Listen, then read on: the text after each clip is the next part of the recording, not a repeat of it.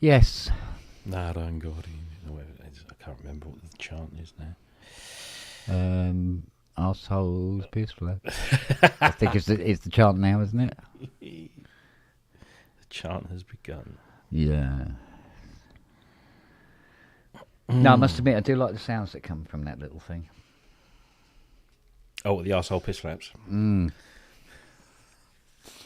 Oh, yeah. Dear, oh dear. But, and it's a nice price as well, I must admit. Yes, especially at the moment. Well, yeah. Yeah, it will go back up again, I think. But yeah, it's quite a manageable price. Late to for his own show. Yes. I'm not wrong. My missus was a bit slack in getting I've heard dinner that ready. better. Yeah, well, it has been known. So, Oh dear. well, after I spoke to you, Yeah. I was bringing in the jet wash and bits and bobs and everything like that, and I saw a guy walking by, and I looked up, and then did a double take and went, I know that face. So I went out and waved to him, and it was our man from Facebook, Mr. Kindred. You know, he got the mixing, mastering guru who lives 3 or 4 roads up. Can't remember if he's in the PSN or not. What's his name? I think it's Julian Kindred. I think that's how it's pronounced. Does it ring a bell? Does, but only a distant one. Sort of like a DX7 just over the horizon. Thought I'd get that in before some other bugger did. Yeah, well. Talking of DXs, have you seen Tom at Analog Solutions has put a whole bunch of gear up for sale, including his DX1. Really? I'll give you 3 guesses how much he's asking for the DX1. 3 guesses. 35? 30, or just under 30. Just under 30. Well, the last one went for 22. That's still too much.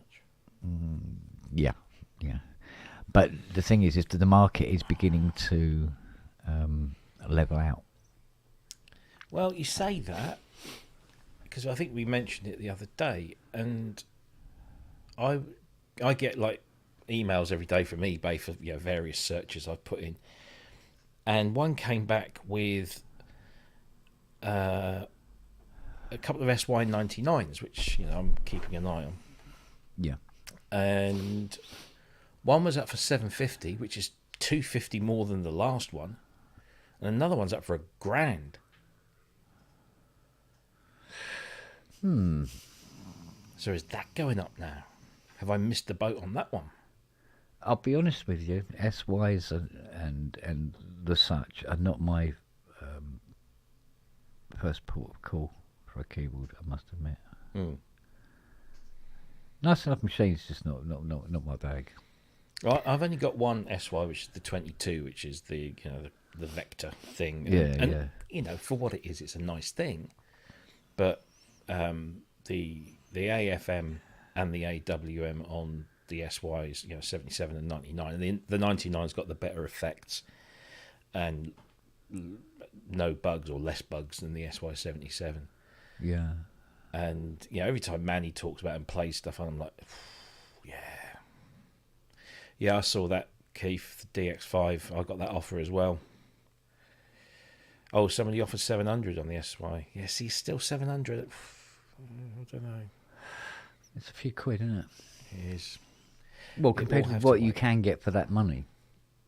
Exactly. In the more modern. 500 is reasonable in my book. Yeah. And I've missed out on a couple. But the thing is, it's big. It's a 76er. So, Yeah. Got to know how to put it. Yeah, but I mean, there's been a lot of overinflation on vintage. I think I have a young lady scratching at the door. Hang on a second. Tell Fiona to go away.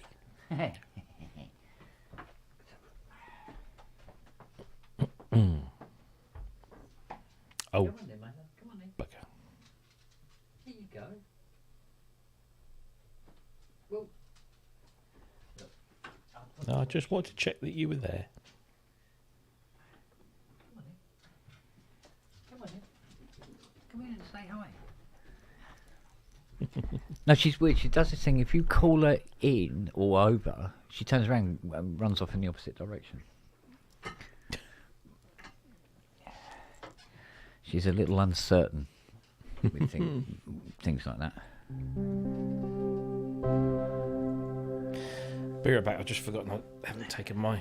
Just remembered. I forgot to take my tablets. You see, this is what happens when I don't take my tablets. Oh yeah, I yeah, say yeah. words in the wrong way round. Oh, Indeed. Right. Back in a sec. all right. A musical interlude then.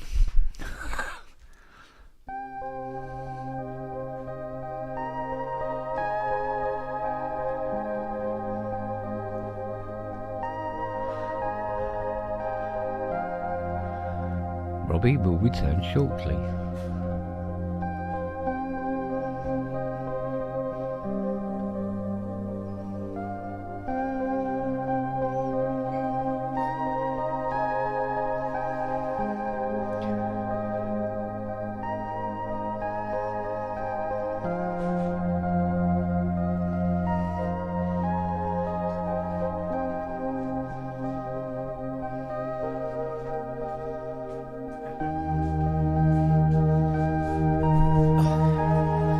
That's better.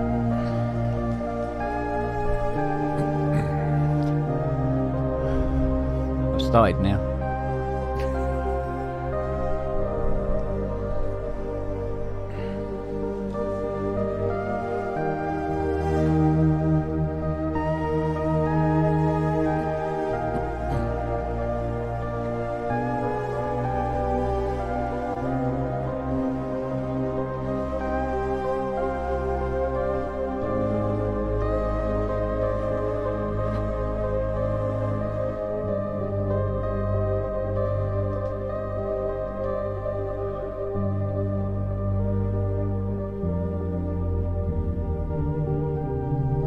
And so forth.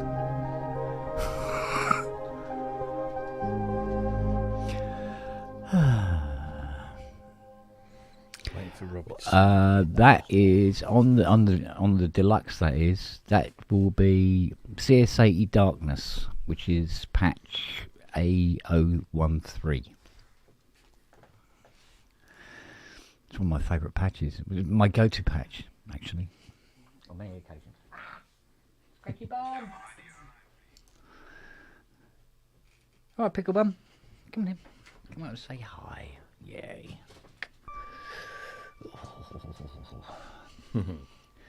So we were jet washing the back garden today, getting rid of all the leaves and detritus that's built up over the winter. And we had two dogs who thought, water fight, yay! They were absolutely fucking drenched after about an hour. Mwah. Where's the ears? You normally have your ears up. All attentive. Have you ever heard of a thing called a teacup Yorkie? Is that some weird sexual thing? Well, you know little Yorkie dogs, right? Oh, right, yeah, I've heard. They're about knee Not big, aren't chocolate they? ones, yeah. From nose to tail, about this size, right?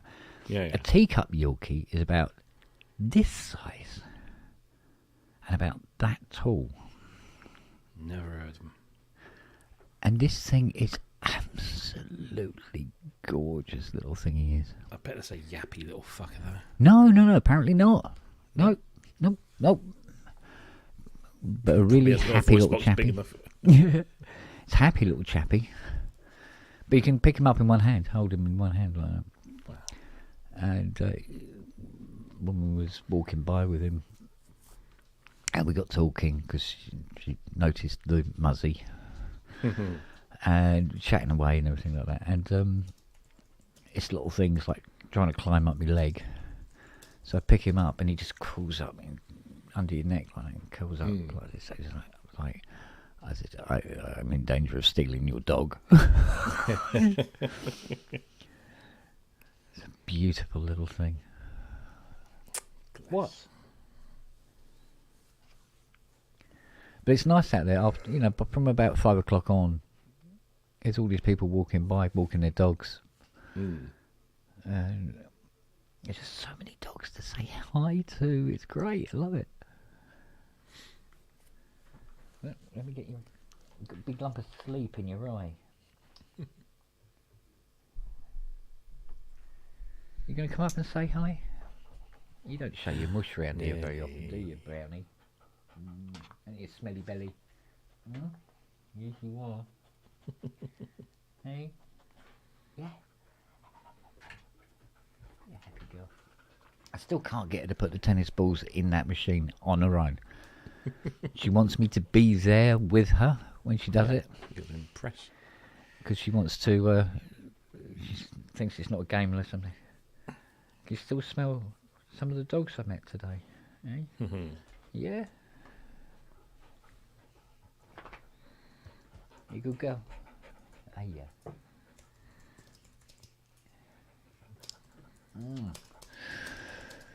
Yeah, so, yeah, busy day. Busy day. So I look at that Vox Continental tomorrow morning. Oh, yes. And then follow it up with seeing what the hell has been done. What this guy's done to his Pro 1. So, but I'm still a little sort of like confused because he said to me, he goes, he gave it to this tech to have a MIDI kit fitted. But when he got it back, it sounded weird. Didn't sound like it used to. And his mate turned around to him and said, "Oh, perhaps he's nicked the chips out of it, right?" Yeah. And I go, and as I said to you, all they can do is replace them with other Curtis ICs. So, I don't know. So we'll have a look. But he said there's this dreadful hum on it. And I go, okay, that's going to be an earthing thing. Yeah. So he's either not put the earth back or mounted the MIDI kit somewhere really, really stupid. Like right next to the coil or something like that. I just don't know. We'll open it up anyway tomorrow and find out what's going on. But imagine if there's a massive mains buzz on it, the synth isn't going to sound like it used to. No. So, who knows? But over the last couple of days, I've been doing a search for these 52 M5214L single inline dual op amps that are in all the MKSs. Every single one of them on the planet. It doesn't matter whether it's a MKS 30 or a 50 or an 80. It doesn't matter. They've all got one. Right. And it runs the stereo outs on the back. No. Not a one. Oh dear. So even the specialist stock kits don't have any. They say out of stock. Waiting for more. Yeah. I've seen websites that are saying that from 10 years ago. So they are gone. And these chips are probably the second most likely thing to go in an MKS. So it's not like it's, I've had it 20 years, it'll be fine for another 20 years. Yeah. One day you can turn it on and it's silent as the grave and this bastard's gone. So, mind you, if you get that news out there, the price of MKSs will drop through the floor, I suppose. Well, yeah. What do you think? I mean, look at the price of Profit by Rib 2s, and you can't get the ICs for any of the ICs for that. And it's still expensive.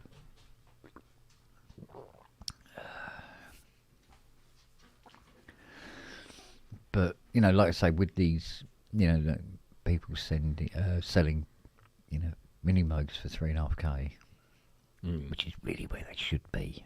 Yeah. Shouldn't really be. You know, £10,000 mini mugs is like, what? Really? Yeah. He's a bit silly. Yeah, well, I think the market's got over its silly phase now. And hopefully we'll see things relaxing again. Oh, I mean, there's always going to be people, you know, taking the piss. Yeah. Especially, you know, we've only got the one. I'll get as much as I can for it. From what I've seen, there is no alternative IC at the moment, Gary. Because it's more than just, you know, having the right things on the right pins. There's a certain dB gain on this IC that if you put a different one in, you could end up with a shitload of distortion. So, I mean, maybe somebody will, you know, clone one in some way or form, or there might be a way of doing it. Probably SMT. I bet you there's a very, very useful SMT version. So it needs a converter board. Yeah. You messing with that camera, fucking rig?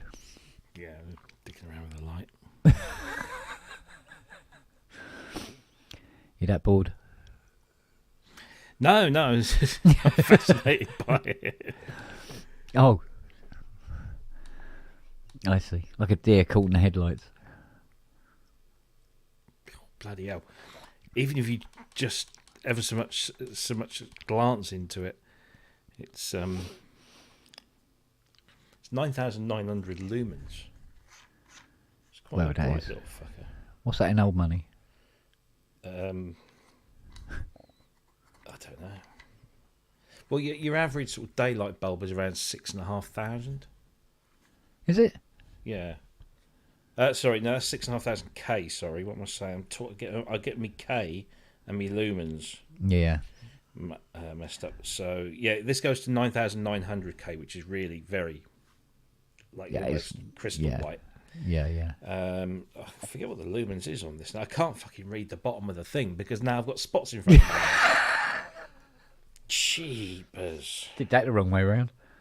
Didn't I just? Well, it's that bright that it gives you spots in your eyes for a while. But it was relative. Well, it was quite. It's about 20 quid, 25 quid or something. Rechargeable. Nice.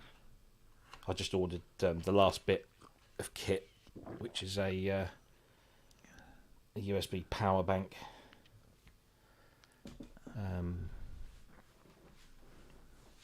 So I can just charge up my phone. Yeah. During the day, or the camera, or the laptop, or whatever. It's a big one as well. It's like 20. What was it again?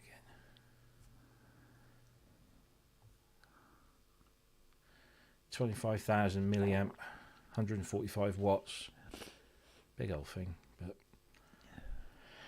see, they let me on the plane with that. Well, unless you're going to try and blind the pilot with it, you think it'd be all right in your hand luggage. I paid an extra 20 quid to take an extra bag on board. Oh yeah, I'm going to need it because apart from I get special dispensation already for my medical equipment that I have to take, right. So I can take that as well as it. That's completely free of charge. But I just booked the single bag, so I was just going to take my backpack on board. But I'm going to take my small case as well as my backpack, and then I'll have a suitcase in the hold with everything else. Stuff it. Might as well do it properly. Well, yeah. I was expecting our man Matt to come in. He's there. He's in the chat. Yeah, he's skirting. I gave him a new idea for a tattoo, and I was only joking. I didn't mean to, but he came straight back and said, "Oh yeah, I get that." Now my missus is just trying to figure out where to put it. Next to the this way up. Yeah. Swipe card here. No tools kept in this arse overnight. Oh yes, Matt, get that done.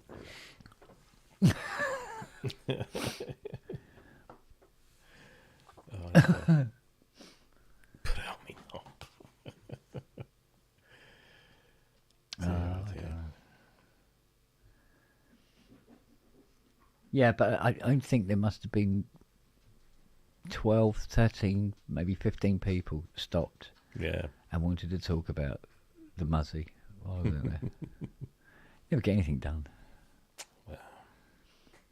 When I used to do a job for about 9 months when I was in between other proper jobs, knocking on doors, and you'd see some absolute beauts.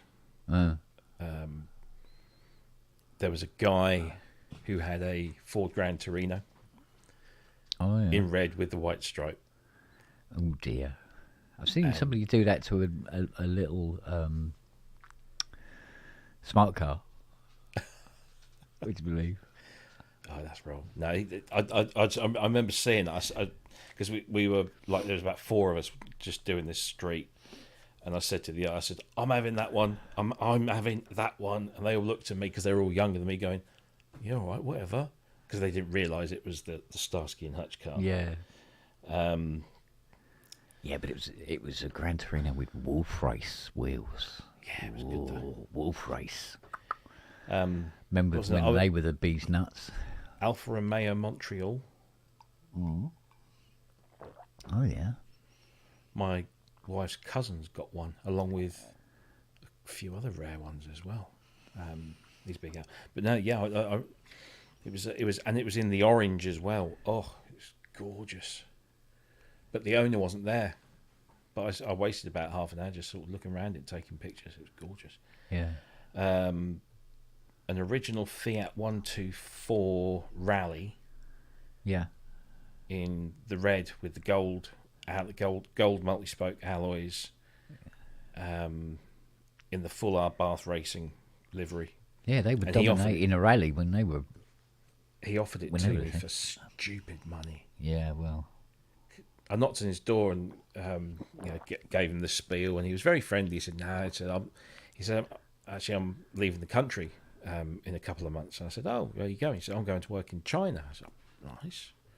He goes, I said to him, I said, "Oh, nice car. I do like the old 124s." Evening, and he said, "Well, do you want it?" What do you mean? He says, "Well, I'm selling it, and nobody's taking it." He says, "I'm just knocking it out."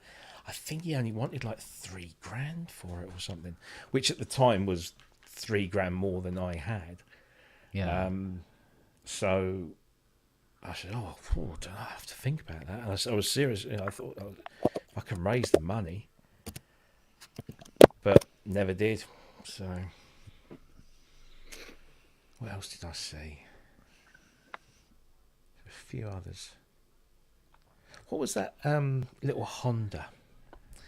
Is it CRX? Little 2-seater. Yeah, with a flat back. Yeah. Yeah, CRX. CRX, yeah. Because you don't see many of those over here. Not anymore. Used to know a guy who had one. That was gorgeous. It was in that sort of, it was a darker shade of green than, say, British Racing, but yeah, really nice. Really nice. Yeah. One day I'll own a fancy motor. Yeah, I've got a friend who lived on the same street as me when we were kids in the 70s. Yeah. And he was an absolute knob as a kid, right? He was nothing at school, he was no brainiac or anything. He just sort of bumbled along, and he was a bit of a knob. Sort of, he used to pick fights, but then sort of like back out of them last minute sort of thing. Yeah. Nice enough guy, but I never saw him. Well, the last time I saw him was about 1982, I think, something like that. Well back. Yeah, and of course then Facebook comes along, and some years ago, Yeah. I get a friend request from him, and I thought, oh bloody hell, we weren't really friends, you know, but Yeah. so anyway, said hello, and I said, how you doing? What are you up to? He said, oh, I've got a van rental company. All right, okay, yeah, sort of, you know, rent them out in Norwich and what have you, blah blah blah. And I said, okay, and you know, you start talking about other things, and I said, where you living? And he said, wherever it was just sort of outside, you know, Norwich in the countryside somewhere. And we got talking over the next few weeks and stuff, and then he posted a picture of his house.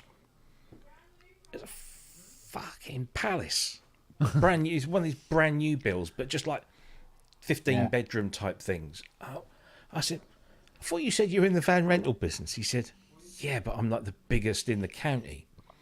And when he showed me, I went to see him and he showed me around. He gets deliveries of 40 to 50 vans a month, and then just leases them out to companies who just need vans for whatever. And then he gets them back and he sells them off, or he, you know, moves them on to another, you know, company.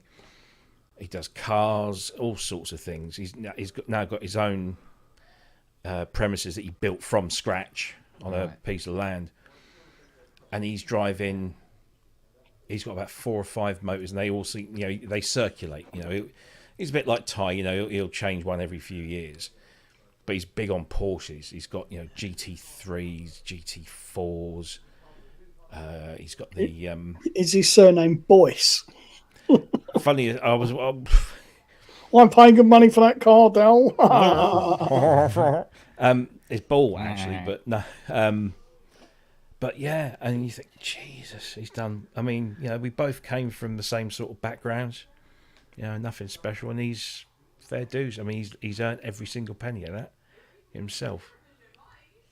So, It was like my uncle came out of nothing, and his company, when he died, had built the footings for the Thames Barrier and the platform for Hong Kong Airport, right, amongst other things. Yeah. I'll never forgive them for getting rid of the old Kai Tak Hong Kong. That was one of my ambitions, was to land at Kai Tak. Because do you remember the old Kai Tak airport in Hong Kong was the one that they fly in over the city, and there's a checkerboard on the side of a hill, and that's what you have to aim at. You have to aim at the side of a hill, and then there's a marker, and you then just bank a fairly steep right-hand bank, and you're literally down. Fuck that. It's what is when you get accredited to fly 747, you're still not allowed. Well, this was back in the day. You still weren't allowed to land at Kai Tak unless you'd taken like the extra bit. Kai Tak only qualified pilots could land there. It was just bonkers. Then they stuck it out in a big fucking, you know, in the sea. Well, yeah. Well, that's what Kelliston was. It was an underwater engineering company. Right. I mean, they laid a lot of internet cables and all sorts of things, and came up with methods of keeping them down and so on and so forth. So it was a fucking nutty company when he died. Yeah. 2 years later, the people that had bought it had ruined it, and it was dissolved. Oh, well, at least you got the best out of it. Yeah. Well, yeah. Yes. Way, man. Hey.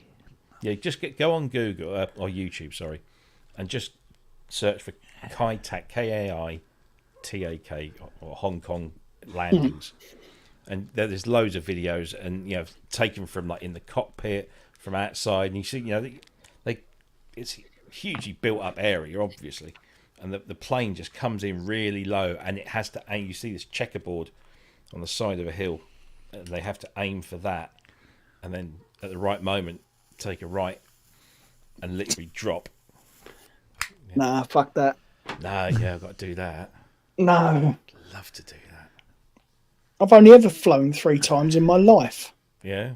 Yeah. Well, no, 4. Once in a very small light aircraft that my dad had the door taken off because he was in the days before satellite mapping and things. They used to do all the ordnance survey, Oh, right. but by not only the surveyors on the ground, but my dad would be up in a plane with a lap belt, leaning out, taking photographs. That's what he did, photographer, and it was all put together through that. Yeah.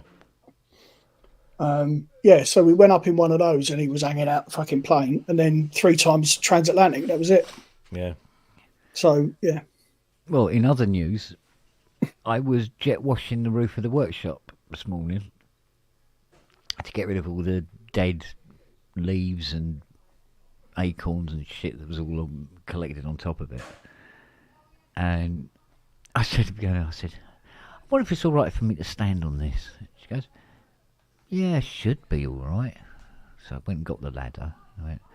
I said, all right, well, I'm going up and do this. And she goes, well, I'll tell you what, while you're doing that, I'll just go and phone up the company and ask them, is it all right to stand on the roof of it? I went, yeah, okay. So get up on the roof and I'm jet washing away and everything like that. And she comes back and she's standing there by the ladder. And as I finish it, I go, right, that's it, it's all done and everything. I go back to the ladder and she's there and she goes, oh yeah, she goes, I called them. I went, okay, what did they say? She goes, oh, under no circumstances should you stand on it. I went, just fuck off now. You didn't flood the foxes out, did you? No. But what they did, Mum, Dad and the 3 cubs, when I was doing the front of jet washing all the front, they all got out, they hopped over the fence and sat in next door's garden and waited for me to finish. And then when it was all done, I brought it back in, they hopped back over the fence and went back underneath again. Little gits. But I was talking to my neighbour actually. I said, do you reckon we should put like just a little hole in the fence so they can just walk, instead of climbing over, just walk through the hole? He said, well, yeah, we could do that. He says, because we're getting a new fence done soon. He said, I'll just cut a hole in it. Yeah, okay, do that. Why don't the dogs get through it? No. The only way they can access the hole is to try and get under the workshop, which they can't do. It's all blocked off. So it's isolated. That's what pisses them off so much. Right. Well, Charlie, anyway. Yeah, watching him the other night, he was patrolling, wasn't he? Just. But he likes to look down and look for them. But what I've done now is I put all the trestle tables and all the bits and pieces that I use for when I'm working on the fence in the garden, and I put them in front of the AC unit. And now he can't get to it. So what he does is he sticks his head through the big hole in the top of the fence and looks round that way. Of course, all he can see is more fence. So, and he's a little bit miffed about that. So, but it's not for him. It's for Nelly. Nelly's getting more and more. What's the word? Adventurous and trying to get down there. And Nelly is one of those dogs where I wouldn't trust her with a fox. She's one of those dogs that thinks about it afterwards. So I don't want her going down the side there.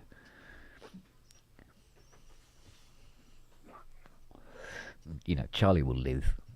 He's got plenty of other things to do, like sleep on the lawn, or sleep on the settee, or sleep in his bed in the front room. There's lots for him to do. Here, this will make you laugh. You know that Yamaha finger drum? I haven't turned it on yet. When did I buy that? Last year. When it came out. Was it that long? Yeah. And do you know what's been put me off? It's a 3.5 audio out. So? Well, I got 3.5 to 3.5. I haven't got 3.5 to 1/4 inch or whatever. What and I keep want is Out of all the cables you own. Yeah, and I go, I might have one of them somewhere. I can't be asked at the moment. Yeah. 3.5 to. Yeah, Just, yeah. that's all I need. That's all I need. Mind you, I had exactly the same thing today. Out of all of the cables I own, I didn't have a 30-pin Apple one. Really? Well, I've got one of them. Yeah. I fired this. Yeah. Bloody hell. Yeah. There's a blast. Got to get a new case for it. Just do it up. Needs a new battery installing, so. Yeah. I think I paid £5 for that.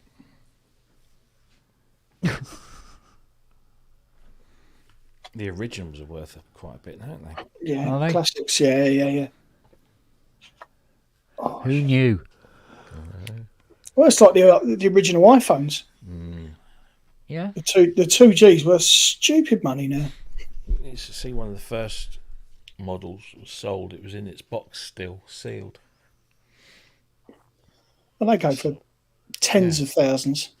Mental. Silly money. And yet the next one up, the 3G, you can get them for 20, 30 quid. Yeah. Which I have up there. I've still got some. What do they call them? Was it? Meow. Yeah. Clear about. No, it's my one. The what do they call the tiny ones? The Nanos. Tinies. Was it the early? Oh, the shuffles, the really small ones. I had one that was like sort of like that long and had Shuffle. a little cap on it. Yeah, probably. Yeah.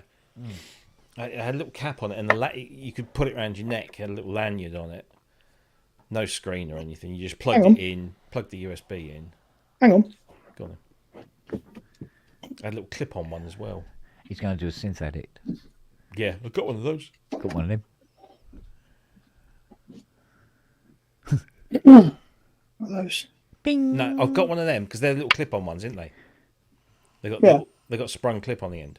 That's it, This one, it looks like a USB dongle. It's just Oh, a little bloody bigger. hell. A little bigger. It's white plastic with the That's dial. the first. It was the first Nano, wasn't it? I don't know. I can't remember. I think it was the first Nano. I No had one of ideas. those ones, one of those little clip-on ones, and I had one which looked like just basically a USB stick because you had a cap on the end with a USB plug. And Yeah. you plug it in to synchronize it. That one, yeah, the one you had, it came with a little dock, didn't it, with a 3.5 jack? Yeah, I've got that. Yeah. It's the first gen Nano. Right, yeah. So the one I must have been a shuffle because it was the most basic thing. It was a corporate gift, one of these little things that you get when you go to conventions or something. Oh, okay. I mean, you couldn't get much on there, and you couldn't see what was on there because the whole purpose of the shuffle was that you just put a bunch of music on that you wanted to listen to and just press play, and it would shuffle it. Yeah. Clues in the name. Yeah, first gen shuffle. Yeah, it must have been. And every now and again, I'll go through my drawers, and they're just sitting there. I've still got some of my Nokias. I've still got my 6600, my 7650. Got two of them. My first ever smartphone. Oh, look at that. Good grief. Matt, do you want to see mine? I'll show you mine. If you show me yours. Well, Haley's middle child, Kieran, can kill anything, right? So when it came time for him to have a mobile, it was, we'll get you. I found my 3310. You can have that. Yeah. You ain't fucking that up. It lasted 2 weeks, right? And it was in a case, and he fucked the screen in the case, and we don't know how he did it. No. It blew the screen out. The screen, it looked like it had been impacted, but the case was still fine. Really strange. No idea. Yeah. Windows phone, that is. Huh. Yeah. I should see if I can get that unlocked. I think I've got an HTC. Something. Yeah. But I mean, I need a mobile phone like I need a hole in the head. Really, don't I? Have you seen the latest? They've just announced the latest generation of iPads Oh, have they? today. Yeah, they're all of 13-inch iPads now. You can get. No, I'm not. Yeah, I'm not. No. No, too risky. My phone needs updating before that. Yeah, no, I'm trying not to spend money. When's the Carvera arrive? Is it Friday? Friday, apparently. Yeah. At the moment, it's still Friday. So we'll see. Any more success making space for it? Well, I was going to be doing that today, but I thought today I'll do the cars, the garden, and the driveway. So tomorrow I'll have a perusal, because I've got to get the big CNC out of the shed, along with the massive 3D printer, and a few other. There's a little bench CNC as well, little tiny little one. Right, you ready for this? Go on then. Go on. So. Oh, what? Nokia's first ever smartphone. Wow. Ready? Oh, it's a slider, yeah. 7650 little camera on the back. I had two of these. They were being featured in James Bond. But the case was really cool because it went on your belt, and then you put it in screen facing forward, and then when it rang, the screen would illuminate, and you'd see a.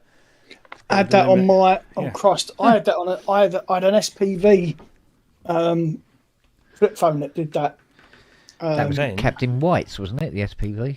It looked like the communicator from Star Trek. That's what it really did. That was one of my favourites. Yeah, 6600.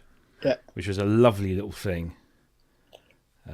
Somehow the case has got live unboxing. Cool, probably could. As far as I know, the thing is, on the shipping note it says 2 pallets. That's got me worried. It's not an unboxing. 6680 with bloody hell. So that was the next one. I think that was the first one that had a front-facing camera. The thing about this, right? If you look at the back of it, there's the camera. Yeah. Right next to it is a little mirror, so that if you took selfies, you could see. Selfie mirror. Actually, the next one I had was the. It's the Mars bar one. What the fuck was it? It began with a 6, and then the one I got after that was the N95, which, in my opinion, was one of the best mobile phones ever made. Right. It was a slider, but it slid both ways. So if you slid it down, you got the keypad. If you slid it up, you got media keys. So play, stop. It was brilliant. It was such a workhorse. And then I think that was my first touchscreen, which is the 3310, I think it's called. No, 3310 was. I've got my 3310 somewhere. Bless you. Hang on. Bless you. But these this is catching, isn't it? Our cycles all synchronised soon. These were not capacitive, resistive screen. So do you remember it had this stylus? Yeah. Yeah, so I had an SPV M500, which was the first iPhone looking one. Yeah. But it had a resistive screen on it. It was fucking shocking. And then really, these were an exercise in devaluation, weren't they? Yeah. Well, this one, which is the X6, which was a nice little thing, I got that for absolutely nothing because I can't remember how I wangled it, but I got signed up for a trial, or it wasn't so much a trial. Nokia had this thing called Comes with Music. Go on, get the jokes out of the way first. So that title screen for the pub, isn't it? Yeah, exactly. You could basically you bought the phone and it comes with music. Yeah. So it's when Nokia launched their sort of music store. If you bought certain phones, then you could download anything for no extra cost. So it's a bit like, it was kind of pre-streaming, but you could download anything you wanted at no extra cost. And for some reason, I think it was somebody recommended me as a potential marketing, word of mouth marketing thing. And I got this phone call and they said, do you want to take part in this thing? We'll give you a free X6 comes with music. And all you've got to do in return is for the first 30 days of ownership, once a day, post on your social media what you've just downloaded from Comes With Music. And then you just use these hashtags. So for 30 days I did that and I got a free fucking phone. And then this was my last ever Nokia. It's really sad that this was the way it kind of went, but this was a beautiful device, the N97, with this wonderfully engineered physical keyboard that if I can make it bloody work, it's probably got stuck in there now or something. Have I locked it? It's rusty. No, it shouldn't do. No, you had to go. Oh no! Oh fucking hell! Blimey, it's not. Why isn't that working? It's not that beautiful, is it? Is it? Oh. It's the Rev 2 of phones. It's given up after 20 years. This was Nokia's answer to the iPhone, and it came late in the day, and it was too little, too late. Oh, there you go. So it looked like the communicators used to be. Yeah. And you just flip it up like that, and you'd have this lovely sort of QWERTY keyboard with a joystick and everything. Only problem, and it was the hinge at the back that was. Where are we there? It was this beautiful sort of like mechanism. Anyway, the idea was that this was going to be the iPhone competitor. Sadly, they didn't shield the antenna from the GPS receiver, so the GPS wouldn't work. So I had to take it back and they did a recall, and I had to take it back and have the shielded antenna fitted so the GPS would work. And then they discovered that this wonderful thing here, the camera protector, actually scratched the lens as it moved to protect the lens. So you had to take it back again to have a new camera protector fitted. And camera protector damaged the lens. I know. Right. This was, and unfortunately, isn't it ironic? The unfortunate thing is that they developed this phone and it had those physical faults. Had it not had those, it still wouldn't have survived, because the operating system was the Symbian operating system, which wasn't designed for touch. It was designed for navigating. Yeah. And so you've got a system that's not designed for touch being used for touch, and it just didn't work. And pretty much, I think they did one more after this, and then they just binned it off for a while, and then they started doing Windows phones. A little while later, they got into bed with Microsoft, I think, and ditched Symbian in favour of Windows, which was probably the best move. And then they're still going, aren't they, Nokia? But not in. Only just, yeah. I used to have one of the best phones I ever had was a Ericsson T28, which is a tiny little thing, but you hit a button on the side and it flipped the mouthpiece down. Oh, yeah. A friend of mine's dad worked for Ericsson, so it was just like, I want a T28. Yeah, no problem, get you one. Nice. There you go, jobs are good. But this thing, I actually hacked. Well, I didn't hack it. What I got was a cracked copy of TomTom software. Me too.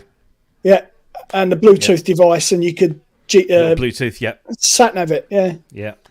That's why I had the little Bluetooth transceiver, which operated off a Nokia battery, and you'd stick that on your dashboard or on the parcel shelf at the back, Bluetooth, and then get a cracked copy of TomTom.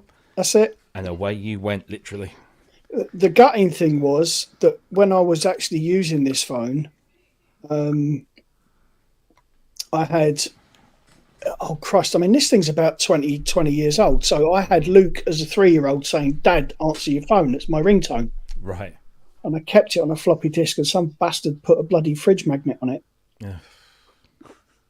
So I lost that voice. I was gutted. I bet. I was gutted because I would have loved to have kept that. I should have kept all my mobile. I mean, some of them, I traded the N95 in to get the N97, I think, which was a big mistake. I wish I'd kept that. I traded the 6610 in as well, I think. But they before smartphones.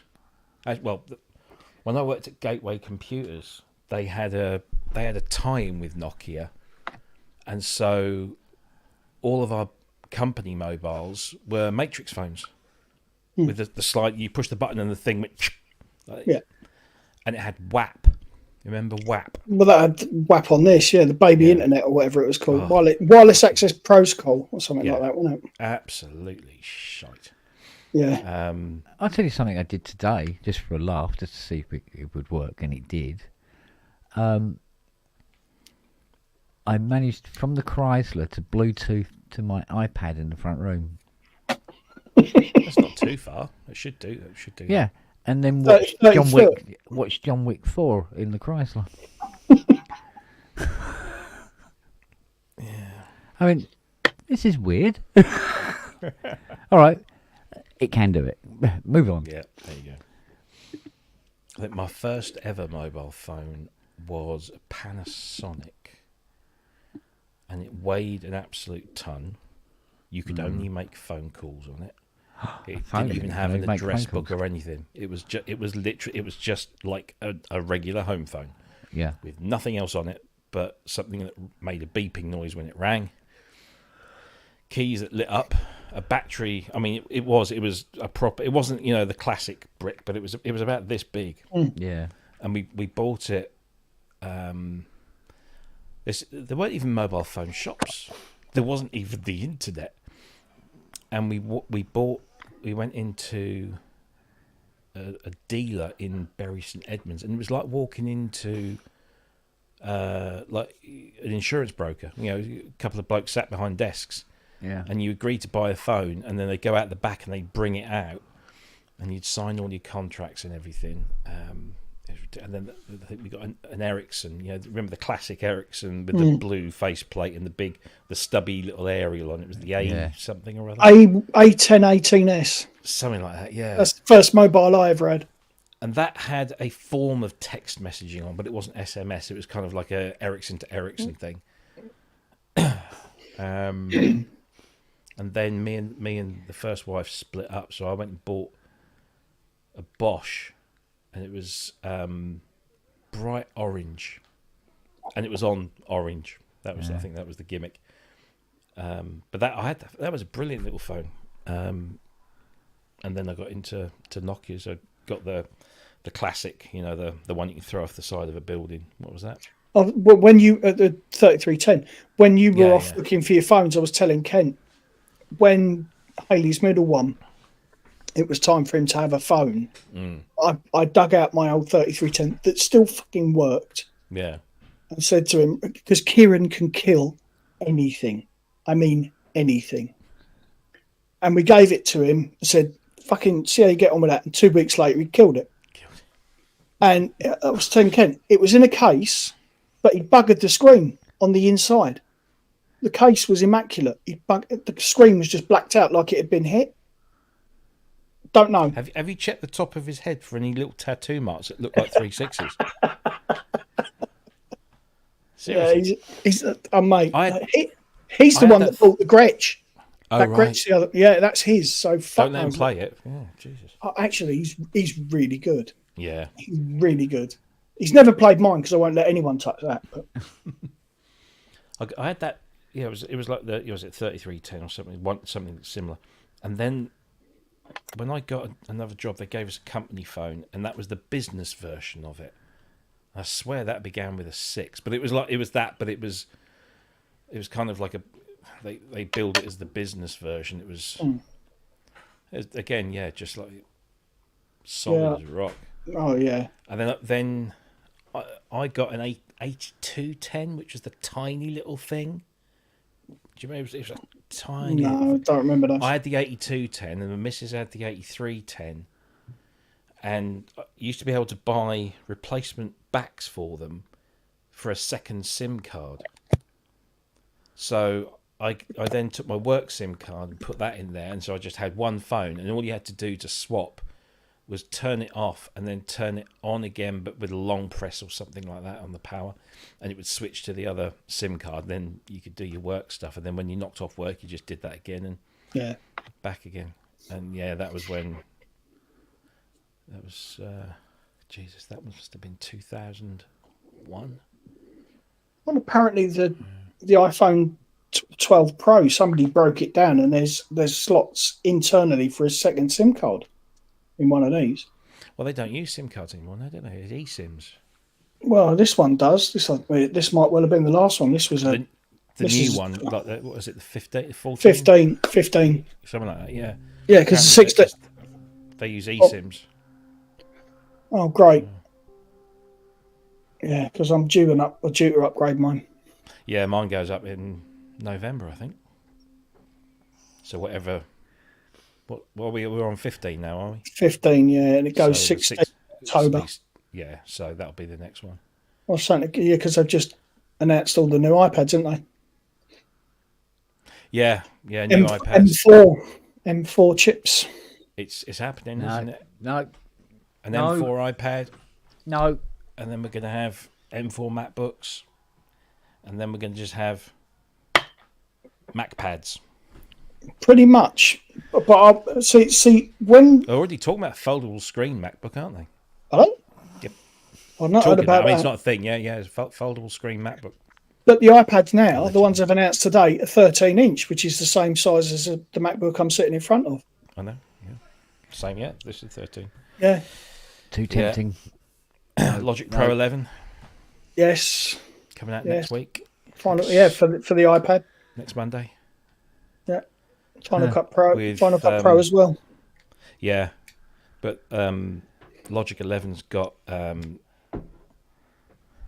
stem separation. Yeah. And a whole bunch of other stuff. It looks really good, actually. And as I was saying to Kent earlier, absolutely free to upgrade. Yeah. Doesn't matter what version of Logic you're on, you can upgrade to 11 for nothing. So if I put Logic 9, that I've got a box of over there. Oh, I don't know. Did they make 10 a paid upgrade? Yeah. I can't remember. Because I only came in at 10. Yeah, I've got the box version of Logic Studio, and I've got nothing to run it on now. Yeah, because the thing is, you'd have to install it for it to see it. Yeah. At least have it on. Yeah, because you wouldn't have bought it on the Apple Store, so there'd be no record of it. But, no.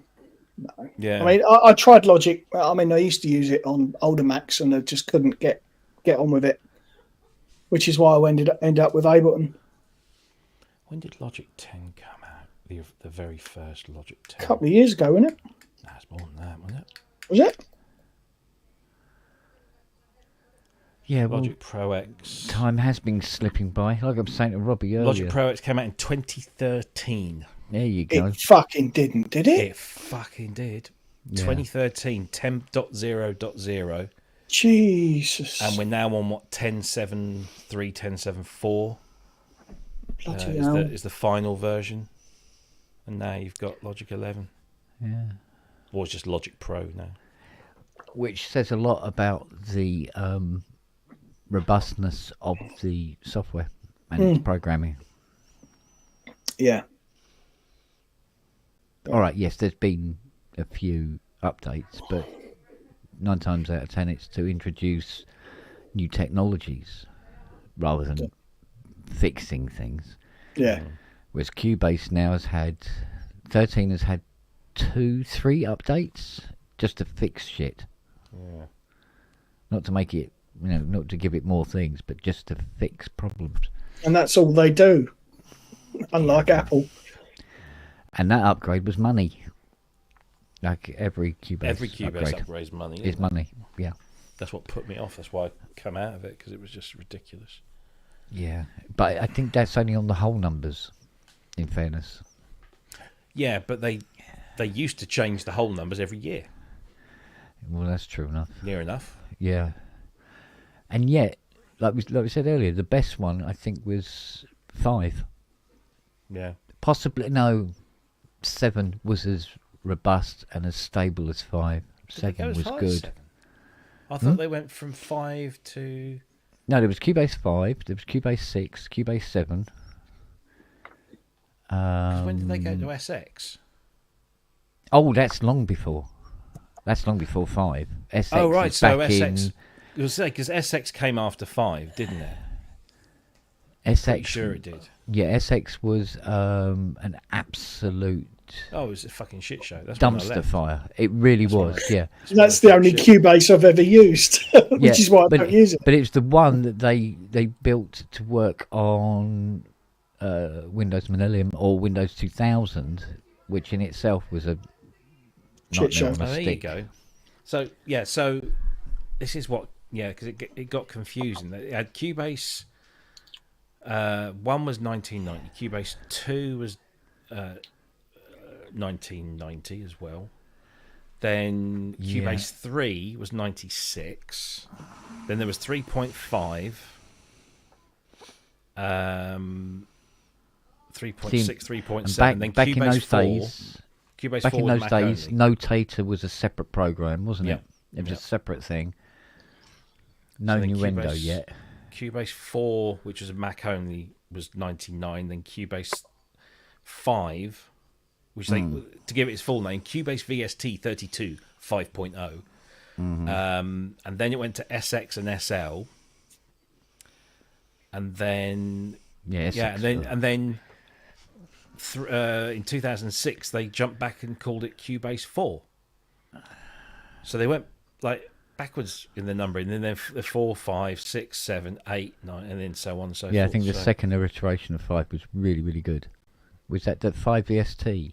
I think it was titled, wasn't it? Or just 5?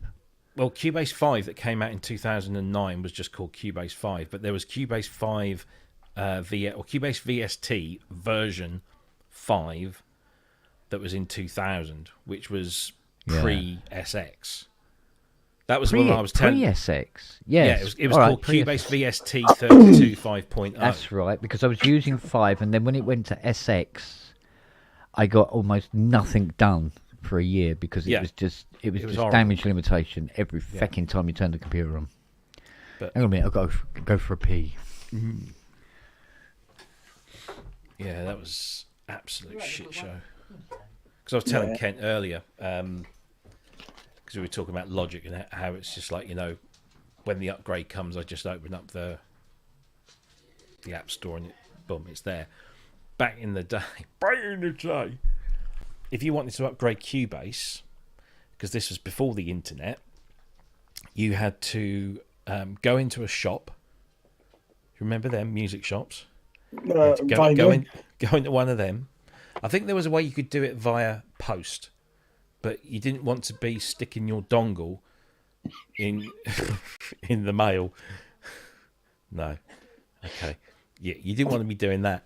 So you'd go into the shop, you'd say, I'd like to order an upgrade of whatever. So in this case I was on Cubase VST 3.5, and I wanted to, because Cubase 4 was a Mac only thing, so yeah, it was Cubase 5. And then the only options you would have were, do you want Cubase 5, Cubase 5 audio, or Cubase 5 score, which was audio as well. So it's basically, entry, middle, top. So I was poor, so I said I'm just having the standard one, which is I think 99 quid. So I ordered it, went back in the following week, picked it up. And it came in a little white box. Didn't even come in a printed box or anything. It was just a little white plain box, and inside the box was your CD, no manuals, little warranty card, and your new dongle, which was the LPT dongle, which go in your parallel printer port. Right. We didn't have USB. So it used to go in the parallel printer port. And on the side of the dongle, so for each version of Cubase, the dongle was a different colour. I think my first one was dark blue and this one was brown or something. But on the side, there was a little recess and there'll be a sticker on there that would say what version of Cubase this dongle authorises, because the disc was all versions of Cubase. Right. So you have your dongle connected, you put the disc in, the disc would look for the dongle, would say, right, he's got this, so we load that. And simple. And I looked at the side and it said Cubase 5 score. And so I said to the guy, because that would have been like a £200-300 upgrade or something from my version. So I said, I think I've got the wrong one here. And he looked at it, he says, must be your lucky day. He just put it back in the box and gave it back to me. Result. Yeah. I said, what? He said, no, if they sent the wrong one, that's their fucking problem, innit? Off you go. Thank you very much. So I had Cubase score. But as I said to Kent, never fucking used any of that shit. What do I want with scoring? Yeah. Ridiculous. So... No, I tried a few. I think it was Cubase SX, Logic, and none of them made sense. And then somebody lent me I think it was a cracked version of fucking Live 6 or something. Have a go with that, see how you get on. Fired it up and it was like, oh my God, I get this. Yeah. And then it was like, right, fuck it, went and bought it. Yeah. I've been on Live ever since. Well, that's the thing, is it's like me with Reason. I had the very same thing. I got to SX, like Kent. I spent a year or so firefighting because it was just an absolute shit show. Never got anything done. So I resolved to change my platform, but I was on shit wage. I couldn't afford to buy in to any new platform. It was a struggle to get the upgrades. And I remember it was around that time that I got my S6000, and I was desperately looking for as many sort of free sample packs as you could find. And in the internet, I think we were on 256 kilobytes per second back then. Had a little standalone modem from FreeServe or something, that's a vertical thing, yeah. And that's how I found Hollow Sun, through that.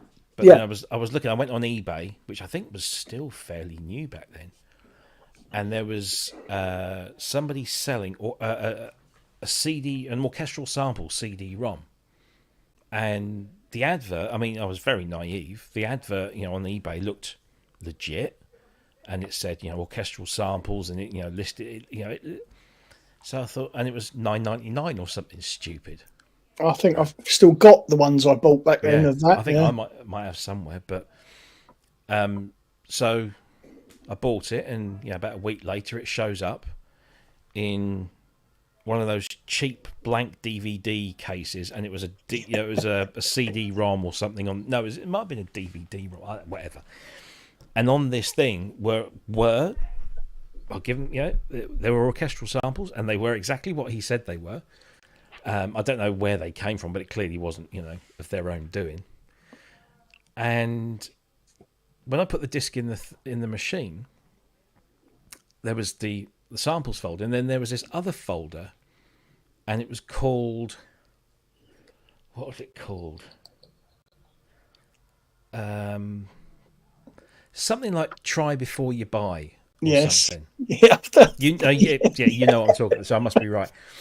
And in that folder, there was a folder called Cubase. There was a folder called Nuendo. There was a folder called Ableton Live. There was a folder called Reason, and a few others, I think. And I thought, what's this? So I opened each folder, and there was an XE installer, and exactly what you'd find.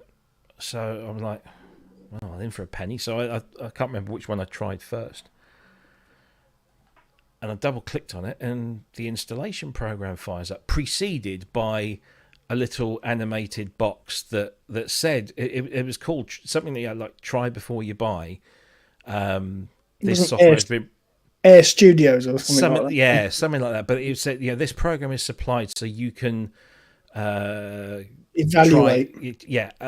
But we strongly encourage you to buy the software. So I thought, it's a demo version. Because I didn't know. We were all still kind of innocent on the internet back then. Yep. And So I installed this thing, and whatever it was, which one it was, I don't know, but it was just like, well, this is like the full version. But you couldn't check it because there wasn't much online to sort of go and check that sort of. You couldn't jump on Facebook or a forum or something and say what's all this about. And then I thought, well, I'll try this one. I ended up installing them all, and Reason was the one that I got on with. It was just like that revelatory moment, and I thought, yeah, that works the way my head works. Yeah. And I'm actually making music, even though back then you were just in the environment. But even, back then I didn't have a computer that could. There weren't many VSTs or plugins, and what there were incredibly resource hungry, and I didn't have a computer that could handle them. So I just, for me, Reason was perfect because if it ran Reason, it ran everything that was in Reason. But I left all the other bits on. I was just every now and again I'd try, and Ableton was the one that I kept going to because I kept hearing, every copy of Future Music or whatever, someone would be banging on about Ableton Live is the dog's bollocks. Ableton Live's where it's at, man. You've got to be into Ableton Live these days. And every time I fired it, I was like, what the fuck's this? This doesn't work. Because I'd come from a Cubase, linear whole thing. Well, that's how I use Ableton. I still use it linear. I don't use the clips. Yeah. So, but I mean, you talk about CDs. I think I've got somewhere 4 years worth of computer music CDs. I chucked all mine out. I've still got them. I can't chuck them away. No, no, I couldn't for many, many years. I couldn't do it, and then I think it was it when we moved. Oh, hang on. I've got to take this. Sorry. Go on, mate.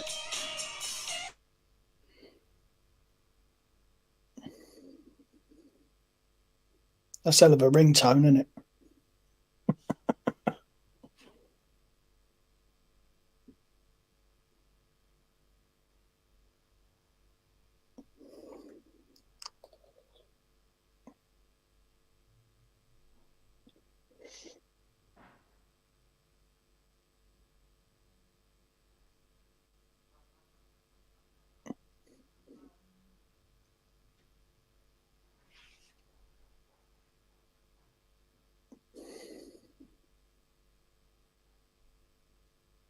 Terry and June is a ring.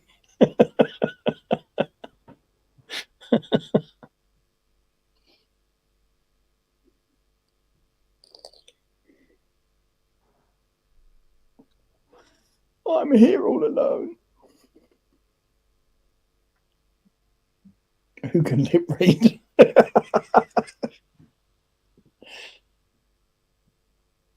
No, never used Reaper, Gary. Don't know. Not me.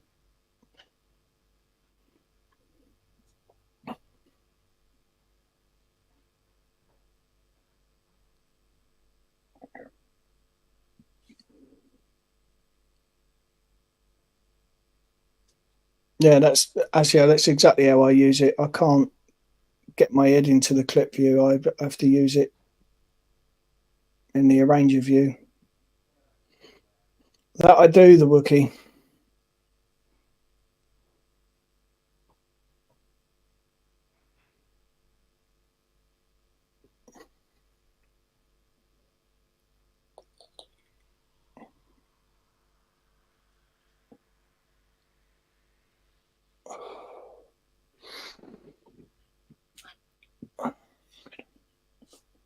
What's he doing? Brewing the fucking coffee or what? Oh, he went for a weed, didn't he? I think he might have sat down instead.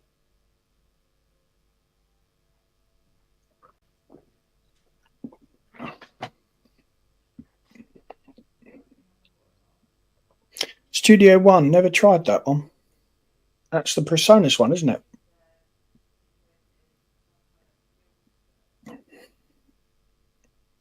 I think it has to work in a. Is it anything like Ableton, Asio? Because it has to. I don't know. The doors that I've tried just didn't work in my head, and Ableton was the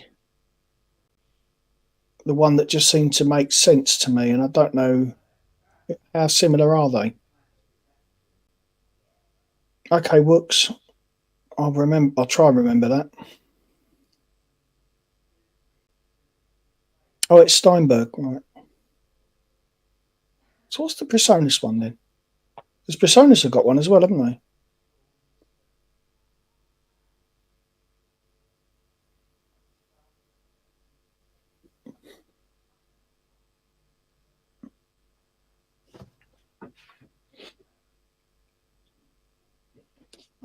The thing is, I do struggle to learn things. It really takes me a long time to learn stuff. So trying a new door would be a major endeavour. Ah, right, okay, gotcha. Thank you, Gary. Sony Acid. I've heard of it, never seen it.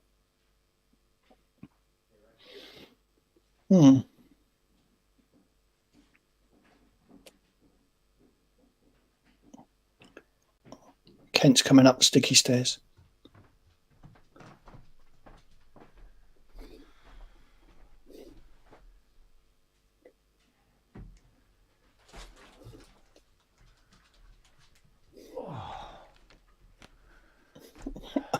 I've been talking to the chatties because he's on the phone. Oh, is he? I'm sitting there having a conversation. It feels like a conversation with myself. Oh dear. That is a lovely patch, isn't it? I love this patch. Is that just the deluxe though? Just the deluxe, nothing else. So you got that's one patch that's on it, and then the other half is on the aftertouch doing that.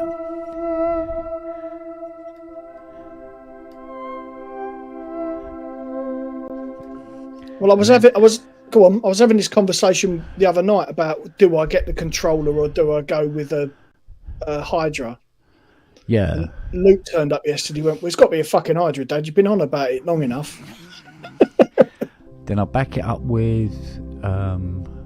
You bring in some strings, don't you? Yeah.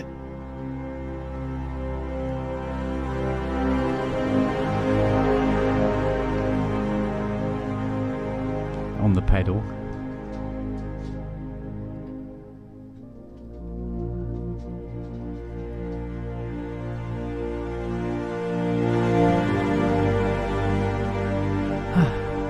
So, right, explain it to me. The pedal is running into the Hydra, yes? Yes. How is that bringing up the strings on the computer? Because when you plug the pedal into the Hydra, that on the Hydra's MIDI, the pedal will have a CC number. And that's the volume. And you can assign that to anything you want, right, or more than one thing at once. But the thing is, a lot of these libraries and stuff just have MIDI learn. So you just go click on what you want and go learn, and then move the pot or slider or pedal or whatever, and it does it, and you go, right, now it's assigned. So this is assigned to both brass, I think, let me check. I think it's assigned to the brass as well as the strings as well. So if I turn up brass on here a minute, so we got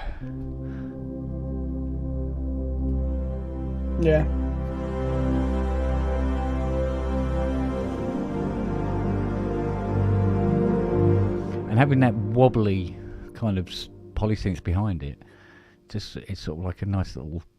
It gives it a bit of weight. Yeah, and just I can just turn this down and just have the brass.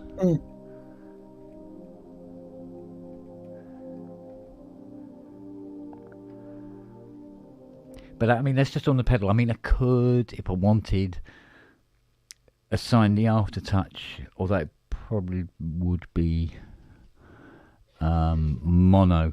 It would read it as mono rather than poly AT, but I can assign that to something else, or whatever. But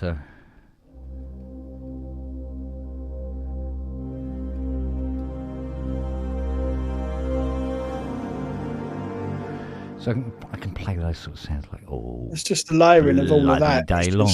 Yeah, but it's the expression that gives it all that sort of like nice live kind of thing. Yeah, as opposed to just note on, note off. So, but I've always been one about control. Yeah. So, because you can play some of these sounds like just straight, and it's sort of like, yeah, it's all right. But then if you can have like the poly level, poly after touch going, and expressions moving around and stuff like that, and it makes it a whole different sound again. Yeah.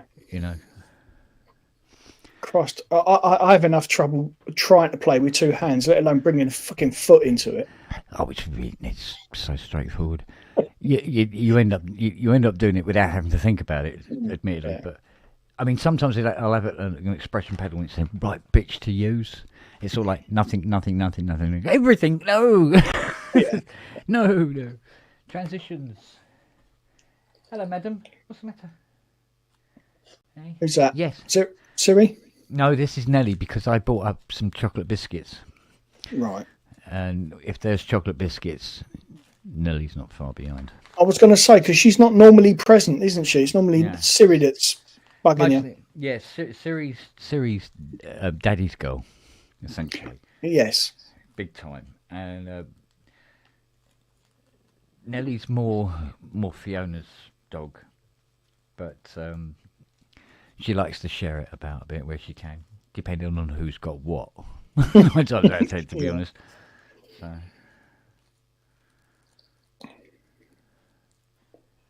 So how's it going with that CS, your first one? Oh, yeah, I've got to put the ICs in and rebuild the power supply. I think that'll be the next thing I do. So I've got to put all new CMOS logic in it. And then start fixing whatever issues that it may have. And start calibrating the cards, and oh Christ, 850 fecking trim pots. I've seen the video of the calibration. Oh, that's just the tuning. Oh God, what else is? Oh yeah, envelope timing has to be done to milliseconds. How the hell do you do that then? With an oscilloscope. You time it with an oscilloscope. Yeah. So what you do is, I have a thing called a function generator. Right. And what it does is, it will send a pulse. So what it does is you connect it up to the card, and it just plays the card like bing, bing, bing, bing, bing, bing, like that, or really fast, depending on what you're setting. And it will produce a waveform on the screen. Of course, where it's gridded will tell you what the milliseconds of it are. Right. And then you can just adjust it until you get the millisecond distance you want. But the thing is, you have to set the slider on the front panel to precisely, I think, if I remember rightly, exactly 3 volt. This is for envelope generators. So you set it to 3 volt with the multimeter. Make sure you've got 3 volt coming out of the slider. And then you set it to, I think it is 125 milliseconds for the envelope to do her thing. Yeah. And then you set it to Christ, I think it's 10 volt. And then it has to be set to, I think it's 200 and I'll have to look at 270 milliseconds or something like that. Yeah. But then that's moved the first one, so you have to go back to the first one and then make a smaller adjustment. So it's all tweak. Yeah, and then you get this sort of like relation between the two settings, and then you go to the next card and do that one. You have to do that 16 times. Fuck that. And that's just the envelope timings. So you do that for the attacks, and then you've got to do it all again for the decays. I don't know about anybody in the chat, but that gives me a whole new appreciation of just some of the shit that you do. Yeah, some of Some of it is ridiculous. But you see, once you've got all the cards balanced, and they're all performing the same, and they're all opening and closing their filters exactly the same as the previous filter. Yeah. Then you can tune it, and then once that's done, as long as everything else has been set, like you set the LFO speeds at certain points again on the rocker, whether it's 3-volt and I think 7-volt, and then the amounts. But then you've got the trigger amounts for the aftertouch. So for each channel, there's 8 channels. You have a VCA for initial aftertouch amount, which has to be set to I think it's a tenth of a volt accuracy between all 8 channels. Then you have it for the portamentos. Then you have it for the filter cutoffs. Then you have it for the VCA cutoffs. Right. Hence why there's so many trimmers. How long do you allocate for something like this? 2 days. Really? Yeah. I mean, when did it come out? Was it 76? 76, yeah. Just baffles me. Knowing the state of things as they were back then, how accurate a machine that was a musical instrument had to fucking be. Well, I tell you what, it would be easier if the trimmers were linear trimmers. But they're not. They're logarithmic, so the more you turn them, the faster it goes up. So to get it to where you need it to be, you have to literally go in there going... Microns. And hopefully you get it just about right, because it will go like this. You're doing a tiny bit, but it's doing that. Fuck. Yeah. At the beginning, dead easy. Yeah. So, Wow. but once that's all done, all the filters are working. You've set the UA726, which is the high frequency, for the high frequency VCO for the ring modulator and stuff like all this cobblers. Everything has trimmers. Everything. The ribbon controller has trimmers for to go from the bottom of the ribbon controller to the top. You have to adjust that so it's precisely 1 octave. Mind yourself. Go in the other direction. It has to go to inaudible. So it's like click, click, click, click. Right. And you set all these things up, and then when that's all done, you tune it, and then you play it, and then you find out if any cards sound slightly different from other cards, and you've got to go back and do them again. But what makes me laugh, or what is going through my head, is the fact that when you say, "Oh yeah, I've got another CS coming in," you're so blasé about it, and yet you've just described 2 days' work. Yeah, but the thing is, after you've done 600 odd of them, you get blasé about it, but you also don't want to worry about it at the same time. Yeah. So if you're blasé about it and just approach it and go, right, just all I've got to do is just do the work, rather than go, oh God, I hope I don't blow up a VCA or something, or whatever. So, because the more, if you're, what's the word? If you're tentative when you're working on something, you will fucking break something. Yeah. You got to be like, right, we're doing this. Boom, boom, boom, boom, boom, boom, and get it done. Yeah. Rather than like, kids go. This is why people who work on their gear and aren't used to working on their gear, and over-analyze what they're doing. Yeah. That's when shit gets broken. Yeah. That's probably why I never actually calibrated the aftertouch on my DX11, because I just like, fuck that. Greetings, God. Earth creature. Oh, is that new? So, someone's trying to convince us that he works for a living. It's look. Do you know what? After 2 years, he's still only collected 3 snooker balls, And still can't afford sleeves for his jacket. Fuck you, God. Good God! And this is a studio. And he has no Hang on, he's got a collection of snooker balls on the table. Look. Yeah. He's only collected 3 so He far. just stole them from Sheffield. Oh, he loves playing with red balls, don't you, mate? What sort of mic are you using? He isn't. Is I've got the shittiest mic. I'm just using the camera mic because my other mic is in the studio being used just for the final shots at the moment, and I'm Who the just fuck is that? backing footage up for this.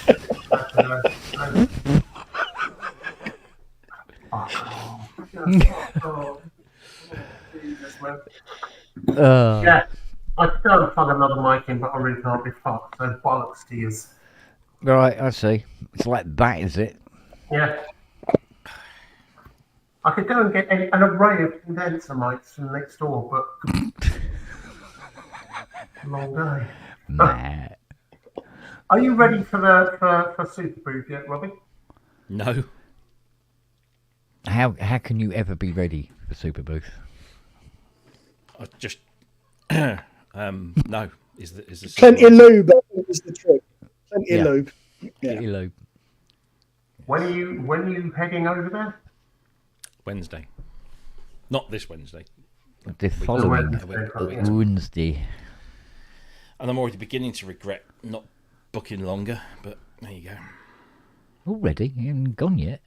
I know, but there's just so many people to see, so many things to see, so many people to do. So many leather shops to visit. Oh, listen. So many lederhosen. While I remember, I might be alone at Synthfest this year.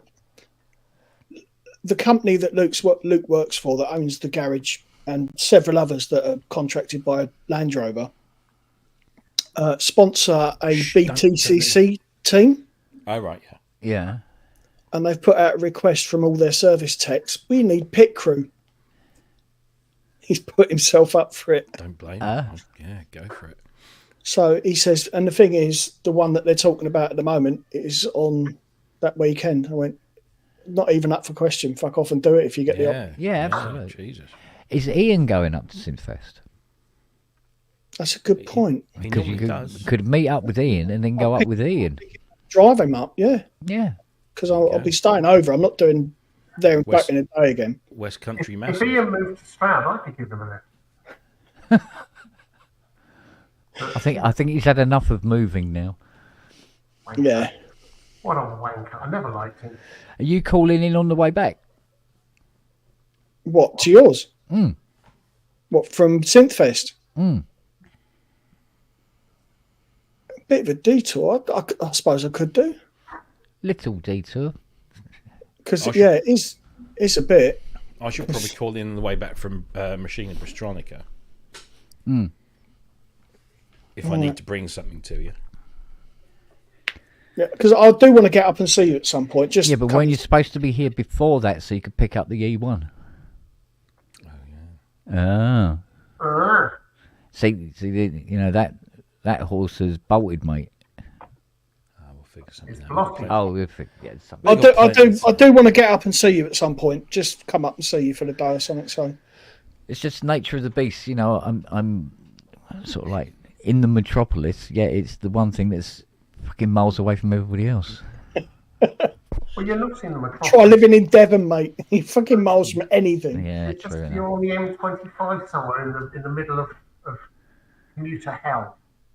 It is. I'm Boy, going is to it. London. I'm in London next Monday. I've got a shoot there, which Yeah. shouldn't be a long involved one. And I was contemplating if I can get it done quickly enough, heading down to you from Holborn, heading out and then dropping down towards you and just popping in and saying hello for a quick cuppa. Yeah. I'll see how the time is because I'll probably be. Because the one good thing that I have to offer is I'm always fucking here. What, you think that's a good thing? Yeah. Yeah, well, for people popping in. I'd like to tie it up with if somebody else is there, it's just catch up with a few people or somebody else. So. Yeah, just me on my own isn't enough. No, it's not. It's not that at all. You tosser. Fuck off. Bad as fucking Brooksy. And he goes, "Oh, I only come on because I wanted to say hello to George." Yeah, well, fuck you then. No, I'm seriously thinking the best possible use of my time next Monday, heading back up home, is to come down to you, stand outside the front door, take a selfie, get back in the car, fuck off, and then send it you when I get home. Yeah. Yeah, it's a long way for me to go and do that. That would be really funny. Oh, man. You're bring up the back of your Mac 1. Yeah. Oh, yes. You got 2 pipes to choose from in that one. Yeah. Yeah. And let's right through. Actually, you can stick your whole head in the Mustang one. What's this? A-side bought Imposter 2. I think I've got a controller knocking around I could sell him. Yeah. I kind of always wanted it, never got to it. What are they worth now? 4, 5 grand? I can't remember now. Off the top of my head. Yeah. Just going to go and take some tablets. Good man. Fisting the Mustang. We could put a show on here. Yay! Yay. Is anything new and interesting going on? I'm still at work, copying fucking files. Bye. Fuck off. Just seeing out another file. Fuck off. Good, very cool.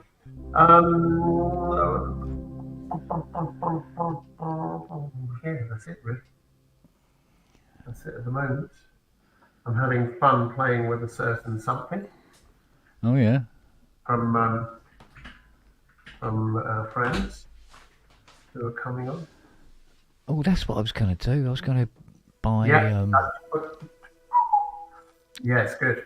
It's good. I was going to Very buy good. whatnot. And thingy. Was it DMX? Oh yeah. Yeah, I was going to buy DMX. Oh, you're going to buy it? Oh, yeah. Well, Oh, What was that called? a good thing. what's it to, darling?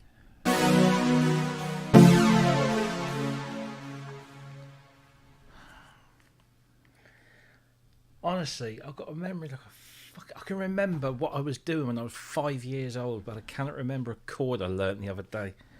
What's it for? What's it come Well, from? no, that gives it away then. Oh, I know what the last chord is. That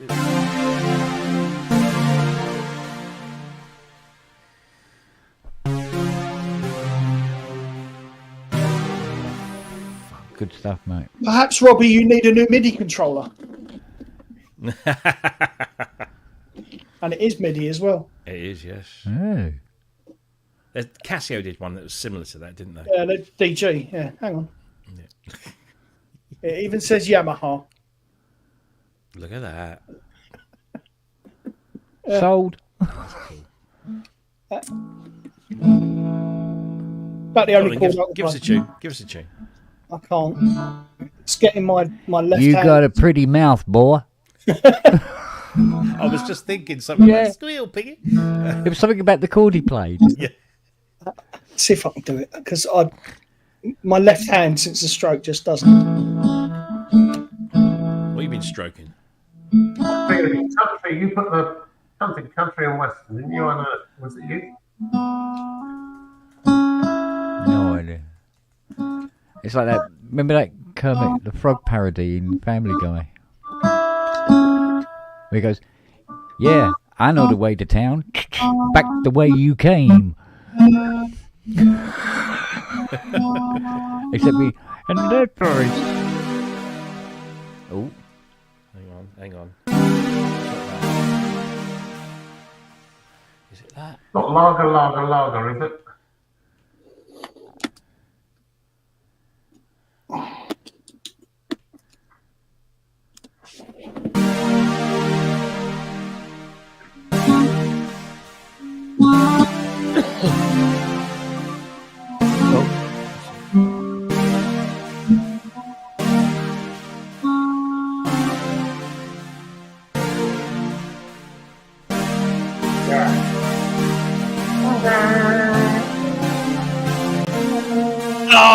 Lager. Great song. That's the brilliant thing about Imposca is Yeah. is all the underworld stuff that's on there, because they did a lot of the programming of the voices. Oh, fuck.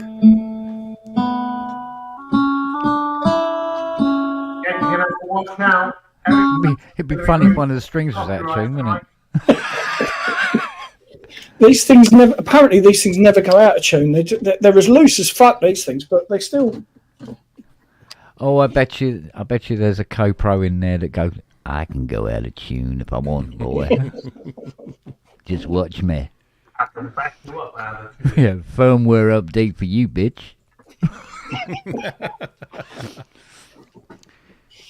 I've never understood what that thing in music is, the micro toenail. What is that? Why do you need a small toenail? I don't know. I saw it in a footnote. Oh, did you? Yeah. That explains a lot. Oh, like you wouldn't believe. Did you use a phalange pedal on it? Oh, hang on. Oh God. That would leave a mark.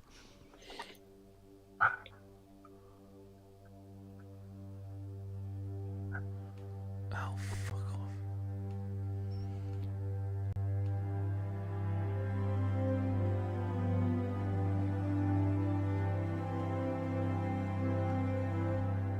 Oh, I just realised.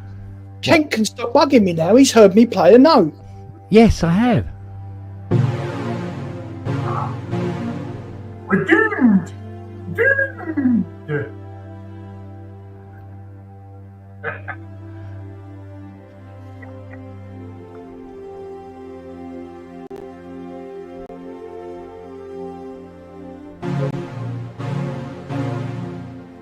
Thank you, Justin.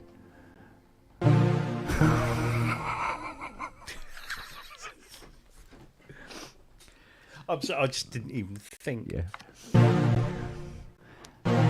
Hey, you want to fight, boy? I'll give you a fight.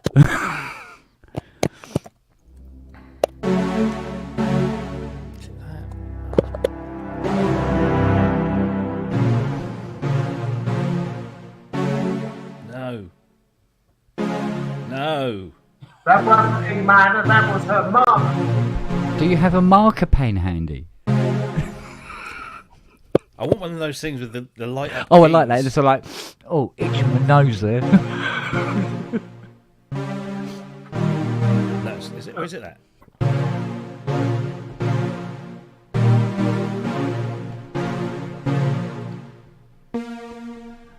Jesus. Yeah, something like that. Robbie needs a chord pack that's interfaced directly with his mind. They do monophonic. And he still plays better than I do. We haven't heard you play keyboards yet.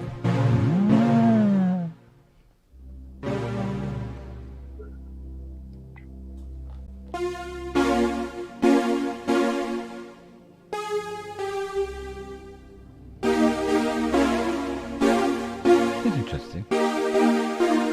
Must be a sample change there.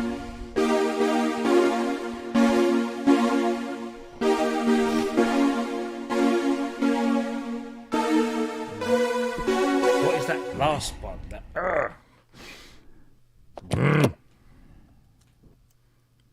Thing is, I'll learn it, then I'll forget it again. I don't want to fucking bother. This is why I record stuff, because I can't fucking remember it. So.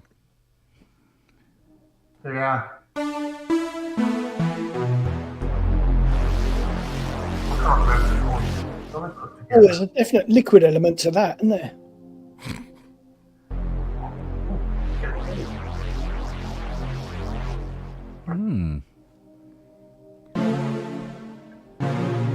I was filming people, lots of community groups today, one of which was, Did they know they were being filmed?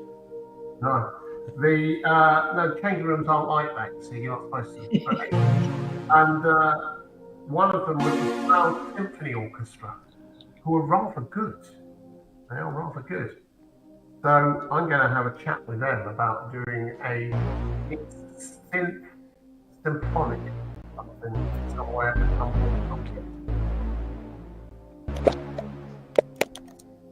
So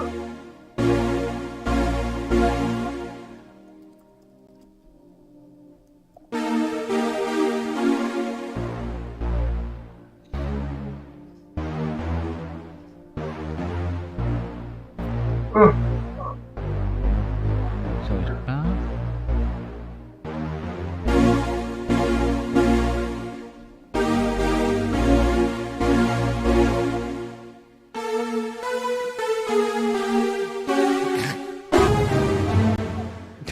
Les Dawson or what?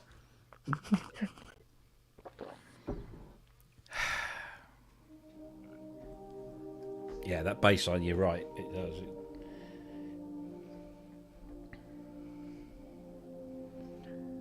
Hello, kitty cat.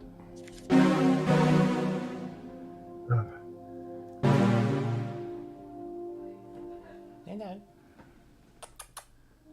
What are you doing? Hello. Oh. What are you doing? No? Okay. Try playing it with your feet. No. Yeah, so now I've got to find somewhere for them, Rob, hey? Sorry. Have them on my knob and have an expander module. No, no. Have it on your ass so you've got in, out, and poo.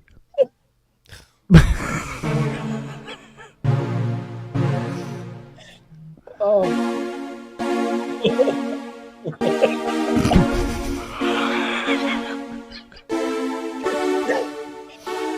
Oh. It's no good. I'm just thinking when I tell the 10-year-old that, she's going to absolutely die laughing.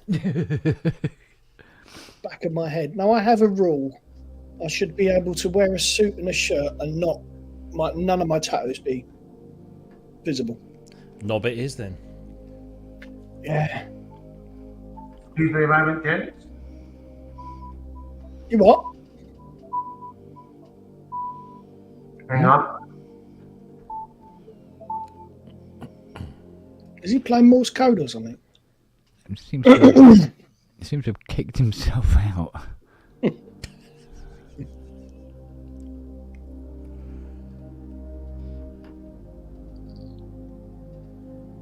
Only Andy.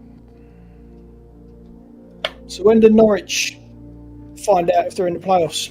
We are in the playoffs. You are in the playoffs. So when are the playoffs? Stupidly, when I'm nowhere near a fucking TV set or football ground. The first playoff semi is on Sunday at 12 o'clock at Carrow Road against Leeds United. And then the second leg of the semi is at Ellen Road on Thursday, whilst I'm at Super Booth. Oh, bugger. But Carl Bedford is a Leeds fan, and so we've agreed that we're going somewhere where there's Where's a TV. Yeah, we're going somewhere where there's a TV, and we're going to watch the game on Thursday evening. Some bar in Berlin, hopefully. Nice. Aye. That's tuned to British football. What? A bar in Berlin where the TV's tuned to British football. Well, yeah, they'll be because the playoffs are quite a big game. It's called the playoff final. If you get through to the final, it's one of the richest games in football, single games in football, because the prize money and the money you get from being in the Premier League, you get more, I think, than you would if you won the league, which is bonkers. He's corrected whatever it was he broke. I've got to go and lock up next door. So I'll leave the camera. I'll be back in a second. Oh dear. Oh, fuck you know.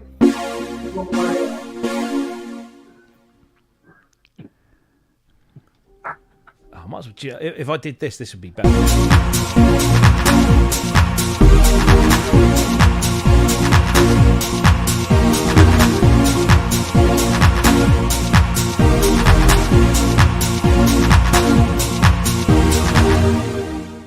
So That's what I was trying to play. It is basically. It's just. Justin to come on and go, oh yeah, doomed. Yeah. Doomed.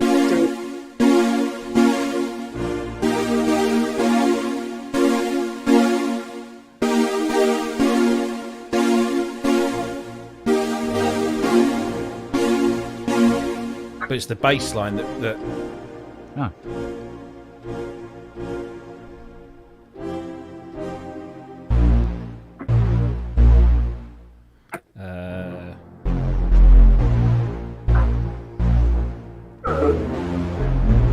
What was it?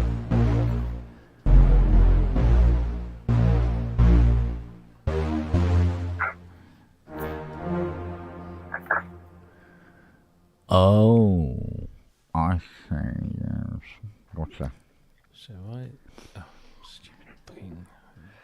Don't even know if we have any That standard. was a very yellow sounding oh. Oh, excuse me. Meow. Try to get rid of that. So yeah, the bass line is.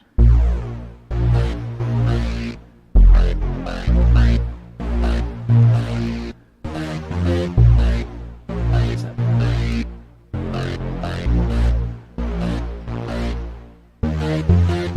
why is it doing that odd thing? What odd thing? Or maybe I didn't delete all the right notes. No, that's odd. That's What? very odd. What? So you listen to the bass line. Come on. I was not doing it there. No, that was me playing along. Oh, it was you. I thought, have I got some? There you go. Yeah, I said. Dear, oh dear. I need to take that. Yeah, because of the chords.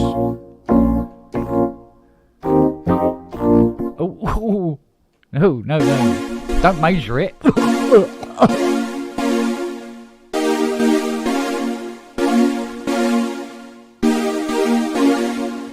all that.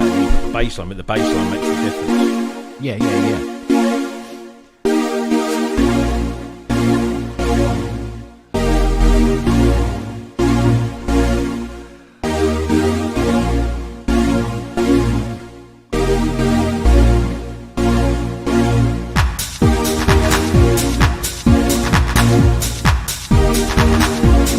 Of course, all the time you've got this going in the background.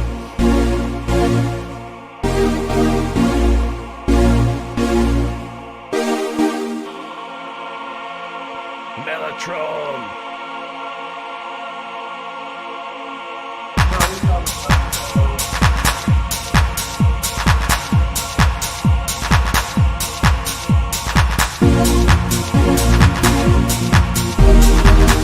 Brilliant piece of music. All I can when I hear that, I just see a baby crawling across the ceiling. You know that T-shirt I told you about this morning? This is my short-term memory we're talking about. The T-shirt you told me about this morning. Yeah. Hang on, I'm not looking. Did you tell me about that today? Yes, I did. When? We were talking this morning. We were, I know. I remember that. Check your Facebook messages. What's that reminding me of?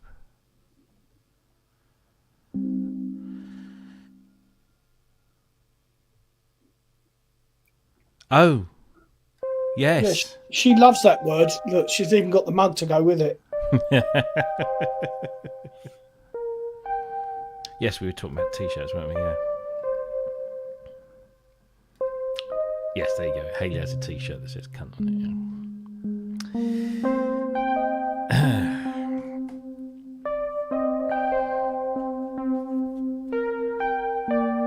That's a lovely sound. It's one of the sounds. One of the tracks Just from broke down there for a second, didn't he? from Minecraft, except it was done with hand drum, which I don't have one to hand.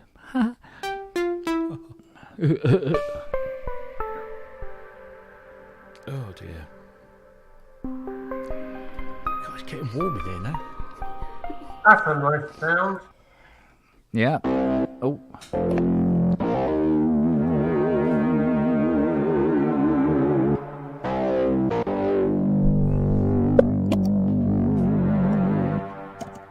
And then the brassy thing's on the mod wheel.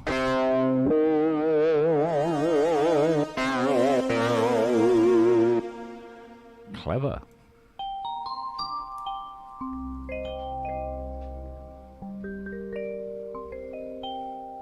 Do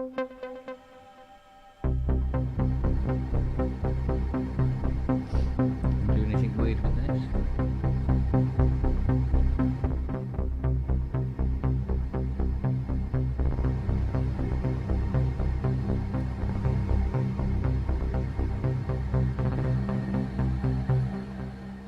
Must use that thing more often. Oh.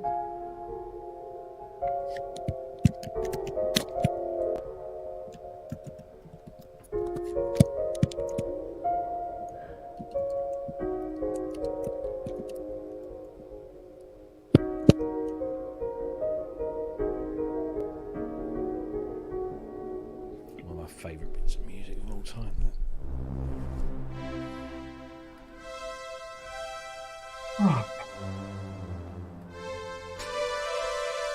Yeah, I'd have trouble finding that.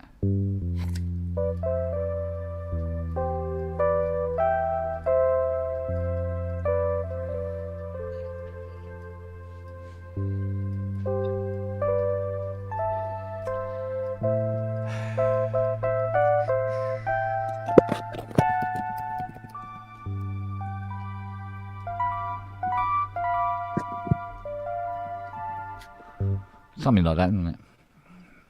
But not with that sound, not at that speed or in that key. Sorry, mate. What?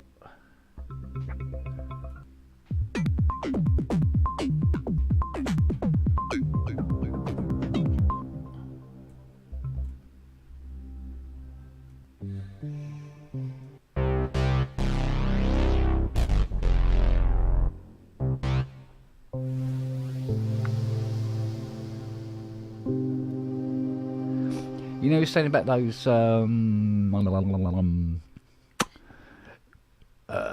hydrosense patches. Oh yes. Oh, Yeah, we'll go into this, and what Yeah. you do is you have it on single, and because you can switch between single and multi. right. So they just all work in the. So they go into the single banks, and then the multi banks is a completely set of different sounds. If you see what I That mean. doesn't sound too different from the supernova over there. Yeah. The supernova, yeah, the supernova. Sorry, Andrew, fire. what's it like in the 1930s? Because that's what it sounds like.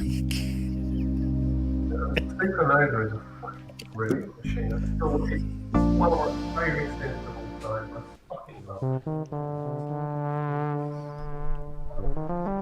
That is true.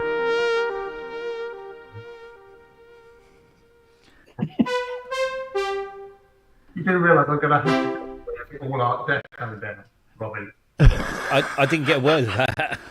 I'll have to decorate it all Art Deco now. What? Because you sound like you're in the 1930s, so you might as well look it as well. All Bakelite and brass. Bakelite and brass, yeah. That's it. Love the 30s deco. Oh no! Don't play that. Oh yes. Yeah, like that. Is that better? No, that's cool. I can't hear everything. There we go. That was two of them. Hang on. Yeah, then what's the third?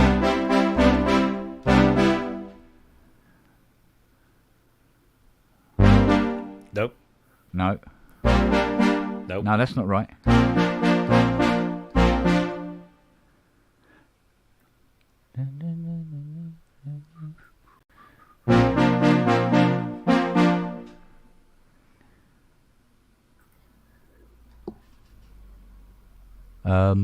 You're not going home till you've figured it out. I used to be able to play this. Hang on. No.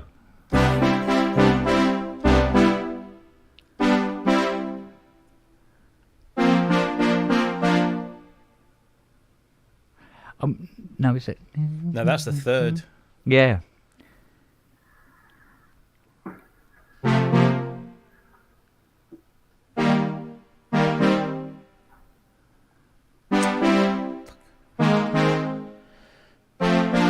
That's it. Close. No, that is it. Not close. That is it.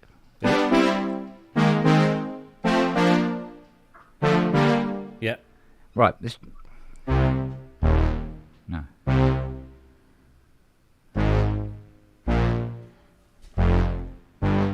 That one. Right. Ready?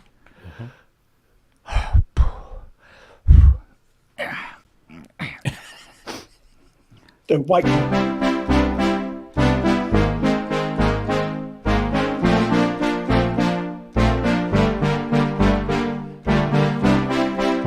Yay. Huh? All right, Les. Isn't it? Yeah. But which version were you playing? Were you playing the Yellow Magic single. Orchestra version? Or the Eric Clapton version? Fuck the Eric Clapton version with a fucking dirty stick. It is a Yellow Magic Orchestra What's that? song. Is that rolling pin? And go fuck himself, right? That's what I say, lad. Who else used that riff? Was it Michael Jackson? Oh, I don't seem to remember it being in there. I thought somebody else used that riff as well. But the wasn't the Eric Clapton one? Didn't somebody from YMO had a part in that? Oh, it was Sakamoto. Oh, quite possibly. The thing is, where the hell did that come from? I haven't played that since it was in the charts. I don't think. It was the patch, wasn't it? It's the patch, exactly, yeah. Yeah, it just fits. What's that called? Chrome Gold. Okay.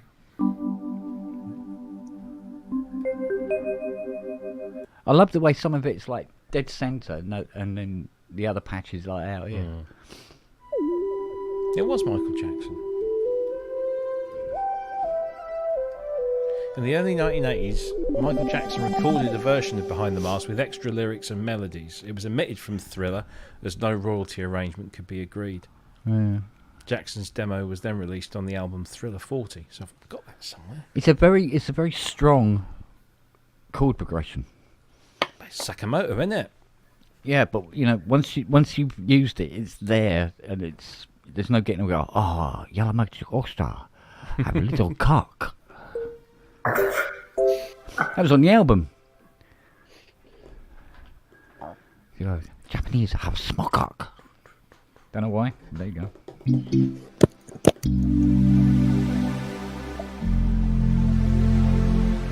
It's nice strings. I like the tiny thing you've got there.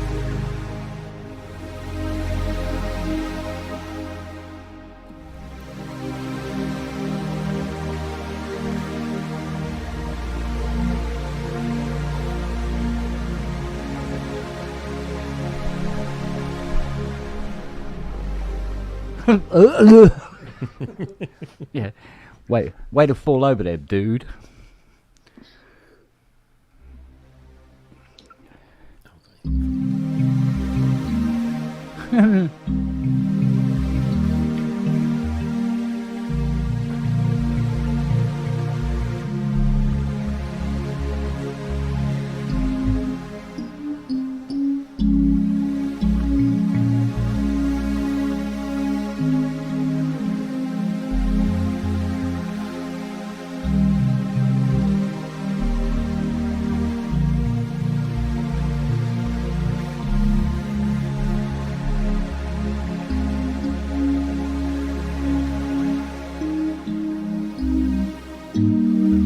Oh, bollocks, it's one of them. Pick out the one you want.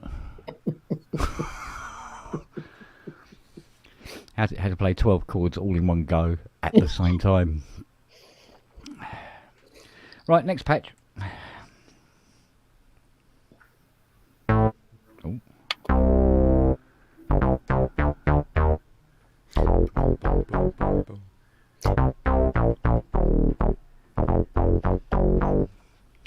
Well, here's You can do the rest.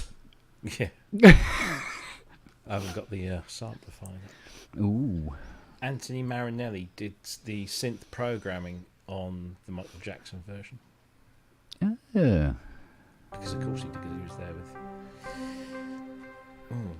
look at that.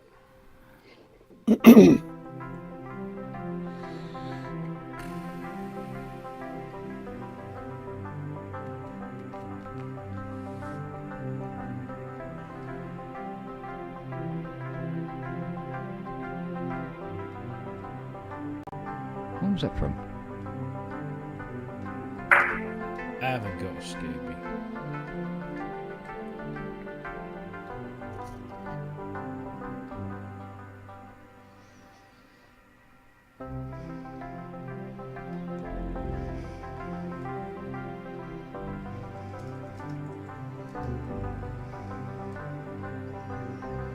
And so forth and so forth. What else you got in there? Oh, I see.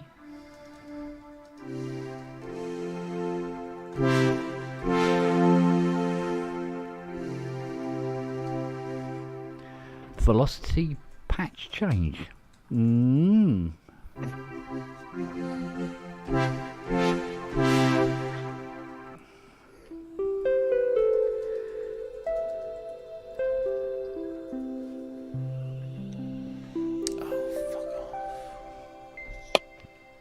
Oh, all right then. What up?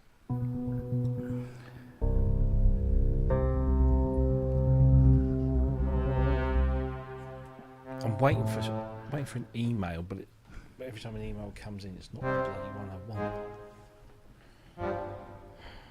It's not going to happen now,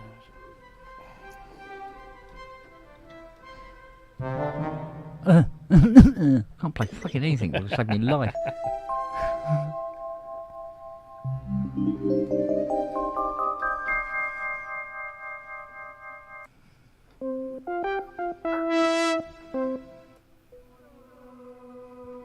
Has that got a pan down?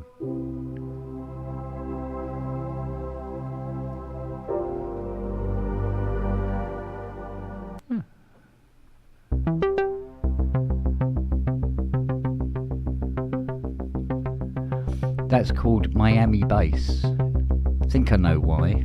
Yeah. Those chords I was playing earlier. Yeah. Isn't it? Yep.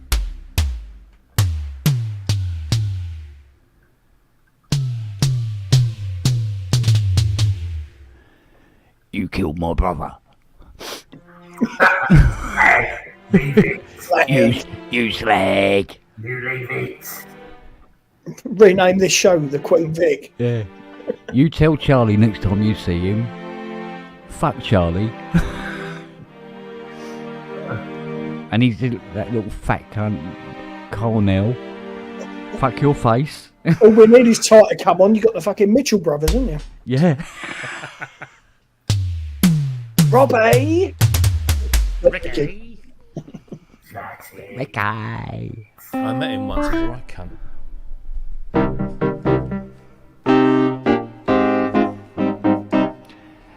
Now, when you think that Wurlitzer is synthetically created,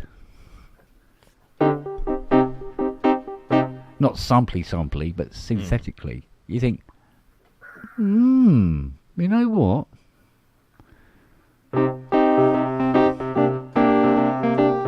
I mean, you can hear it, it's not quite there, but it's certainly very close. Prometheus has asked something, Ken. Go on. What's your favourite single patch on the Hydra? I'll be honest with you, it's still 013. A013. Darkness. Yeah, the CS80 Darkness. It's still my favourite pack. I just love it because it complements strings and brass so beautifully on every level.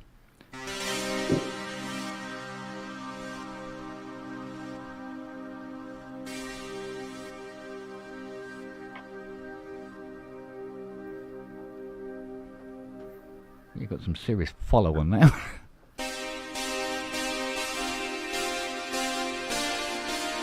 What was it?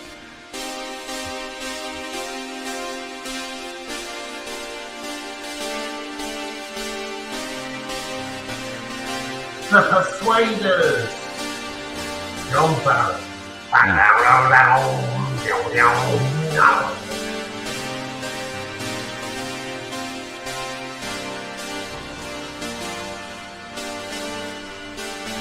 Oh, mother. Tony Curtis always makes me play wrong anyway. That's my excuse.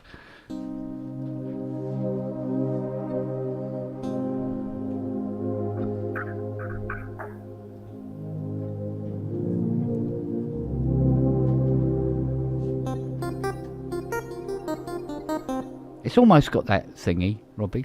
You know, when you play the key a certain way, and if you hold it with just the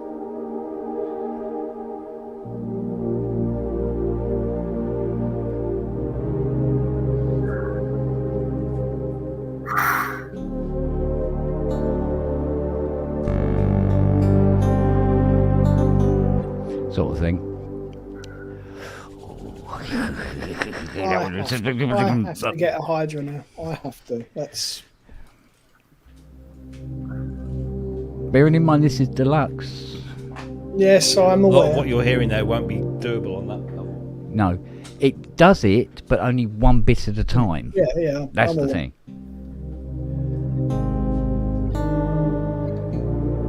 But I love the idea of having one patch that's got like no reverb on it at all, and then one behind it that has shitloads. But you can access it. You're doing that, you're not getting it. But if you play all the keys softly.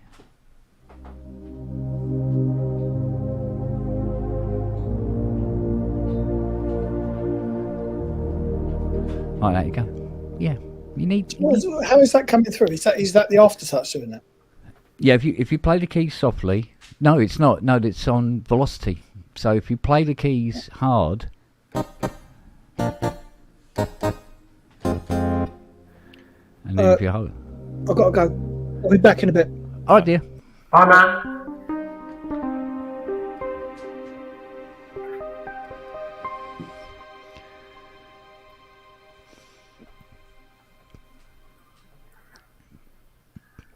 you gonna fire up, big girl?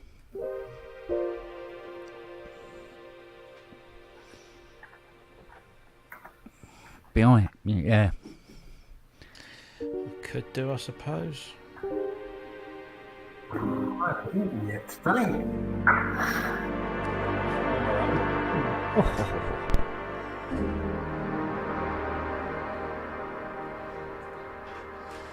Oh, do you know what? That's nice.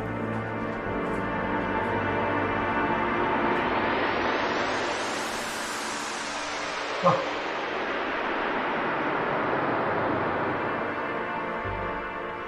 Yeah, it's another thing where you get like the ribbon only works on one of the patches, not the other at the same time. Love it.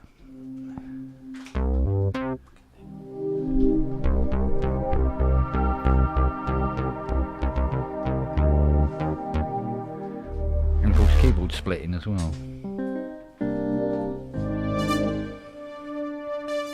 Here we go, big girl. Just give me a C.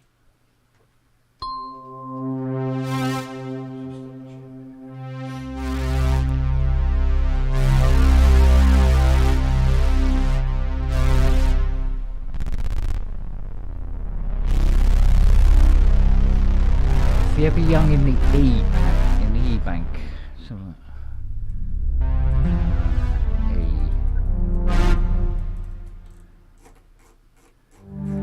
E, C, D. Ow. What number was it, buddy?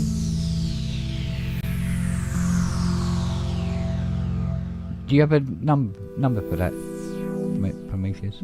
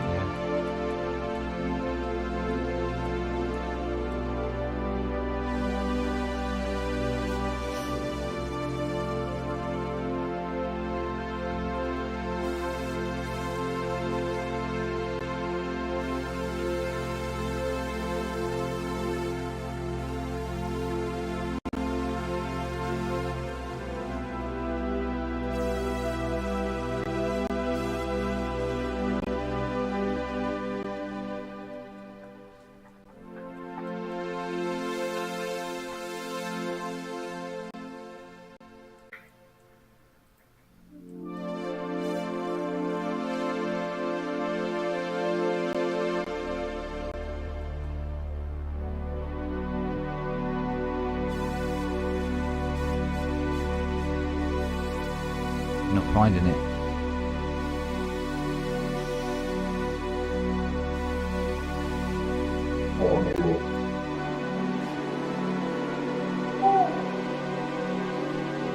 Four minutes.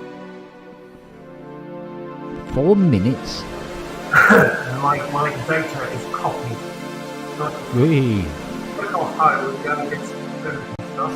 Got the whole process again, isn't it? Lost that load.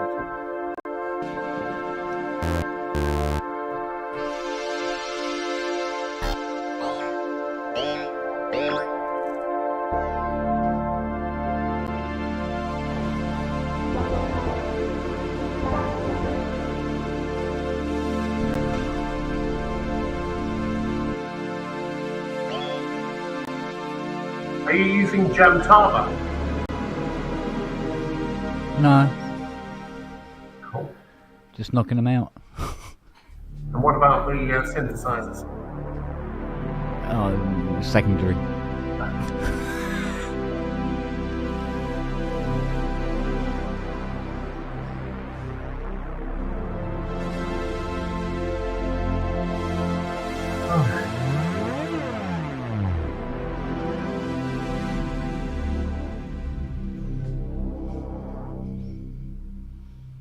Hmm.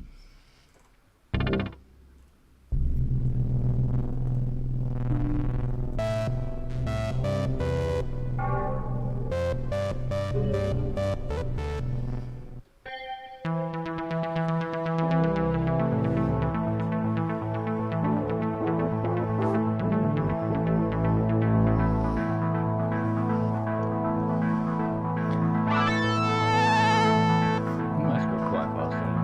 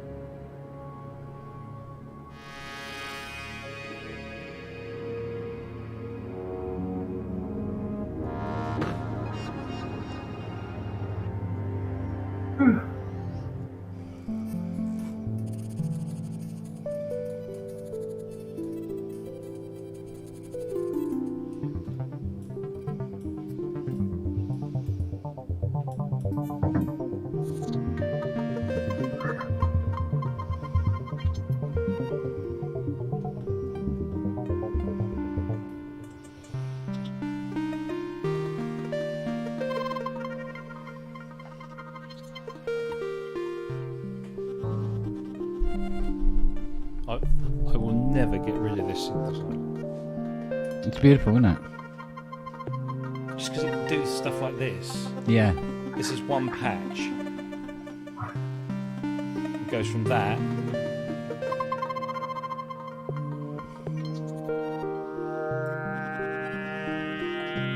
Does that sound bruty? That is, Yeah. I've got to have one in my life.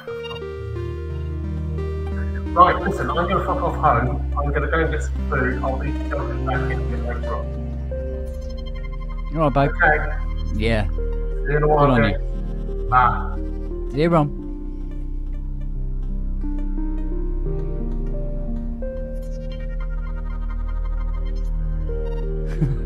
It's just like, And now you can go off and play another keyboard yeah, and just let that run. it's just beautiful.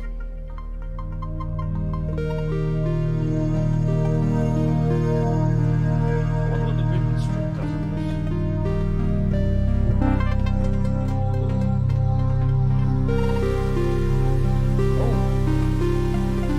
Nice.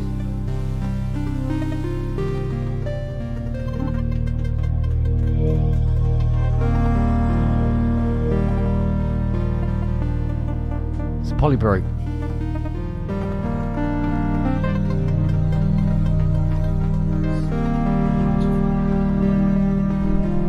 It's what I'm not playing it. It's playing itself.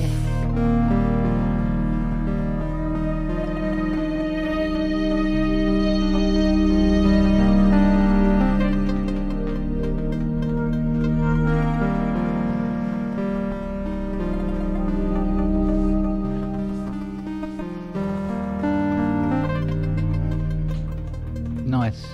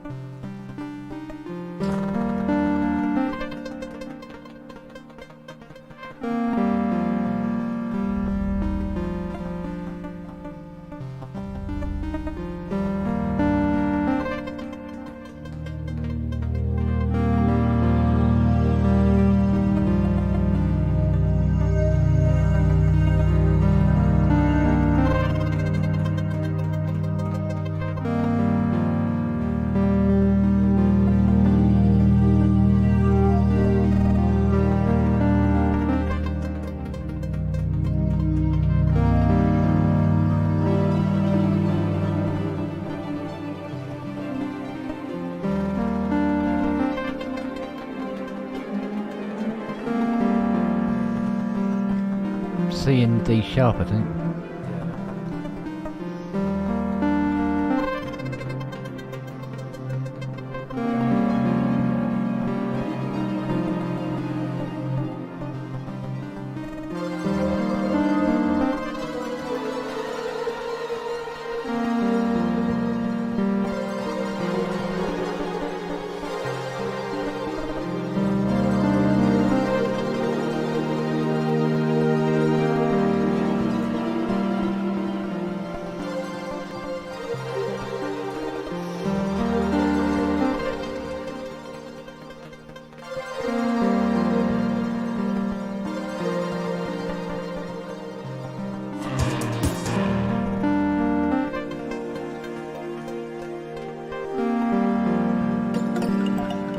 Oh, I like that. Both, Which bit? both of you have put your bits in. Yeah, it's mostly the polybroke, just plain a patch. Was it like a generative one or? No, it's just an arpeggio. Running off the LFO's Is it? doing VCA and a few other bits and pieces. Then there's some twiddly twinkies that are just pop it they- in when they like feel that. like it. If I turn, this is on, so each polybroke patch has essentially two patches, an A and a B. This is currently on the B, but I can then morph to the A. So that, if I had something like that running in there, I'd be sitting down writing lyrics. Mm. And this is now fully on the A, which is quite. Wow. But you can pick any place. I forget what the resolution is on this knob, but any place on this is slightly different. That's beautiful. I love that.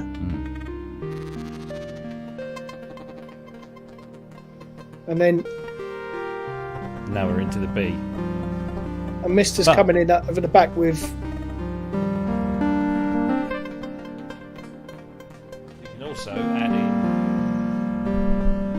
ribbon does different stuff. Yeah.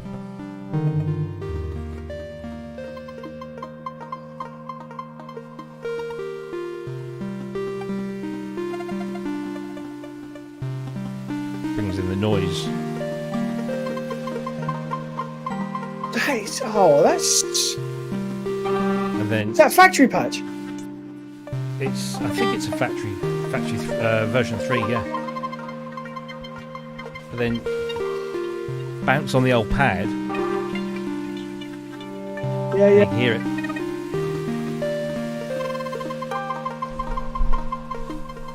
Oh, well, back at the right time, didn't I?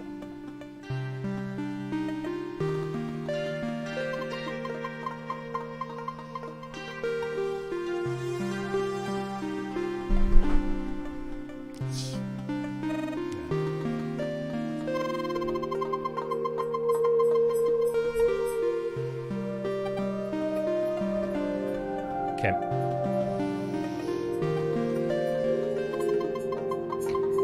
Yeah. But I I wouldn't know. fucking love that guy. you know I what? love that guy. I wouldn't know what they are if you slapped me in the face with them. Or was it Oh crashed? dear.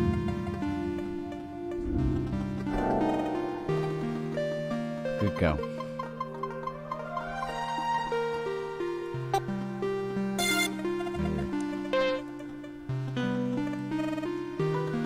Oh, you could just leave that running and come up with so many ideas, couldn't you?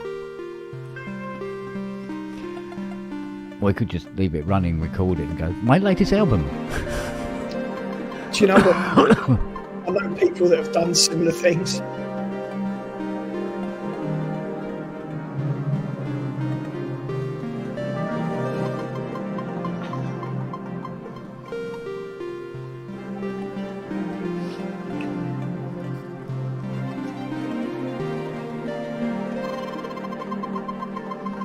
I love that. There we go. Yeah.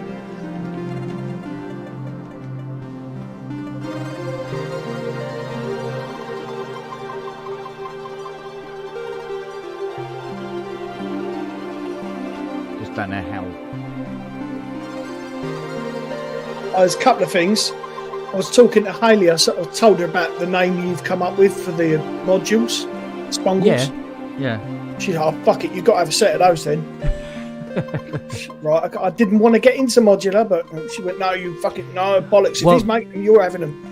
The idea I was having would I would do these modules, but when you've got them in a rack, they run like it's a monosynth. Hmm. You know, it's sort of like, so there's modules for each section. Yeah, And then there'll be a couple of weirdy wonderfuls as well. yeah. And I told Litland, because she was having one of her late night, oh, it's a crisis of confidence, 10 years old, you know, don't want to go to bed, questioning life. Yeah. And I told her about your in-out poo with the MIDI tattoo. She fucking pissed herself. That broke it for her. Brilliant. So thank you. You're welcome.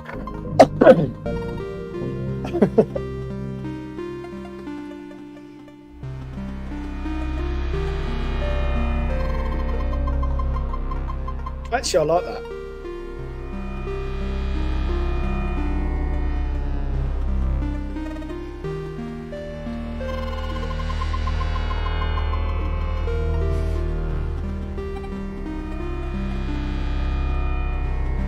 It's an interesting patch. It is, isn't it?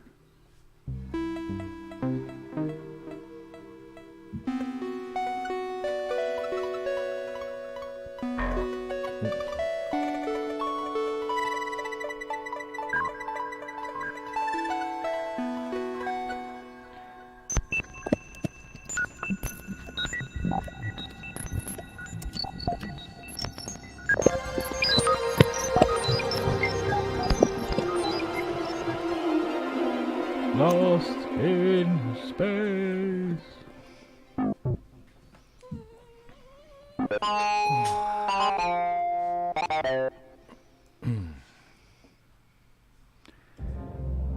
Thank you, Rob. I like that. Wasn't me. Yeah, but I wouldn't have heard Well, it. you selected it and pushed the key, so it was you. It's true. Who's that? Is that you or me? I don't know. Oh, it's me. Do beg your pardon. It was playing its own thing. I don't even know when this thing's actually working. It's like...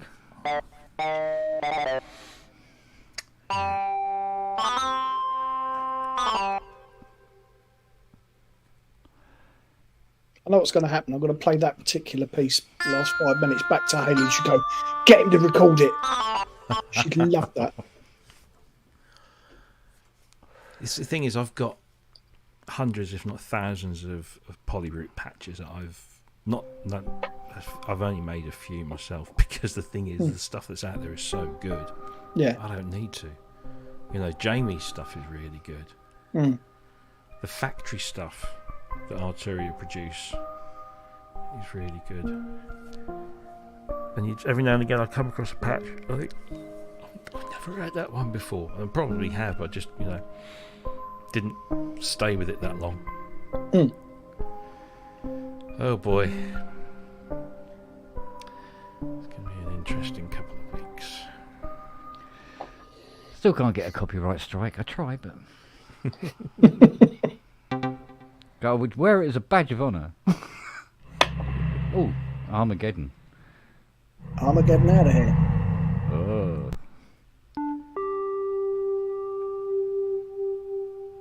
Did you hear the news about Mark Wharton's wife? Mark Walton. Mark Ty Wharton. Oh, yeah. She passed away. Oh, God. She'd been battling cancer for a few years, but Jesus. Finally went. Aye. Anyone heard from Ian?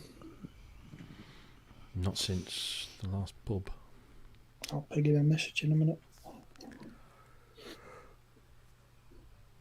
You see, the thing is, Culture, this is where AI would come in as a tool for you. Get it to write some lyrics, at least something you can work with.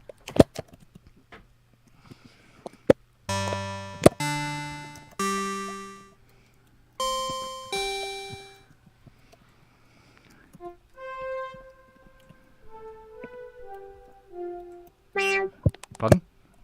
What? Do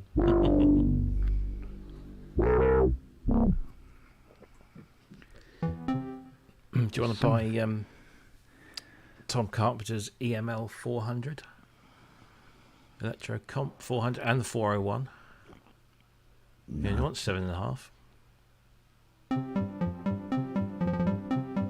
No, not really. Mark 1 up Odyssey for $3,000?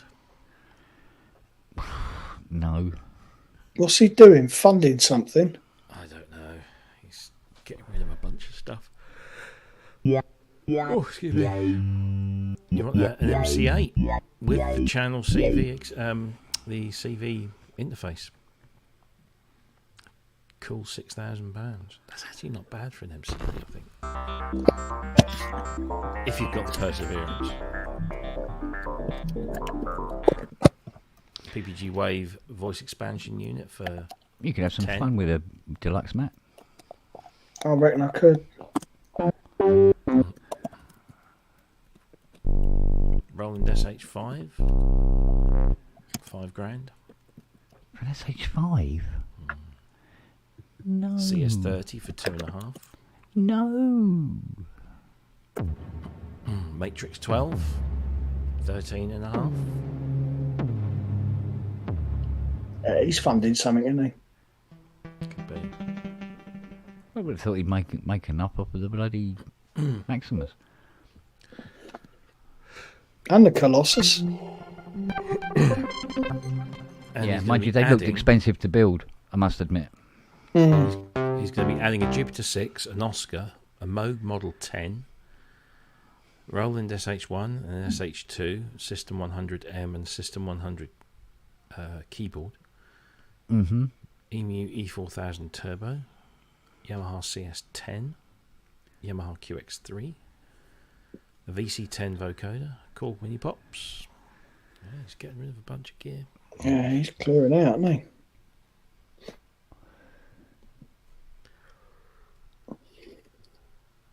But unfortunately, the link to his emulator 1 is...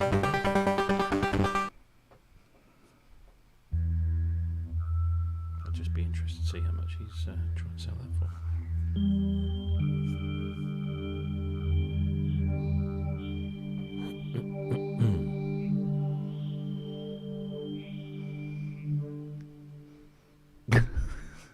It's got some release on it. Excuse me. Is this the email? No, it's not. What is this? Well, that's on the aftertouch. No embargo. Everything's pushed now. Junglie's massive!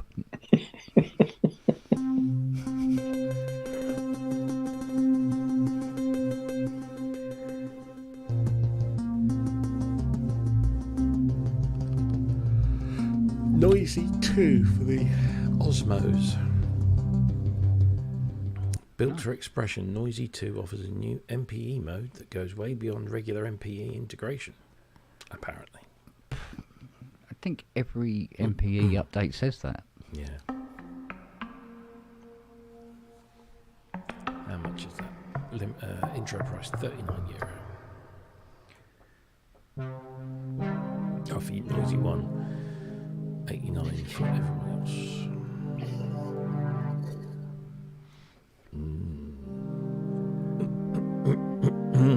What do people reckon about the Hans Zimmer plugin then?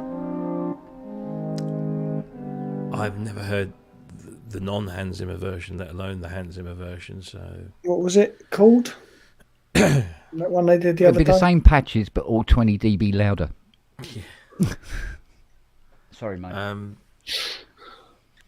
forget what it's called now. I forgot he's watching me. Yeah. I saw a comment from Dave Bessel. The legend. There we go. Is it Synapse Audio or something? Mm. Dave Bessel reckons it sounds awful, but Well, it's a sort of like sticking a Rolls-Royce badge on anything, isn't it? It's like the Hans Zimmer strings. They're not massively different from the other Spitfire libraries, apart from it being 300 quid more. Basically.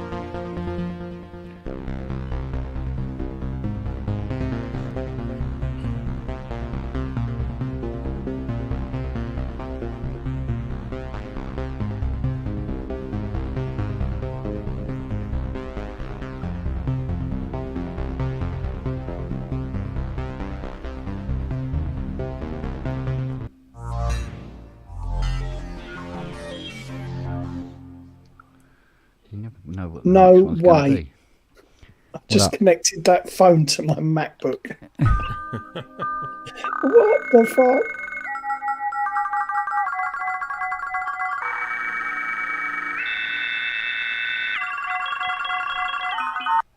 What what? That goes on behind the sound.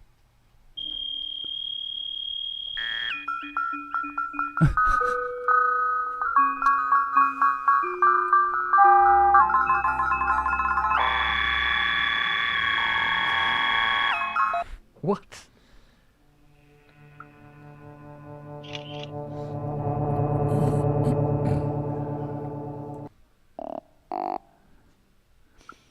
I beg your pardon.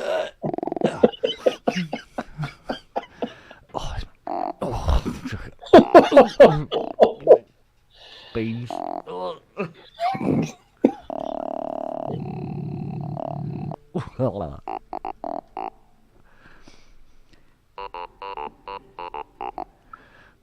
was going to say that's very tomato, isn't it? It was a tomatoey sound, wasn't it? Immediately.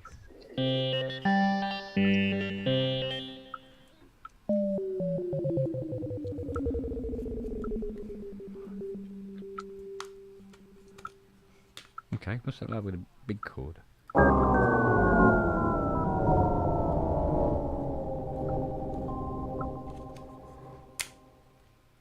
With a very pleasing resolve. Rusty piano.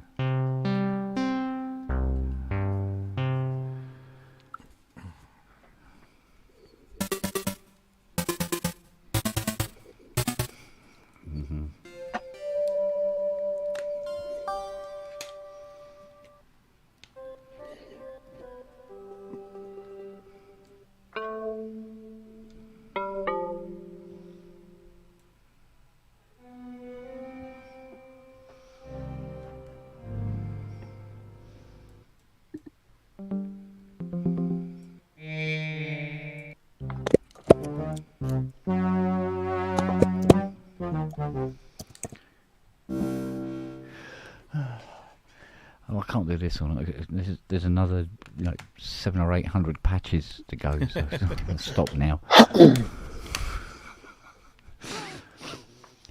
Oi, oi, oi. Oh, I absolutely stink of coolant. You stop bathing in it then. Oh, Christ's sake. I don't know why I stink of coolant.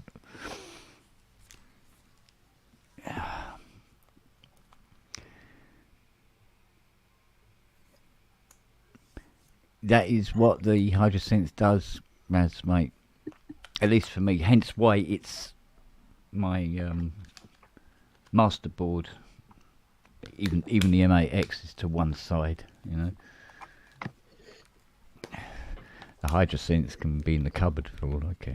The Osmos can be in the cupboard for all I care. No. Bonsoir. Bonjour. Mind you, if I don't start spreading love about the Osmos, I'll never sell it. Exactly. Yeah, don't start now.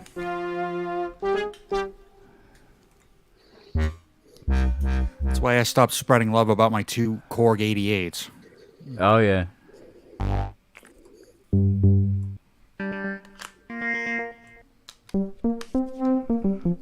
You stopped playing then, Robbie? Yeah, sorry. I was Fucking around with your lights again, eh? No. I was going through these old mobile phones to see if I'd left any memory cards in there. Oh, yeah. Dirty photos and stuff like that, is it? Oh, blimey, the battery's swelling on that one. Oof.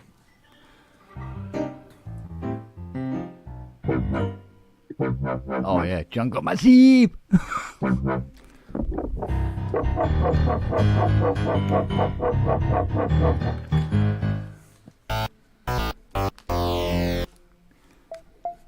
Sounded like something out of Inspector Gadget.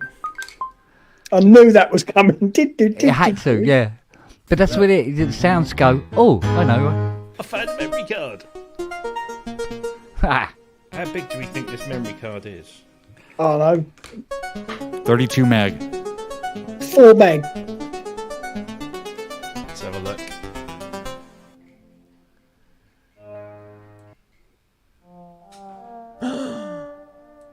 It's a whole 128 megabytes. Oh, it's the big one.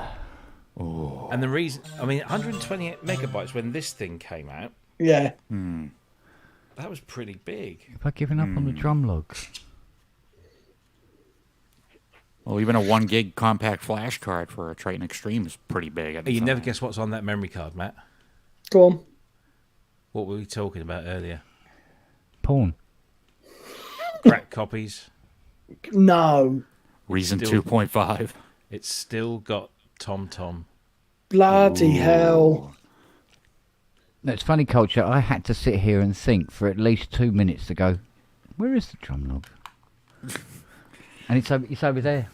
Yeah. Have I given up on it? No. I still like it as a drum machine. It's just that I'm not getting near rhythms very much lately. And I know I should. That's how I heard of Rebirth RB338. I had a cracked copy in like high school or something. Yeah. Unfortunately, I think that's the only way you can get it now. Yeah, the thing about the cool drum log is it's got some nice, interesting drum sounds on it, I must admit.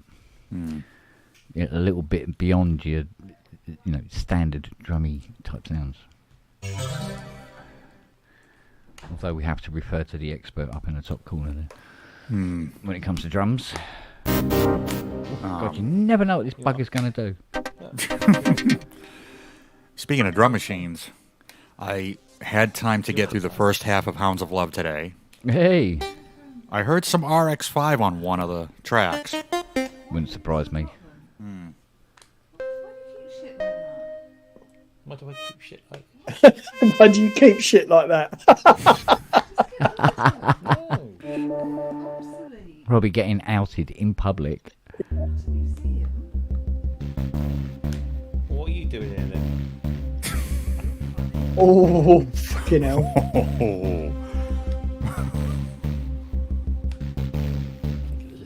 You know what? I like that.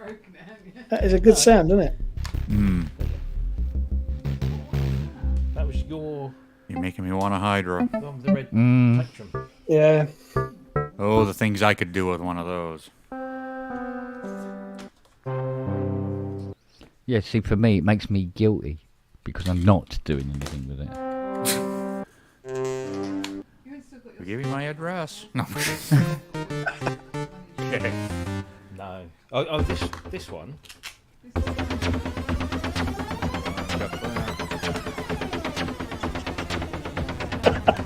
Oh, You need Robbie doing his Jungle Massive. that one. Oh, the be- one that did both ways. Be nice if Jam Taba worked. Try to get that one in. That one. What I'm seeing in the top right corner is Jackie making mental notes. Right, I'm getting rid of that shit when I get 5 minutes. Yeah. Do you keep all your sad phones as well? She wants to know. I've got 3. Actually, no, I've got No, he's got this. I've got a collection of broken iPhones. That's about it.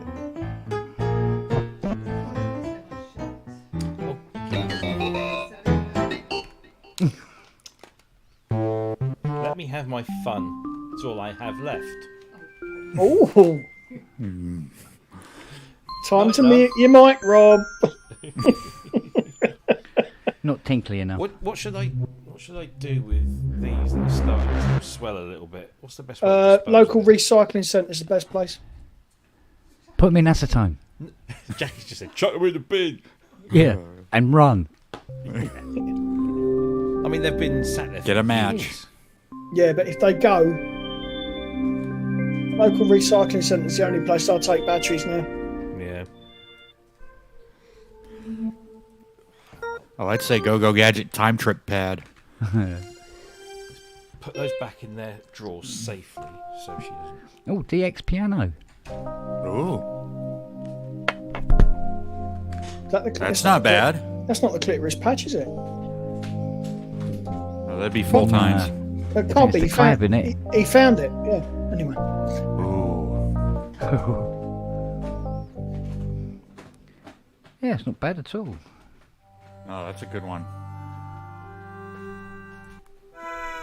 I like me a good FM Thing is, pad. I've probably got more of these.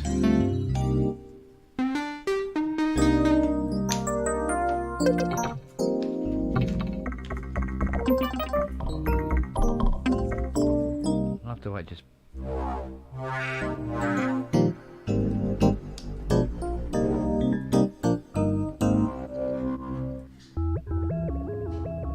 Ah.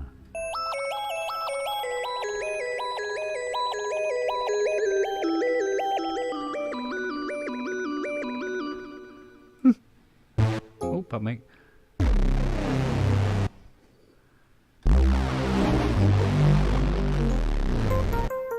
Nice.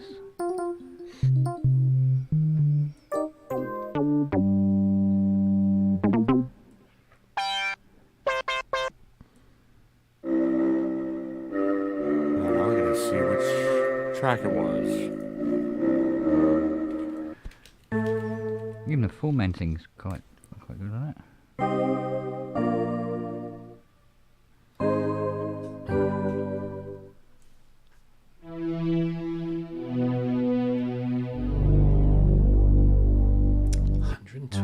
Megabytes. I know. What am I going to do with that now? What can I put on there? I remember having a beaming smile on my face when I upgraded my computer to have 16 meg of RAM in it.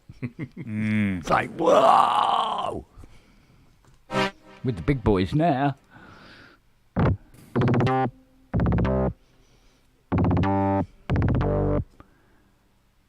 Can't think of any reason to use that sound, but... I think it was. There's probably something you could do with that, I think. Robbie, was it on Hounds of Love? Was it Mother Stands for Comfort, or was it Cloud Busting that has? Because I heard some Yamaha RX-5 on it. One of them. It's like first thing that starts the tune. I got through the first half of it today. Oh. And that was. I mean, I got through the pop side of it, of Hounds, and that was the thing that really stuck out to me was bass drum, snare drum. Oh, I know that snare drum. That's a Yamaha. Where are we?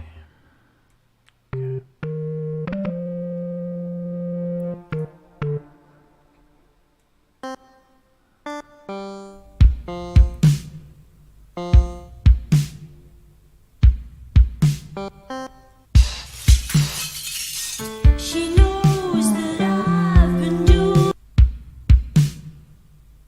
There's a lot of reverb on that.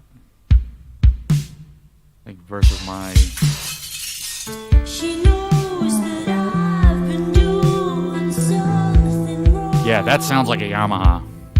But she won't Those drums. say anything.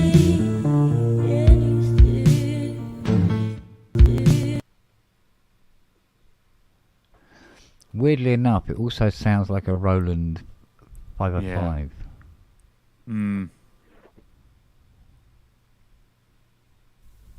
I still dream. Go on, Kent, do that. There's that chord jump again. That's in sorry? Little Earth. Say again. There's that chord progression again that's in Little Earth. It's there as well on that strings.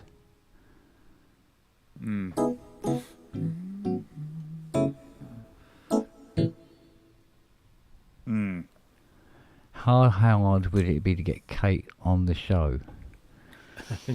I've got more chance of pulling a Buick Riviera out of my ass. You got more chance of seeing Milli Vanilli get inducted into the Rock and Roll Hall of Fame. You got two Opes, no Ope and Bob Ope. Yeah. or Jedward graduating from Cornell.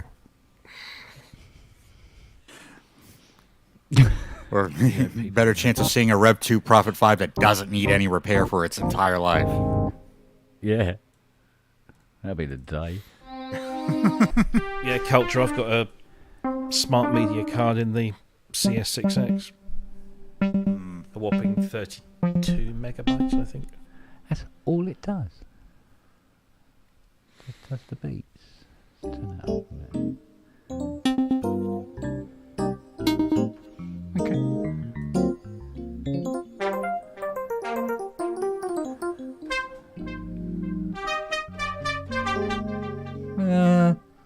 Nearly. But not quite.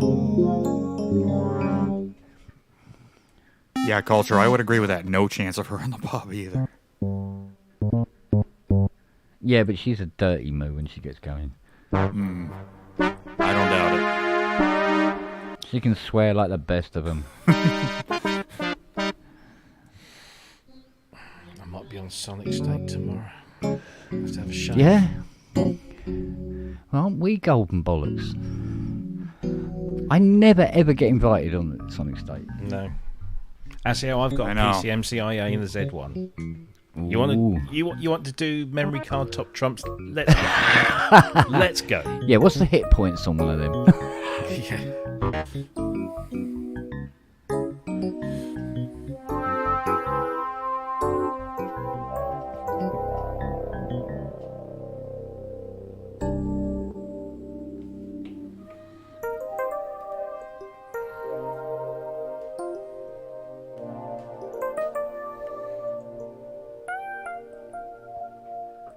An interesting sound.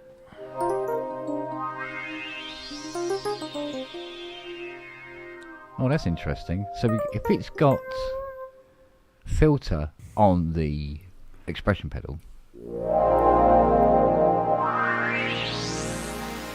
but that also brings in strings as well, if I'm playing the keys. So I wonder if that's a layered patch. Interesting. Is that a dual layer patch then? No, what it is, the strings are on there's the Spitfire strings on the which is on the expression, but when I open the expression, this particular patch has got expression control on it, opening up the filter. So as the filter opens up into the high pass, the strings come in over the top From produces Spitfire. Yeah, so instead of getting quieter, it sort of like remains sort of at the same volume, but the sound has changed, as it were. So there.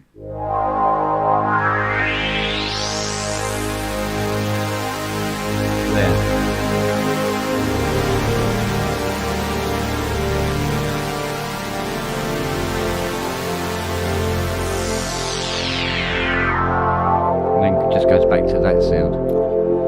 That filter is very Oberheim. Yeah. That is a beautiful sound.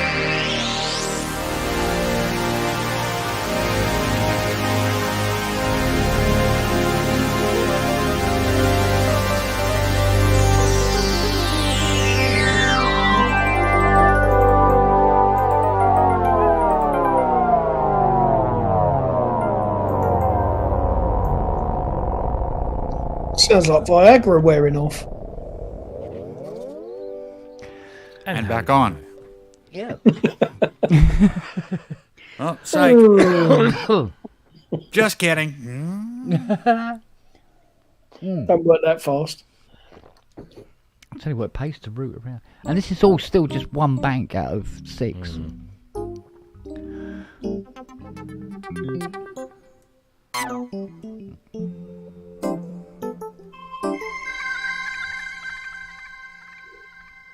There's some really seriously interesting sounds.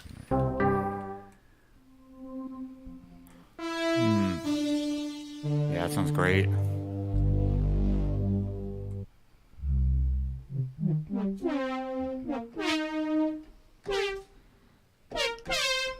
I definitely built a future classic with that, didn't I?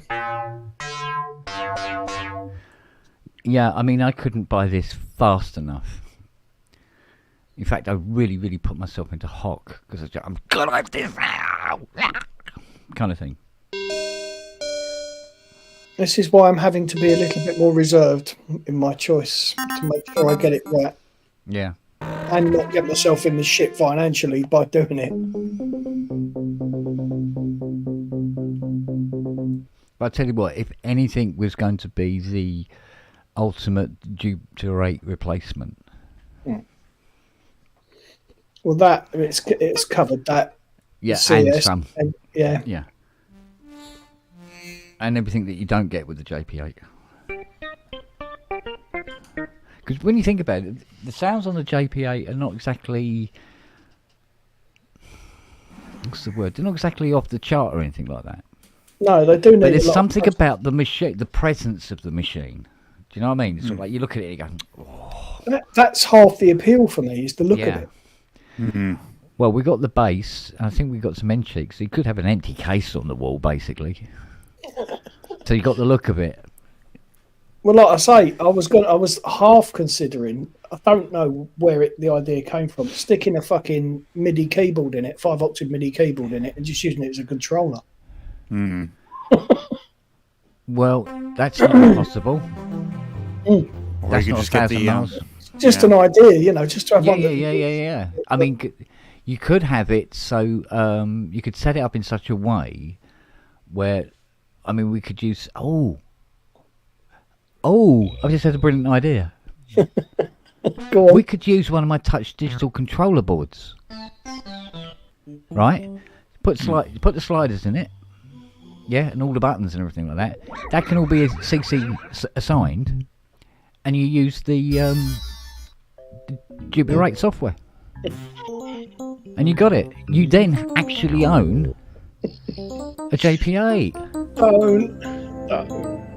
Oh mate, I could knock up the boards here to do it. It's not a problem. We'll make it fucking work, because they'd have to be 10k. All the sliders would have to be 10ks, and on a JP8 they're not. Right. They're all different values and stuff like that. So the only thing you wouldn't have, off the top of my head, would be the high pass filter. Wouldn't be full position.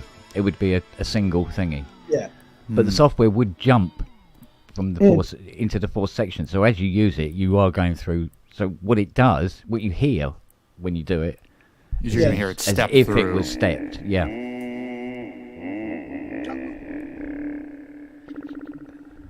Oof. It would be a one-off, wouldn't it? Well, serves you right, Robbie, for not chewing your food properly. Oh. That's the metformin working, isn't it? Farting, yeah.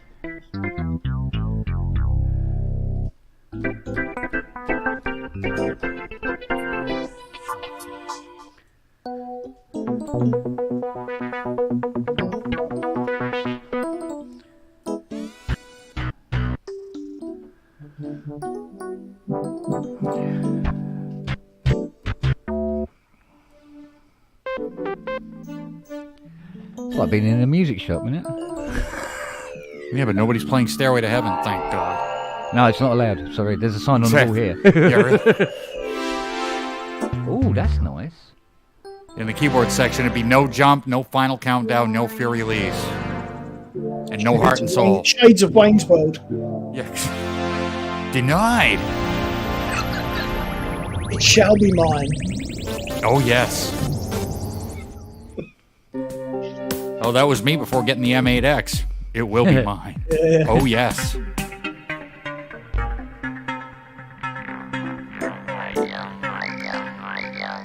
Although my favorite part in that little clip is Garth's drum solo. Well, number one, he's actually a very good drummer, Dana Carvey. He gets done, he's like, "Whoa, you're amazing, man. Thanks. I like to play." Ting. I've done that same thing in a music store after I just like rip through, you know. I'm like messing around on like this $5,000, I think it was a Yamaha CP1 when that just came out. Somebody was like, "What?" And I did the same thing. Thanks. I like to play, you know. Actually, I got session work from that. I was at a shop in Boston, and they had a CP1, and I was messing around with the Rhodes patch on it, which wasn't bad. Some guy comes out of the acoustic room and is like, "Hey, do you do session work?" Like, yeah. What do you need? He says, "I just need some Rhodes and some Hammond, and I like, like." So, yeah, sure enough, I played on like, I don't know, 6 or 7 of his tunes. And then he calls me on the phone to like kind of, finalize, what he's looking for and to set up a meeting with him, like at his place. So, I just bring a keyboard and we go over, what kind of things he wants. And then he tells me on the phone he doesn't have a drummer, like his drummer bailed. I'm like, well, I can help out. I'm a drummer too. He's like, what? So I ended up going to Boston to, cut drum tracks in this crap studio that was charging like way more than it should have. Like they were using like $20 drum mics and they sounded horrible. So then I told the guy, and this is when I was working at a music store a couple towns over from where I live, and I was the recording engineer there, kind of small project studio. And I told this guy in Boston, like, an engineer, if you don't mind making the trip up to Wells, and cut a couple tunes there, see what you think. I could probably get better results there than you're getting here in Boston for a lot less money. What are you going through there, Robbie? FS1R. Tell me who this is. Come on. Do you recognise that voice? Is that Manny? It's Manny Fernandez. Brilliant. Nailed it.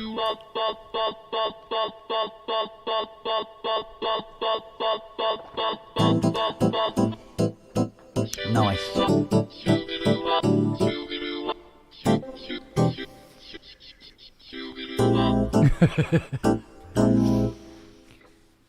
I was going to say, Cleo Lane's changed.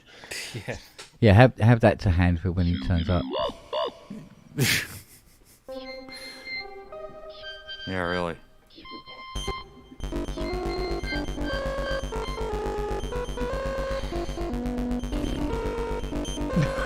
Okay.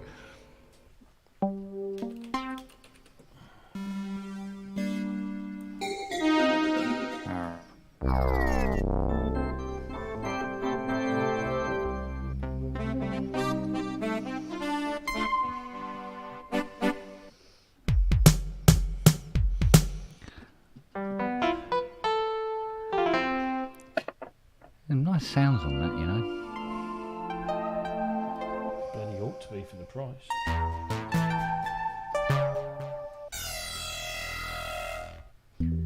How much are they? I paid $9.50 for that. I've seen them go for $2,000 recently. Really? Yeah. There's not many out there.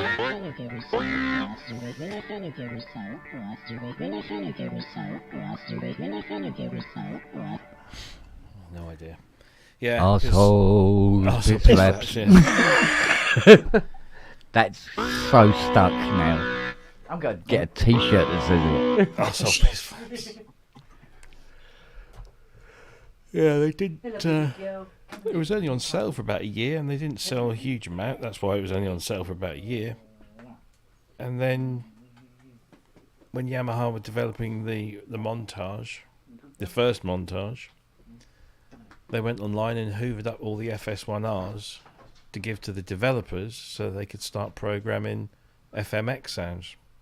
Bloody hell. Because the FMX engine is the voiced FM part of the FS1R.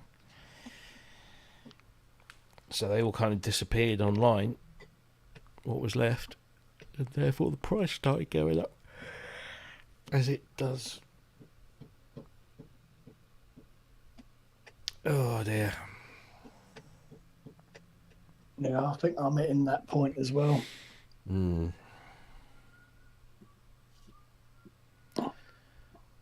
Oh shit, I've got a fucking eye test tomorrow. My diabetic eye scan.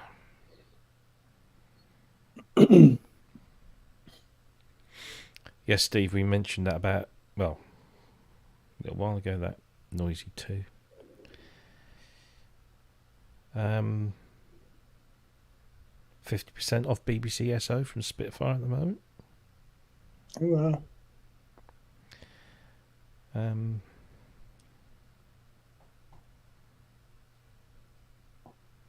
Completely lost my train of thought there. Completely lost my train of thought. See, this is my problem. My short-term memory just goes. Yeah, I know the feeling, mate. First time I had an experience of that after the stroke was Christmas Day, was it 2000? Would have been 2008. And I opened my Christmas present from my then wife. Oh, fucking hell. I can't even remember what it was now. And she went, "You knew you were getting this?" And I went, "No, I fucking didn't." She went, "Yes, you did. You were with me when we bought it." And you know when you go in your head for a memory, you know where it is. Where I went looking for this memory, there was a fucking black hole. And it's literally... Welcome to my world. Yeah, well, I was just talking about what it was like the first time I had a blank spot in my head after the stroke. Yeah. And it's I get that all the time. Just things that you've done this, we've been there, blah, blah, blah. Nope. Nothing. Gone. Could be part of old age, I suppose, or age. What could? Memory blanks. You twat. Fuck off. Arsehole, you got me. Fished it. Oh dear. My missus still falls for the one where she'll say, "Oh yeah, I reckon my hearing's going." I'll just go, "What?" And she goes, "Fuck." Yeah.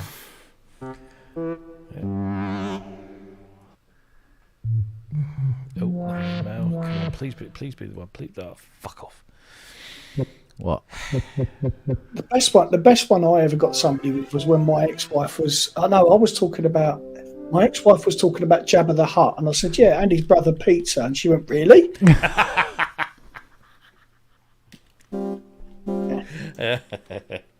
Oh dear me.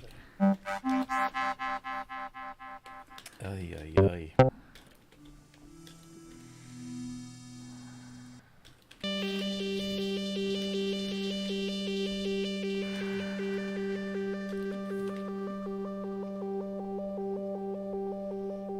Okay.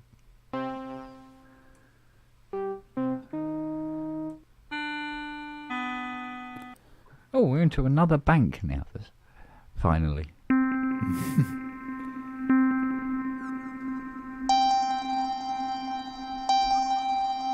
Weird one.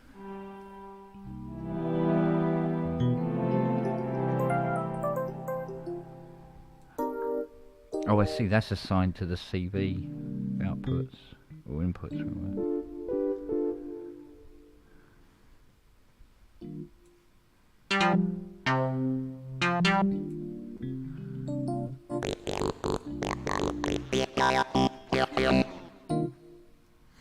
Okay. That sounded like Nanny. Has anybody heard from Mr. Brooks today? No. Why? I need his address if he wants his flipping T-shirt. We'll start talking about football. He might turn up. Yeah.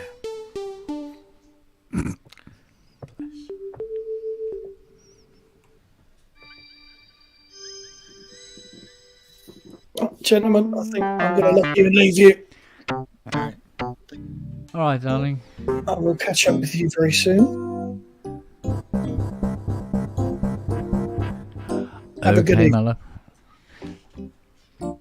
See you later. Take care, young man. Bye. Oh, here we go. Rockstar. There you go. Your fucking body. Look at that floating head. Yeah. Anyway, right. Yeah, but I do it and bugger all happens now. I tried that once. She almost dragged. Jesus Christ. Oh dear. Good night. Indeed.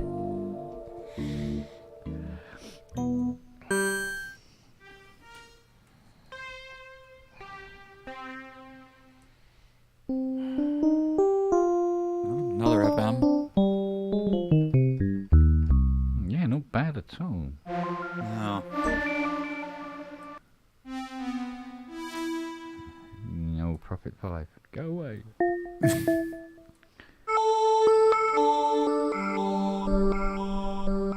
No, that was a Rev H. Interesting.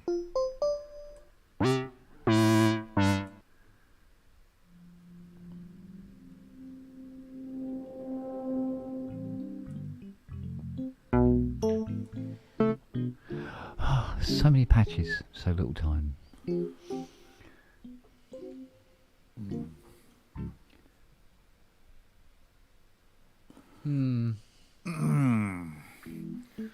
Right, so I've got to make space in the workshop tomorrow for a certain little lady that will be turning up. Do you know I ordered that on the 2nd of February? At Carvera. Bloody hell. But it spent most of its time at Southampton. They've been using it. Yeah. Because it arrived, what was it, 16th of... Oh, God. 16th of April, I think it was. So it's been nearly a month now. Jeez. Yeah.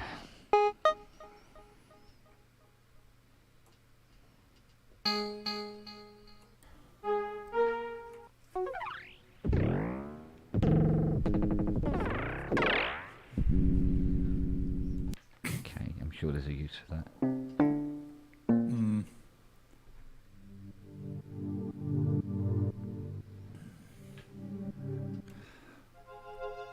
That's what I said about 75% of the Korg radius patches when we got that in. I was working at the store, like, yeah, I could use that.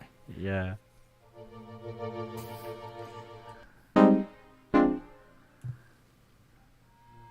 My boss was like, do I detect a hint of sarcasm? Yes, you do.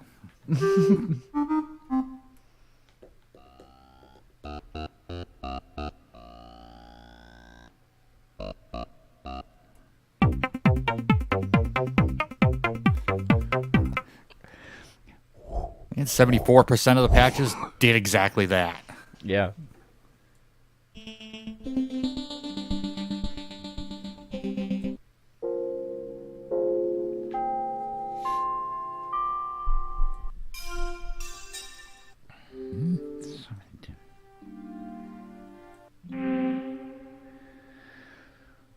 Just so many. So many. Gone through about, what, in the last, hour and a bit, sort of like a bank and a half out of 6 banks. And that's not even doing the multis yet. So you certainly get quite a library with it. Although, hang on a minute, I think there's some James Dyson patches on here. But there's one bank of multis right up the one end. So you do get quite a few sounds on it, out the box, as it were.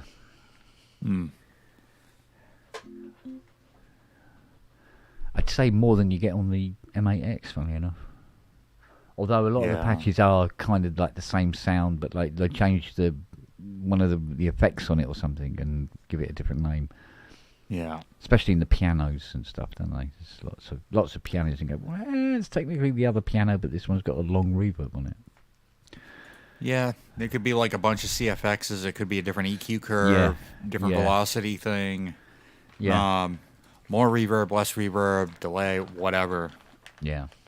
But I think the thing with the M8X is it really does have, several different pianos. Like it's got the CFX, the C7, the C3. It's got the Hamburg, which obviously we know is a Steinway, and then it's got the Mosendorfer, and then it's got a U1 upright. Yeah. But it's I must admit the CP80 on it is very, very good. Oh yes, yeah, that's one of my favorites. Yeah. Well, in that layer that I use, that I custom made for church use, one of the scenes has CP80 mixed with acoustic piano mixed with some other stuff. So I wanted to have that handy in case I needed something a little bit bigger than just an acoustic piano. Yeah. But yeah, it's. Yeah. Well, I think this thing's going to really come into its own when that new software comes out next month. That controller software. I think they should put a new slant on things. Yeah. I'm playing that right now.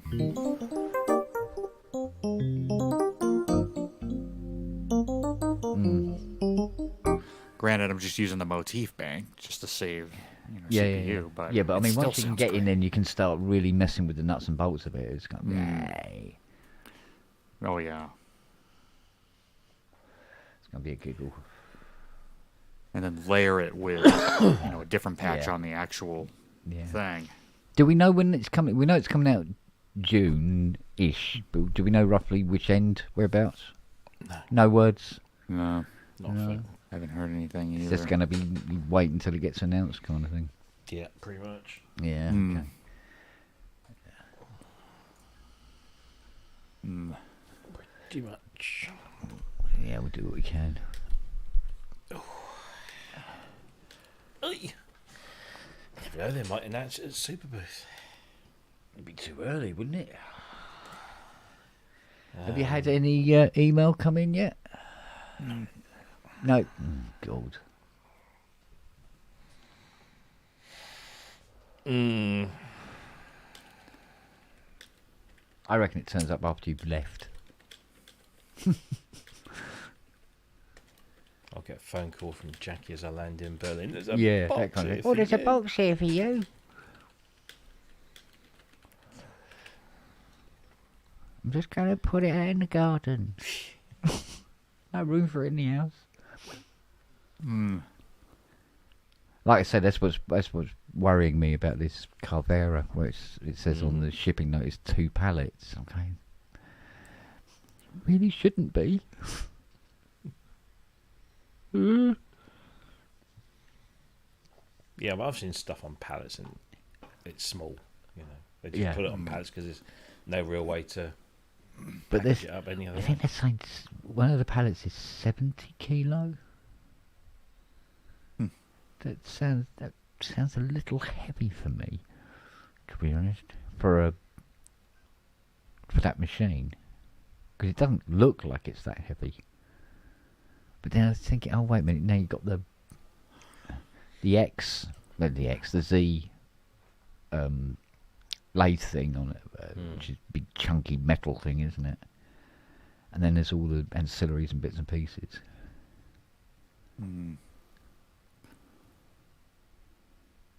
So, and now I've got to get an iPhone. I reckon that's the ideal thing to use for it. So you've got the little holder for the iPhone, and that does you control all your software from Oh, that. right, okay.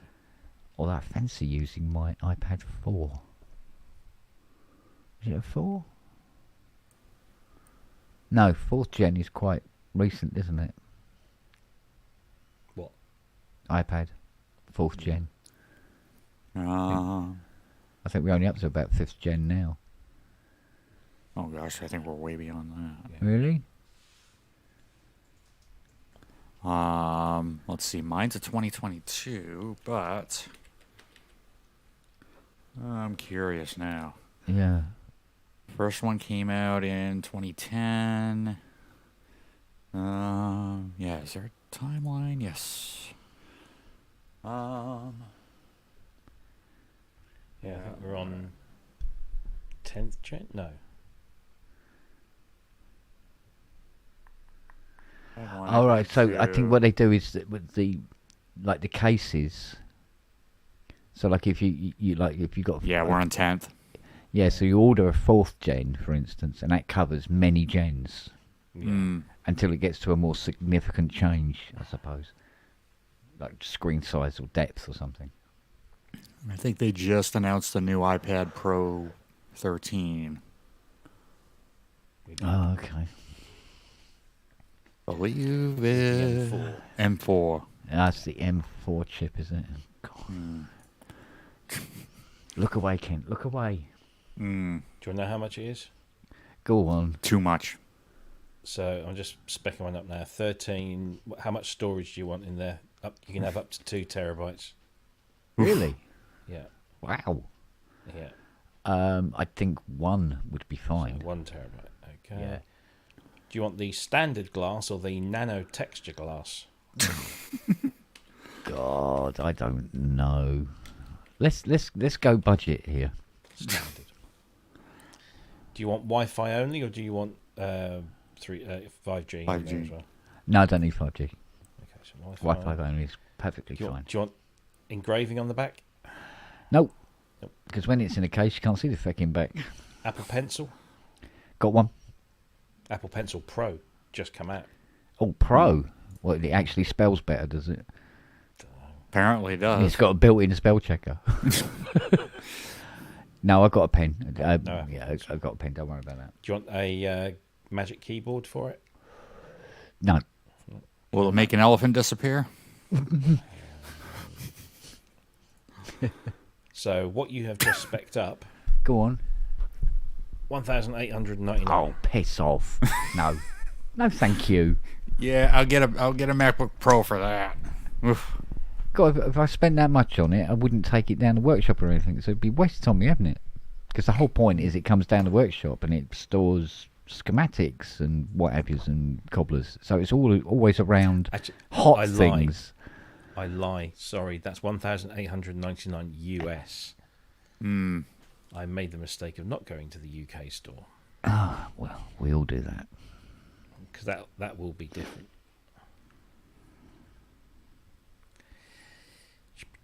Normally, it tells you when you go onto the Well, it sounds about, what, 1,400 United quid? Kingdom, right? iPad Just gonna- Pro.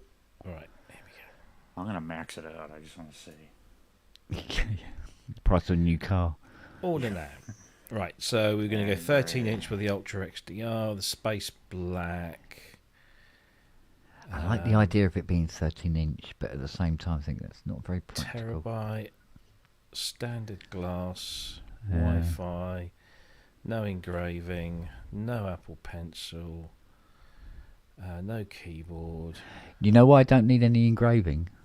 Because it's going to operate a machine that does engraving.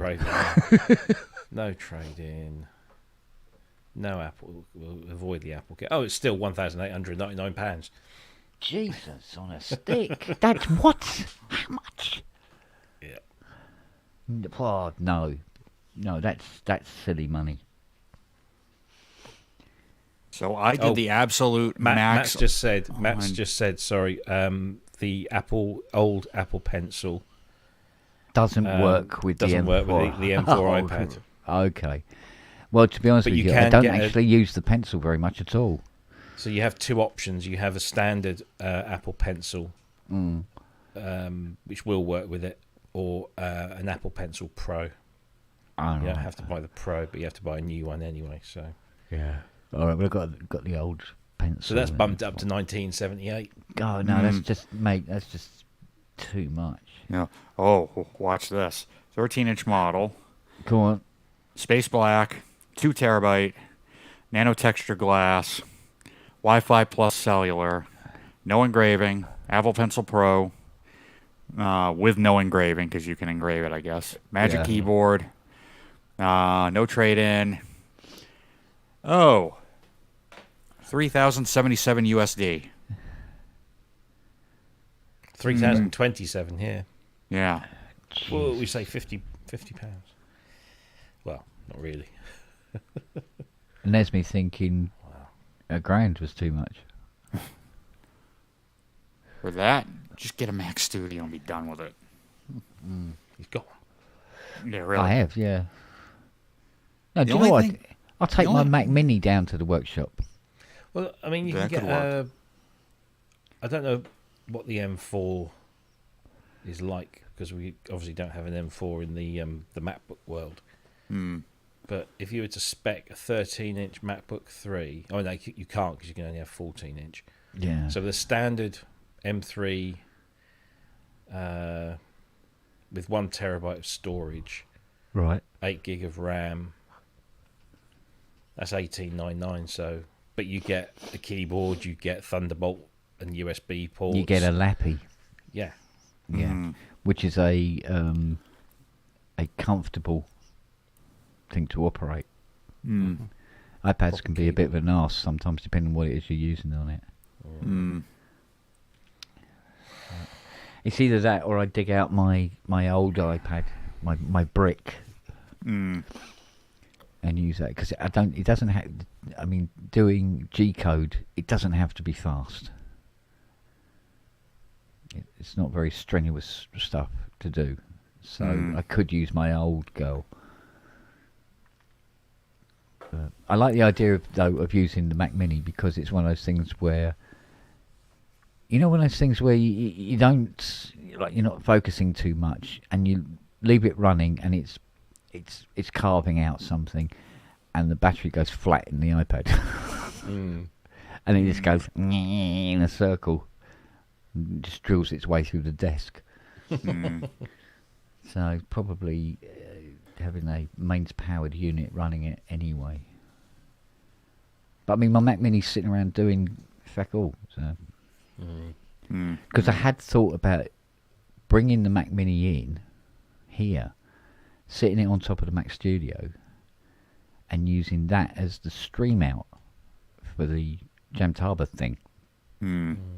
That would be the second computer, and no, it doesn't take up 600,000 feet, and I can communicate with it directly from the studio. So decisions. What version of OS would you be running on the Mac Mini? She's Catalina. She's a Is that as far as she goes? She's 2011. Yeah, she's 2011. She won't go any higher than that. I don't know. That's Find the the right same. deal, or you can get her higher than that. Yeah. I mean, as long as the software. Oh, hang on a minute. Yeah, just thought, as long as the software runs on that, on Catalina. What, Jamtaba? No, the Carvera software. Oh, the Carveras. See, if it doesn't work on Catalina, that makes up my mind for me. There could be a Jamtaba machine. So do the StreamYard stream on that, and that's the final out. I play into the Mac Studio, everybody plays into their computers, and then out it goes. Broadcast it out through here. That way. That would be the thing to do.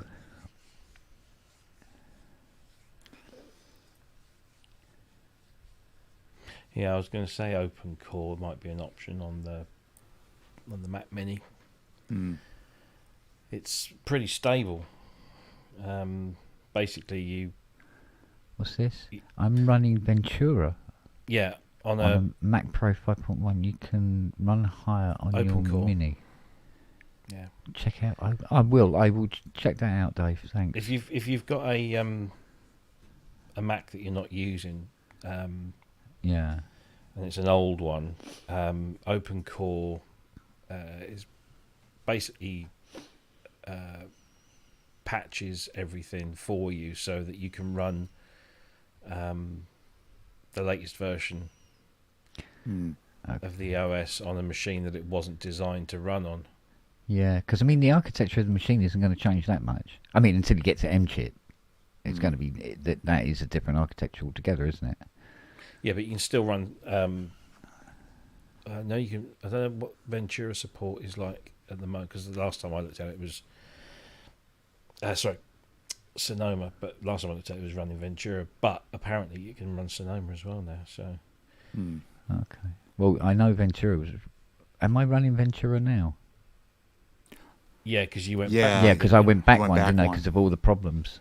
Yeah. I'm still tempted to go forward again, but I would do a time Honestly, machine. Sonoma backup. now is fine. yeah, Sonoma now time is machine fine. it first. Absolutely. Yeah. Time And then machine have at a first, crack. just in case. Yeah. Yeah, just in case. Yeah, just to see if all the other patches and other bits and pieces and other corrections that I've made cure all those problems that I was suffering from when I was using Sonoma. And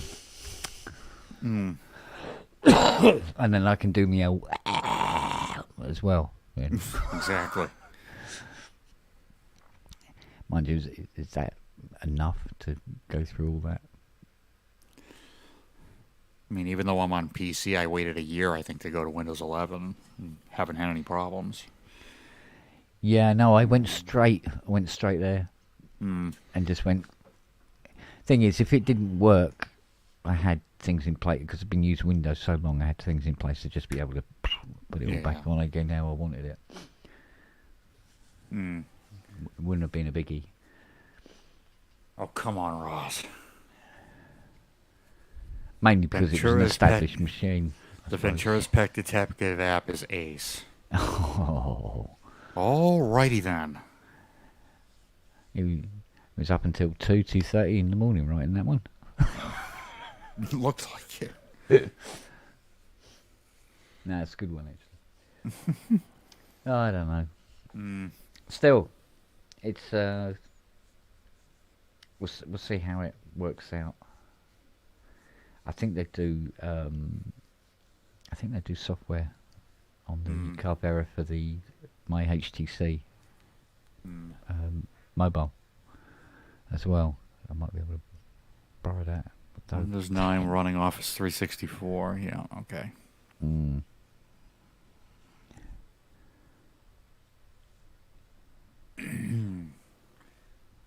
Yeah, I think Sonoma is supposed to work nice on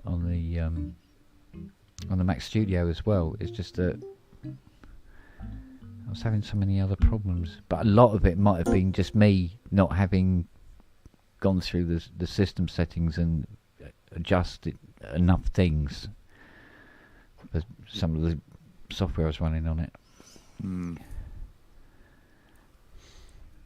Because I know Cubase has been on Mac for quite some time, but it was never originally written for Mac, was it? It was more logic. No, it was Cubase, I think, was Windows. Yeah. For the most part. Yeah. Although technically it was Atari, really, wasn't it? Yeah, I think, yeah. Or was it Amiga? I can't remember if it was on Amiga, or you used something different on Amiga. Christ, that was 30 years ago. Oh, man. I shouldn't think about those things, it makes me feel old. Really does.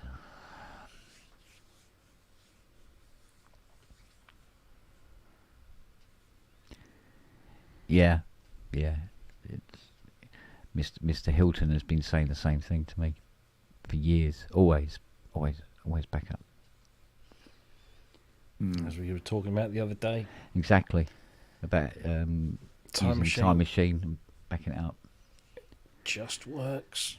I think because I think we might get away with that 2 terabyte SSD that's in the extension on the Mac Studio. Just won't be able to go back too far, I suppose. Yeah, it is. What's that? What size does he drive on the Studio? On the Studio, Yeah. she's a terabyte. So, And then that extension thingy that it sits on has got a 2 terabyte SSD in it.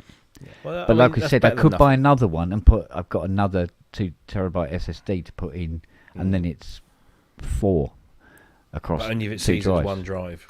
Yeah. You need to see it as one drive. Yeah. I don't think that two would Time be the Machine got split thing, drives. wouldn't it? Yeah. Or what I might do then is upgrade, because it'll take a 4 terabyte SSD anyway, so get 4 terabyte to bang in there and then back it up. Because I think I've pretty much got this the way I want it to be, shall we say. And then back that up and then let it upgrade to a Sonoma and then see what happens. And if it all turns to poo, I can just go, go back. As opposed to having to wipe it down like I did. Oh, God. And then get it to fire up in such a way that it would look for Ventura. Because it kept coming up, do you wish to install Sonoma? Each time. You go, no, it needs to go back one. Get back one. And there was something you had to push and select or something, and then it would, when you rebooted it, it'd come up, do you want to go back to Ventura? So, see how it goes. Yeah, I've only got some time. I've got my iMac upstairs. Yeah.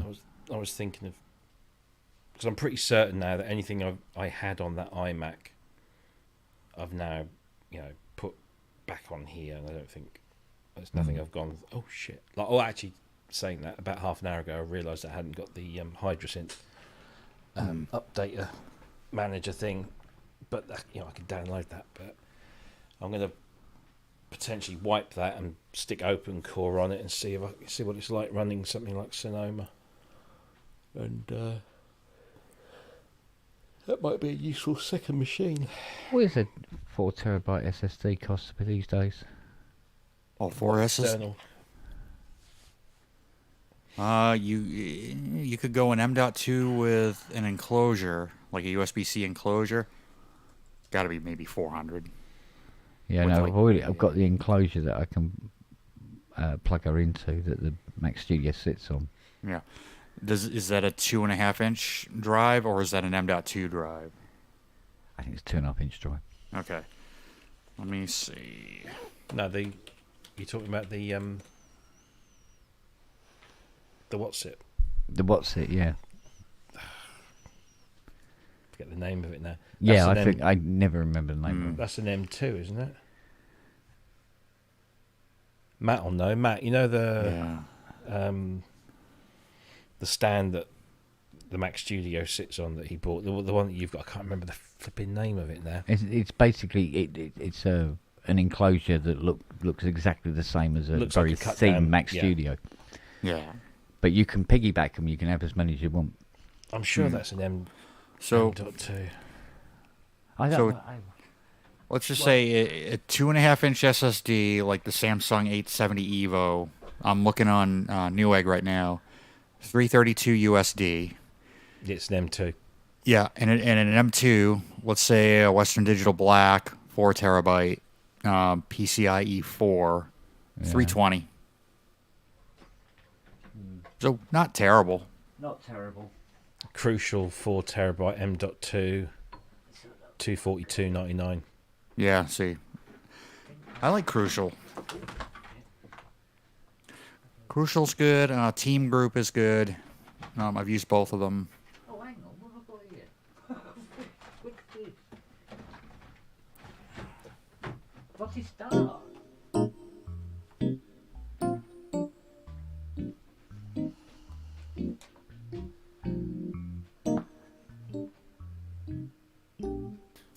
I didn't know I had a desk lamp.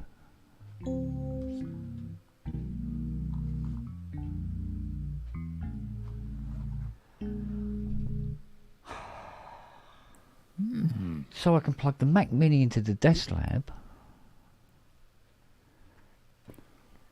and I got a nice touchscreen with extra USB. There you go. There you go. I'll leave that out so I remember I've got it. Now, I should have a. Let's have a look at the SSD I've got here. Why have I got so many fucking keyboards? Keyboard. Keyboard. Keyboard. Keyboard.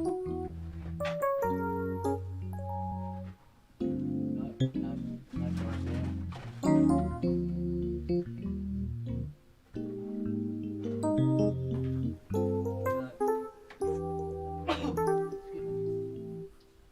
Oh, Matt's saying it's not NVMe, so you'll have to go with a M.2 SATA. So you're not going to get the data speed that you can with an NVMe. Well, if it's a time machine, you don't need it. If it's a do time you? machine, doesn't matter. Yeah. Got it's SanDisk Ultra.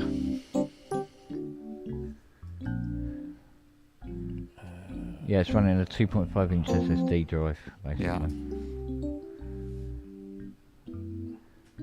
SSDH3, 4 terabyte.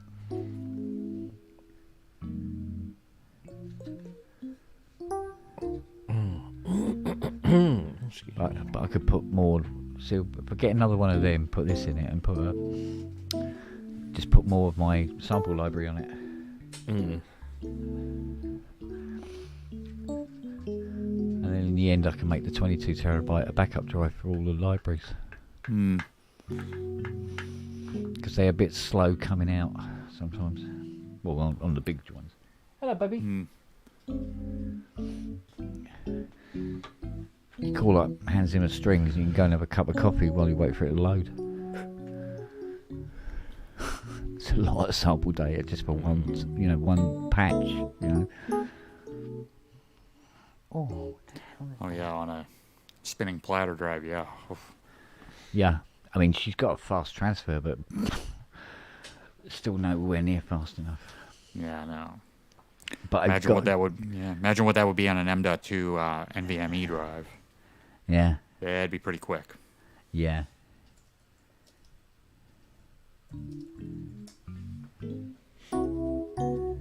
Because I think my 1 terabyte is on 45% used already, so and I can't put any there. My internal on the Mac Studios just ticked over just over 1 terabyte of use, so I've still got 3 terabytes left. I've got my disk utility here. Let's have a look. Got 1.14 terabytes left on my 4 terabyte second drive, but I have room for 2 more M.2 NVMe drives. Yeah, I've got 438 gig free on the internal Macintosh HD. That's the only thing that because I didn't really have much of a choice with my MacBook Pro because I bought it used, so it just came with what it came with, and it only had a 0.5 terabyte system drive, which is not a massive issue because I don't really use it that much, but I'm already down to like 168 gig left. Yeah, so my system drive, what is that? Because on my previous MacBook Pro, 1.24 terabyte, an Intel one, it had an SD card slot on it, and you can buy these SD cards that are custom shaped for that particular model of a Mac, and you can have them up to, I think it's a terabyte, if not more. Jet drives they're called, and they sit in the SD card slot flush. So you can just leave it there, and it won't get knocked or anything. It's there, and it basically just shows up as a second drive on your system. Yeah. Obviously, it's not as fast as a proper SSD or anything, but it meant something. that I had I think at the moment I had a 1 terabyte storage all the time, extra on there. So it's quite handy that.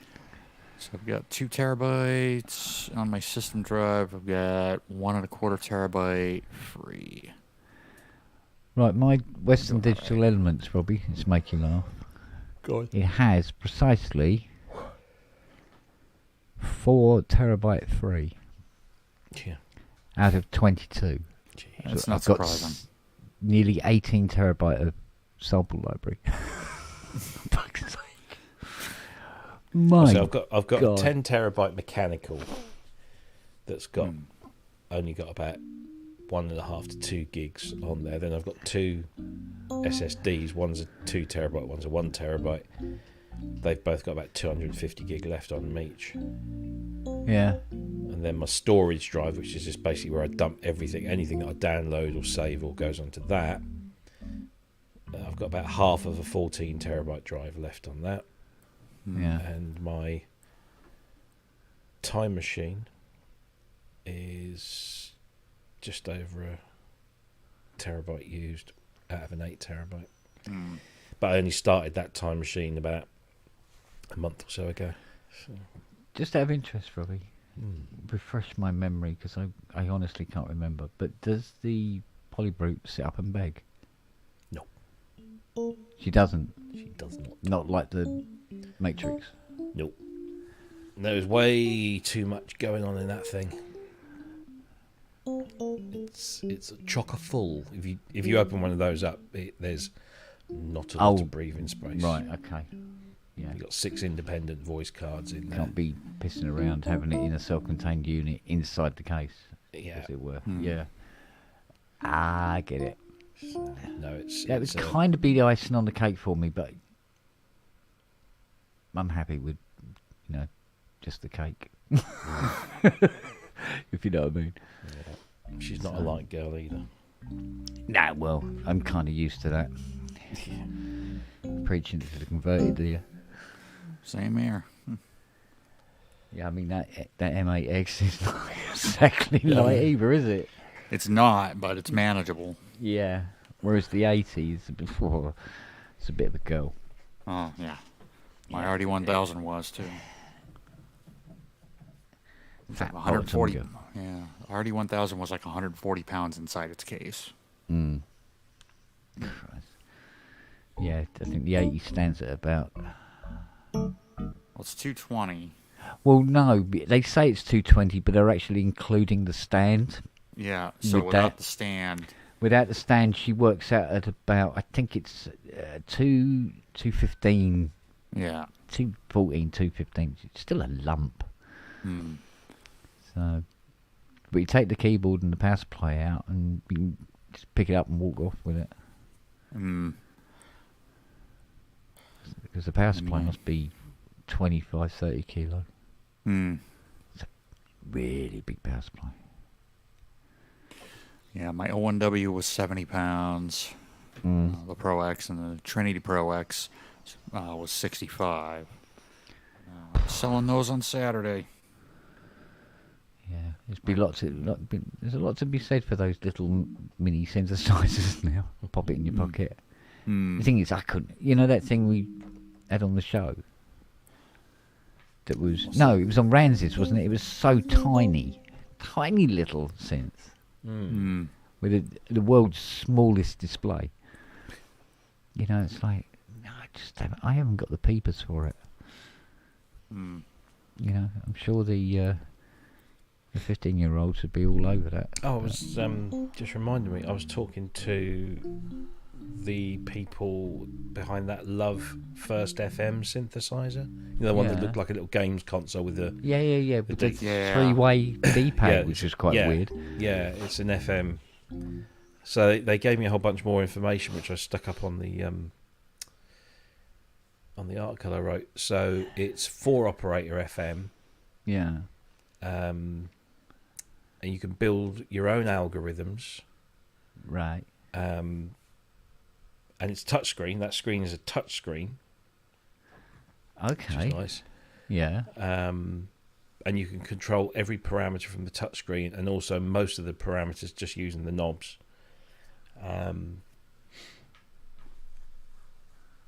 And you had those 4 circles. Well, each of those circles represents one of the 4 engines. And Right. each engine's a 4-op engine.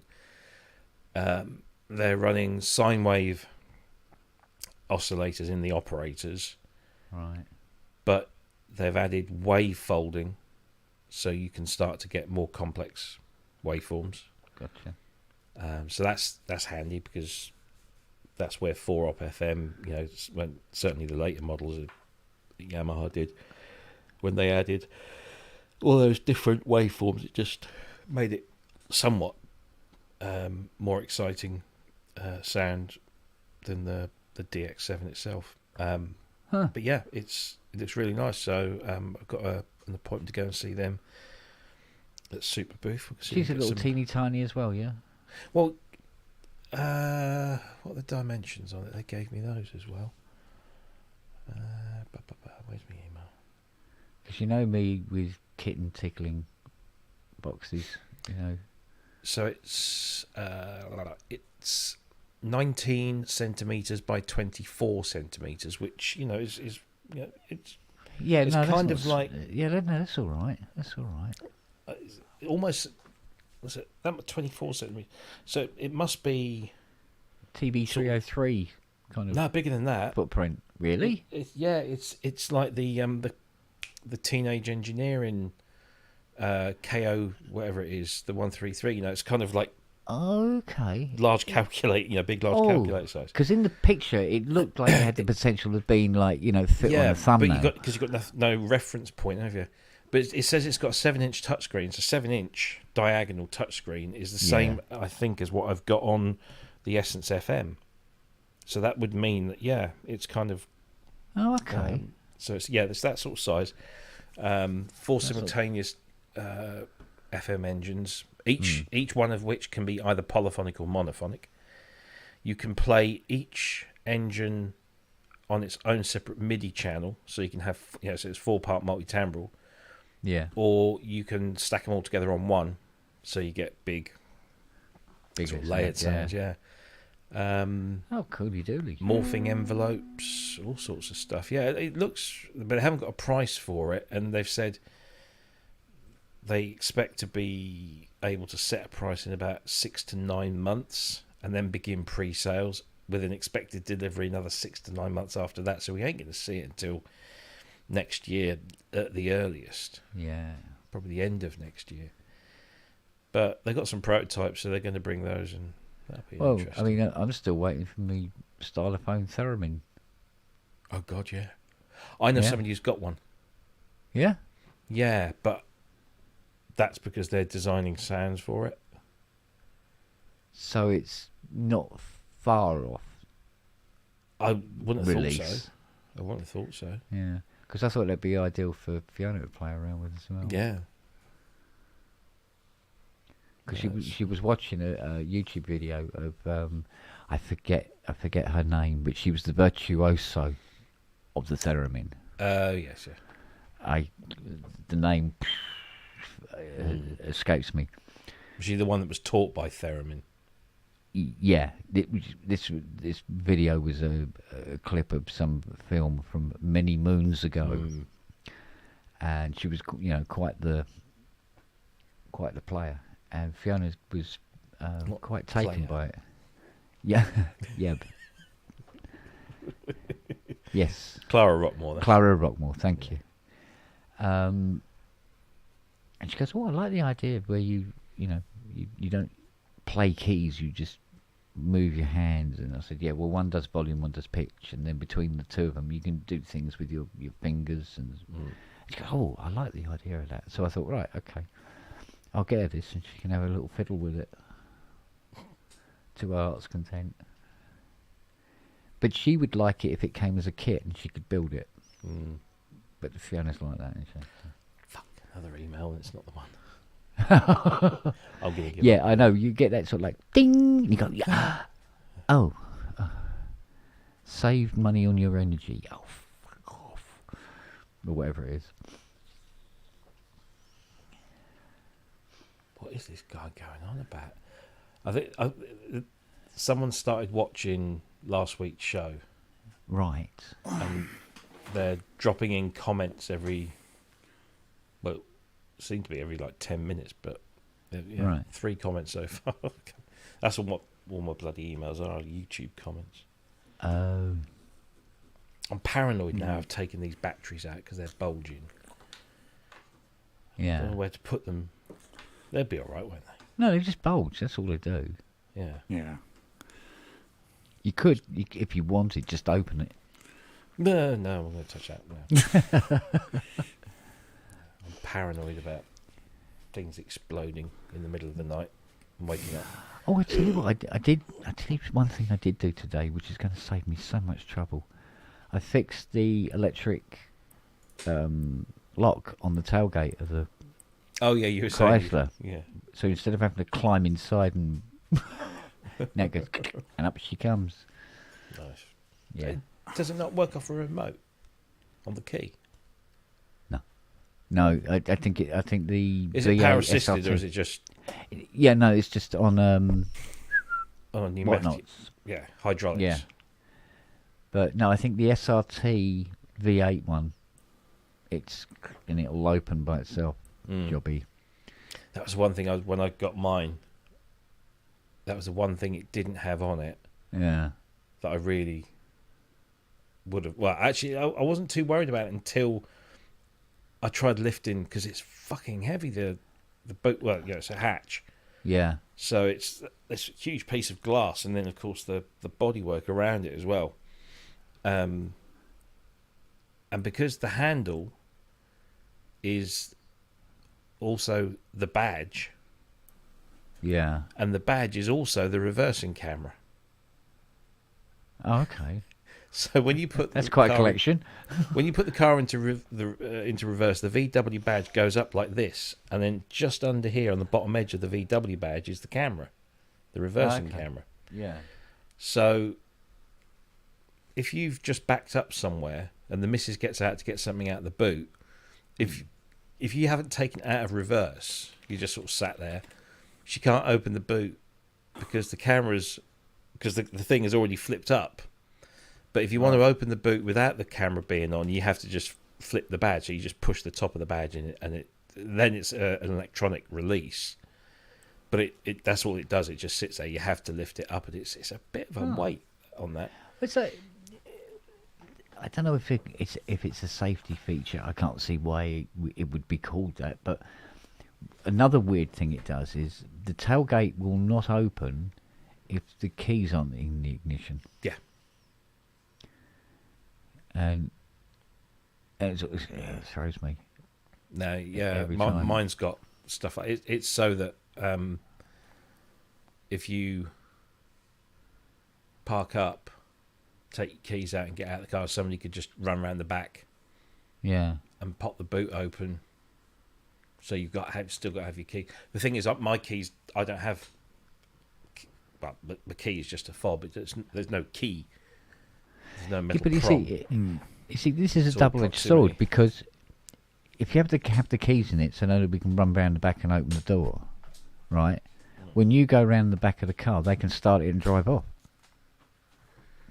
So one is you got something nicked out of the boot of your car. The other one, you lost the whole bleeding motor. Well, yeah. Do you know what I mean? So it's sort of like, is that a feature that works in certain scenarios or what? But mind you, I suppose it depends, doesn't it? With my one, because it's keyless, I generally have the key in my pocket, so that's it'll just stay in my pocket even when I'm in the car. Yeah. But if I get out of the car to do whatever, load something in the boot, if I move just a fraction too far away from the car starts, there's an alarm go off inside that it says it can't find the key because I'm not close enough to the vehicle, which is a pain. But then, to be honest, the whole keyless thing is actually a really useful thing. Well, it's like this thing with Fiona's keys to the Smart. She was grabbing them out of the kitchen to bring them out, and when she picked them up, and she hadn't even known she'd done this because I was out the front, so she's in the kitchen, and suddenly her soft top opens up. Oh, right. And it goes right to the back. Because she's squeezing the key. Yeah, because she's picked them up and must have touched the button. And once activate, just a little, momentary, it opens all the way to the back. I said to her, can you imagine if you're doing that? You're in the kitchen, I'll put these keys away because we've got a little slot in the drawer for it. And you've accidentally knocked it open. It's like 1 o'clock at night. Yeah. And it's pissing with rain. And you're not even going to know that you've had the roof off all night. You wake up to a swimming pool with 4 wheels. She goes, oh, yeah, you've got to be careful. I said, yeah. Looks it. So, Because my car, if you want to unlock it, you just walk up to it, put your hand in the handle, yeah, and it unlocks. yeah, As long as you've got the key on you. yeah. And you can set it up so you can either do driver door only or all doors. So if you've got, yourself, the wife, 2 kids, and everyone's getting in each of the doors, you can have it set so only the driver can open all doors, and everyone else has to wait. Or you can have it so they can all open the door. And because I'm so fucking paranoid, I have it just set for driver, and my kids are thinking, Dad, it won't bloody open. Yeah, give me a fucking chance.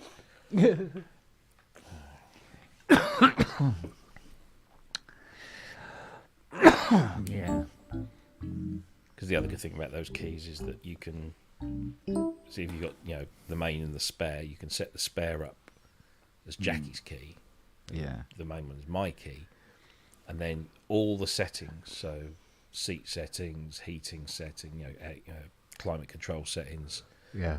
light settings, whether it's the overhead lights or the the LED strips that go around the inside. You have different colours, so you can set all the colours up and store it on that person's key. So when Jackie gets in the car, she can have the yellow lights around the edge and seats and blah blah blah. And then when I get in the car, it just puts it to my settings. It's very clever. Yes. When yeah, it I works. got that on the Chrysler as well. Yeah. I need I to, don't to know. get one of those ODB. What are they? ODB? OBD? Oh things yeah, you plug- the, yeah, the plug-in Yeah. diagnostic. Yeah. Because if you get one of those, you can mess around with all sorts of different things. Like, you can. You can do fault finding, all sorts Yeah. of that. Well, mate. yeah. That's the main thing. But you can also mess around with the standard settings and turn things on and off. That because the amount of manufacturers that make a car with all these different optional extras, and the optional extras are all built in. It's just whether they're turned on or not, and that's what Yeah. you're paying the extra for is to have them turned on. Well, there's actually so much electrics in the Chrysler that I bought a the actual sort of like handheld computer for it. So I have got the OBD Yeah, unit that you OBD2 plug in. or something, isn't it? Yeah, something like that. And there was the little port for it and everything. But I've also got this big girl, which wasn't cheap, and bugger me if after I bought it, the car refuses to have any electrical faults at all. And I've had it knows. about 4 years now. No, I'm not going to do anything wrong. Oh, you little bugger. Okay. But the thing is, it's all makes. Right. So matey boy next door's got the what's he running? It's like a Range Rover, but it isn't. Sort of like a more of a thinner, more family friendly thing that looks like does the same job as the Range Rover. I can't remember the name of it, but he was having trouble getting that going. He was having all sorts of problems and lights coming up, and plugged it in. And it detected what the car was, and we went, oh, cool, like that. And we sort of run diagnostics, and I go, you got something wrong in your fuse box. I go, oh, okay, yeah, that's sorted it. And of course, all lights go out when you start it. And it's like, yeah, like that. So I keep that to hand just in case. It's bugger all on the Muzzy. There's nothing to plug it into. No, because I've got VW's little plug that goes in to that port, and that reports a whole bunch of stuff back to an app. But I can't control. I can't change anything.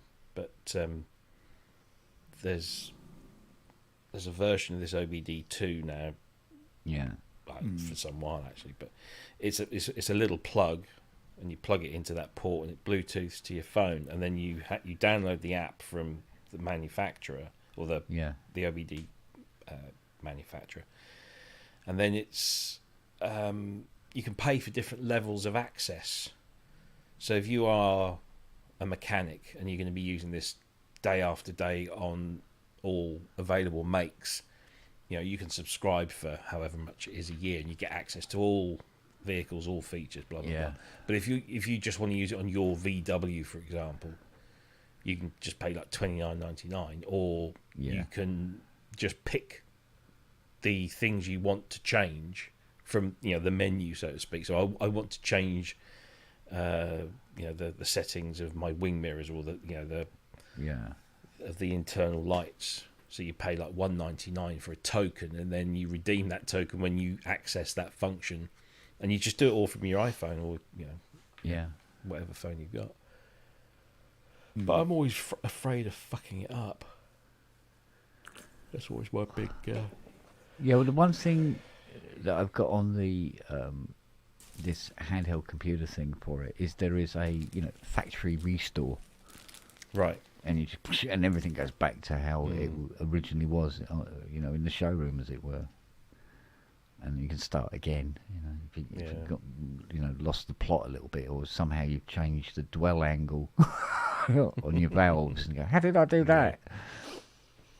So the electronic ignition is sort of like 20 years in the future now. And you go, oh my God, I've got to put that back. But the one thing I wish my car had was because it's 4-wheel drive. Yeah. But it doesn't tell you when it uses it.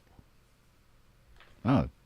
So it turns itself on and off. So it's an as required thing.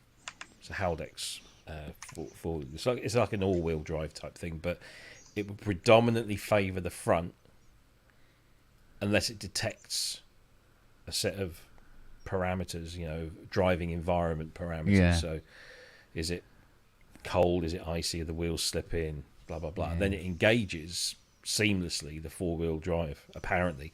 But you don't know. It never tells you that.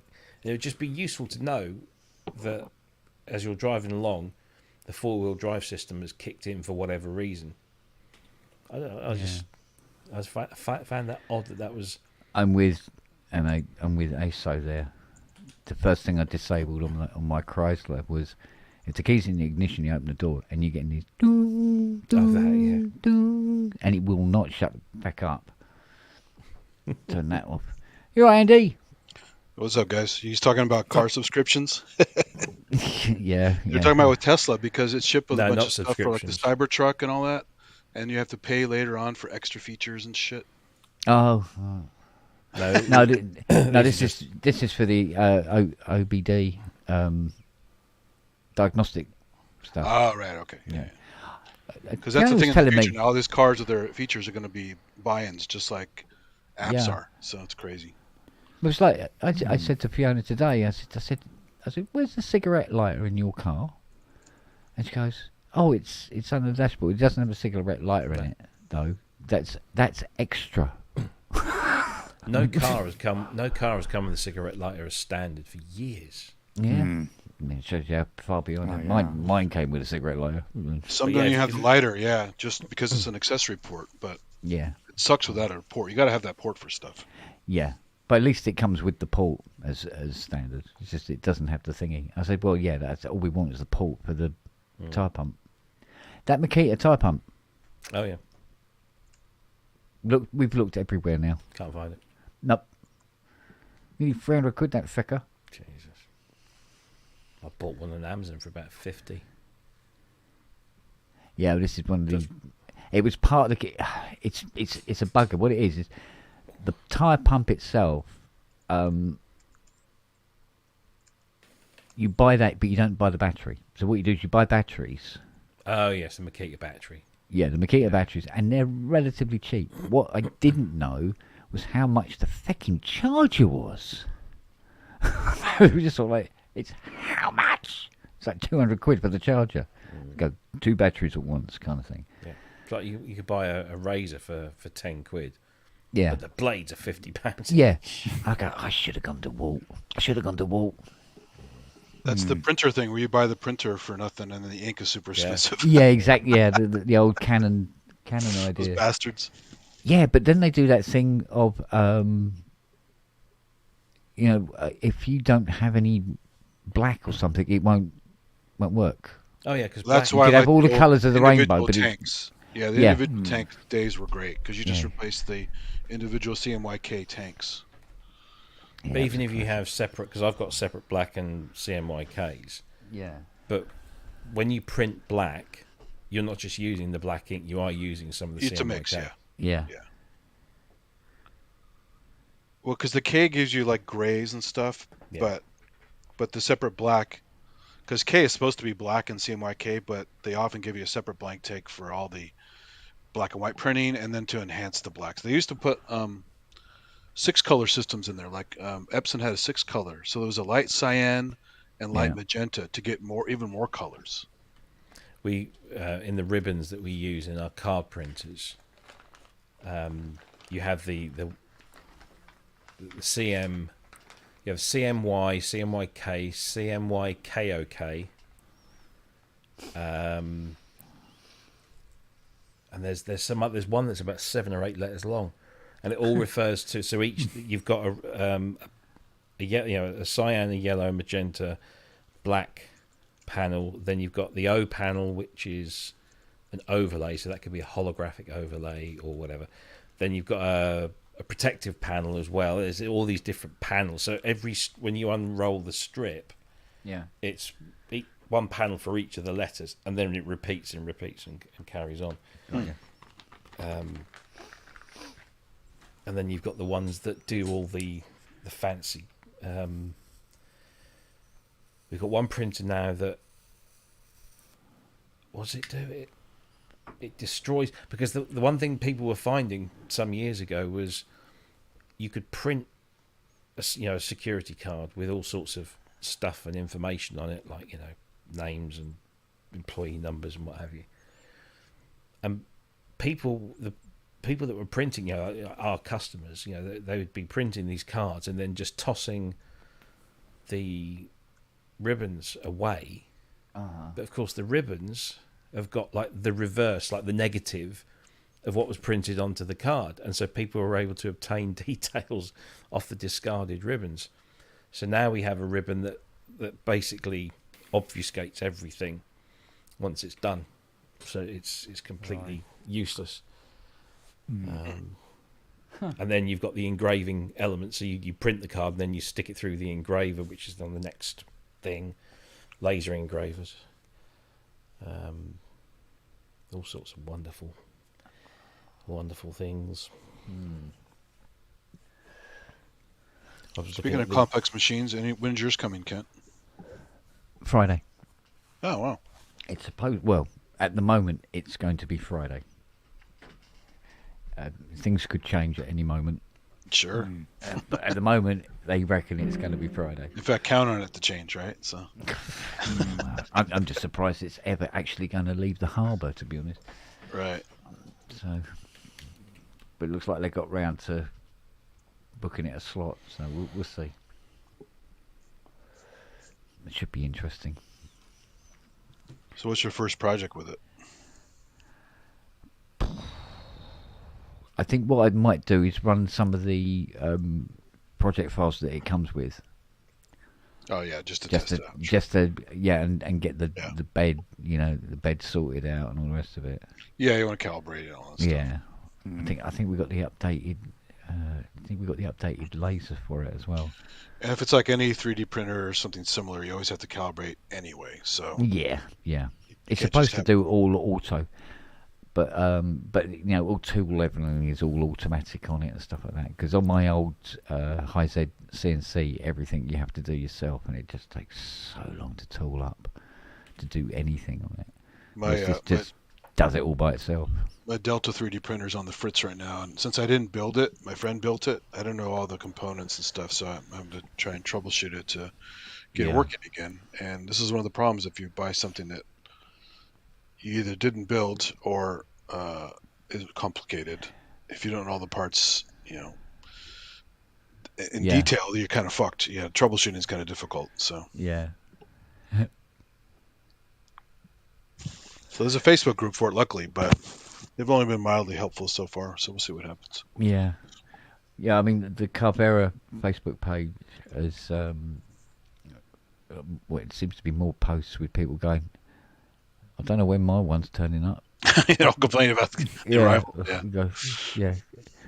I bought mine 4 months ago, still waiting for it. Yeah. I'm still waiting for my ELZ1 Play. I don't know what the hell that thing is. Well, I was talking with Robbie a while back about the stylophone theremin. Oh yeah, did you order that? So I'm still waiting for that. Yeah. Because the idea was you preliminarily buy it. You go, yes, I will have one, and they go, well, we'll bill you when they're ready. But it took my money straight away. I bet if you talk to Matt, he could help you out. Yeah. But like I say, it can't be far off because Robbie was saying that he knows somebody who has one, but they're doing patches for it. Because Matt Hodgson being a rep, he could probably get you one very quickly. I don't mind waiting on it, to be honest. Got enough shit to be getting on with, to be honest with you. You're not gonna be the next Claire Rockmore? No. No. I'm not going to be anywhere near that. It's hard. I mean, I've been playing off and on for years, and it's especially if you move it. It's obviously the position of the stuff in the room, other interference. Yeah. there's all kinds of variables that make it hard to play. It's like those bloody virtual drumsticks I got upstairs in the attic. I even offered them to Ian while he was here, and he went, "Nah, I'm all right, mate." I have a pair of those that works pretty well, but it's obviously it's not you're not getting the feedback. It does vibrate, but you're not getting the Yeah, pad no, feedback. these don't even vibrate, mate. There's no feedback at all. There was a thing guys were doing when those sticks first came out, where they basically set up around like their couch cushions and stuff, so they're actually hitting things. Yeah, that makes it. And if you're going to do that, get an electronic drum kit, then That's what I'm saying. That's why I finally got one, but I haven't. Have I practiced it? No. Yeah. So. Well, I had what did I have? I had a Alesis A6. Is that A6 kit or something? Which one? A drum kit? Yeah. So you had the brain, and you had like 4 pads, black like round a tabletop ones. thing. No, it was on proper stand thing. I understand. So you could sit with it with a stool. How old? I bought it brand new, but it was only it was a few years ago. Well, there's the Nitro. There's Won't be any one of those. yeah. Well, the Strike probably no. Something. Yeah, it won't be this now. But Somewhere I in the gave middle. it to Fiona's brother's boy, and that got him started. And now he's got a big kit and everything. And my God, can he play? Hmm. So Well, you don't got- feel bad, Andy. I don't practice my drums either. Yeah, but I've heard you play. You can actually play. I need to. I'm starting from scratch because I'm a hand drummer, but yeah. sticks is a whole different animal. So Yeah, but I'd love a hand drum. Who hand wouldn't? drums are awesome. Yeah, I think they're lovely. Love the How sound. about that ATV A-frame? It's one of the best ones I ever played. Hmm. So I did wonder about whether that could be adopted to the Terra. You could probably do something along those lines, couldn't it? Terra is kind of its own thing. You have to stick with its own interface. Yeah. Yeah. I mean, it does have MIDI on it, but I would just use it as it is. It's meant to be its own thing. Yeah. I'll settle for hand drum samples. I think. It's like Lyra 8. Lyra 8, you could make another interface for it, but it's meant to be played the way it is, right? Yeah, yeah, exactly. And which is, I don't know what this is going to do today. You get a feel for it after a while, but it is tricky. And like Yeah, it is. like all Grace over has the said shop. before, the pots are very sensitive. Yeah. So you can go from 0 to 100 very, very quickly. Because that was one of the things when I started repairing them was, the guy would explain what the fault was, and it took ages to decide whether it was a fault or not. Do you know what I mean? Because it was like, it's a mysterious thingy, but Yeah. you just get used to it like anything else. Just like the Osmos, just like the what you call it, the Seaboard. They're all Yeah. weird things. You just have to get used to them. yeah. Oh yeah. I think the I'd like to problem get I had my- with the Seaboard was there was no code. I'd like to get my hands on a wave drum. The wave drum's Yeah. great, but the A-frame is better. Yeah. The wave drum has great samples and layers and pressure sensitivity, but it's an island with no upgrades ever. Basically, there's no MIDI. There's Right. no, it's just ROM sounds. Mm. And at least the DSP and the A-frame, you can go off the rails with that, like synthesis style, Yeah. and get really crazy with it. Plus, the dynamic effects are way more elaborate than anything on the wave drum. Mm. How many drums do you have where you can push as an aftertouch to add reverb and then quickly let it go and reverb cuts off, or the opposite? I mean, it's super dynamic just for effects. It's Yeah. crazy. Yeah. That's pretty cool. Yeah, it's surprising no one thought about that until those guys came up with that. But I do like before that the wave drum was my favorite, and now it's just my second favorite. So Yeah. Yeah, I got some patches on the Hydra that do things like that as well, but you kind of expect that from keyboards, actually. Really. you expect it from keyboards, but to have it in a skin Yeah, that's Yeah. a different. Will you kettle really of fish. feel it? Oh yeah. Even though gosh. it's a thick polycarbonate skin, you still have that sensitivity. You really feel it, whereas a key is different. Yeah. Yeah. Hard to describe until you actually try it. I didn't quite get it until that's what it's all about. Oh, nice. Hmm. What? Yeah. And it's like, why are these not available anymore? Because nobody has them. I had to buy mine for Tolman because by the time I found about one, you either buy a used one on eBay at almost full price, or buy a new one from Tolman because no one in the U.S. was selling them anymore. Hmm. They're very hard to get because they just never took off. They're too esoteric, Poor marketing. Yeah.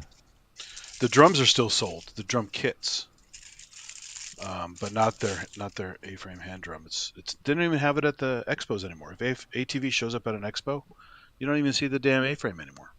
Hmm. So it's very silly. Yeah. No, I must admit, I was really lucky with getting my Seaboard. Because I imagine if I was the guy that had bought that, because he paid 5,200 for Oh, it. the Grand, yeah. Yeah, and he Yeah, they're sold hard it to for a find K. too, right? Yeah, he sold it for a K. But based on what you said about it, no wonder they're hard to find because they're hard to play. So, Hmm. Oh, they are incredibly good. There is no Yep. tolerance on them at all. they're like they're sharper keys, right? Don't they have like a Yeah, thinner edge? they're more. They sort of like you rely on your finger position is very very important on it. Yeah, On it's the less on the flat. rise, It's more edgy, yeah, right? but on the rise too, you've got like this rib on the top of the key, so you can physically feel where exactly the center of that key is. Do you know what I mean? So that makes it's easier, slightly easier to play than the Rolly Rise 1. So as you go back down the list and Aren't go there all the training way, wheels on it though? Can't you dial it back? you can a little, but Yeah. because of the shape of the key, it's still hard to nail. If you know what I mean. So then if you do any slide function, that's even harder, right? Because it's hard to go Well, vertical well, up and down. well, of course, the more you wind it back on sensitivity, the less glide you get, or you'll get like next to next. So when you go down, it hardly moves because you've turned the sensitivity down. That sounds like a Sounds nightmare like because my the wife. slide, you're going to get slop when you slide it. Yeah, absolutely. Wow. So, and of course, because it's an 88 noter, it's not a mono synth. No. And once you start using more than 4 fingers on it, it gets tricky. It really does get tricky. Yeah. But it was the Sounds like same. my It was the same problem that I was finding when I played the Osmos. I'm bending notes that I'm not intending to bend. Hmm. Do you know what I mean? Yeah. Yeah. But even then, the Seaboard Grand I've still found easier to play than playing the Osmos because they were physical keys. Mm. It's I don't know. It's just for me. I find it difficult to play the Osmos, No, I get it. and Plus, I've you tried spend more time many with the many seaboard than times to anything, improve so, that. Yeah. You have a feel for the seaboard anyway, so. Because I still get sour notes on the seaboard once in a while. Because I didn't dial it back. I'm trying to learn how to play it properly. And Yes, the Seaboard Grand doesn't do the. I don't think it does the back and forth on the key. I think that is what came about on the Rise. I knew there is. I think that's what's you can't lacking do slide on the Grand. Grand? You can slide up and down, but you can't go back and forth. That fifth dimension, I think. So it's not 5D, it's only 4D. I think it's only 4D. Wow. But this is their first iteration of it. That's true. Yeah. Yeah. I have to go back and watch that Jordan Rudess video because he does a full-on Grand demo. And I Yeah. thought he Yes, did the slide we'll on confirm it. it now. Hang on.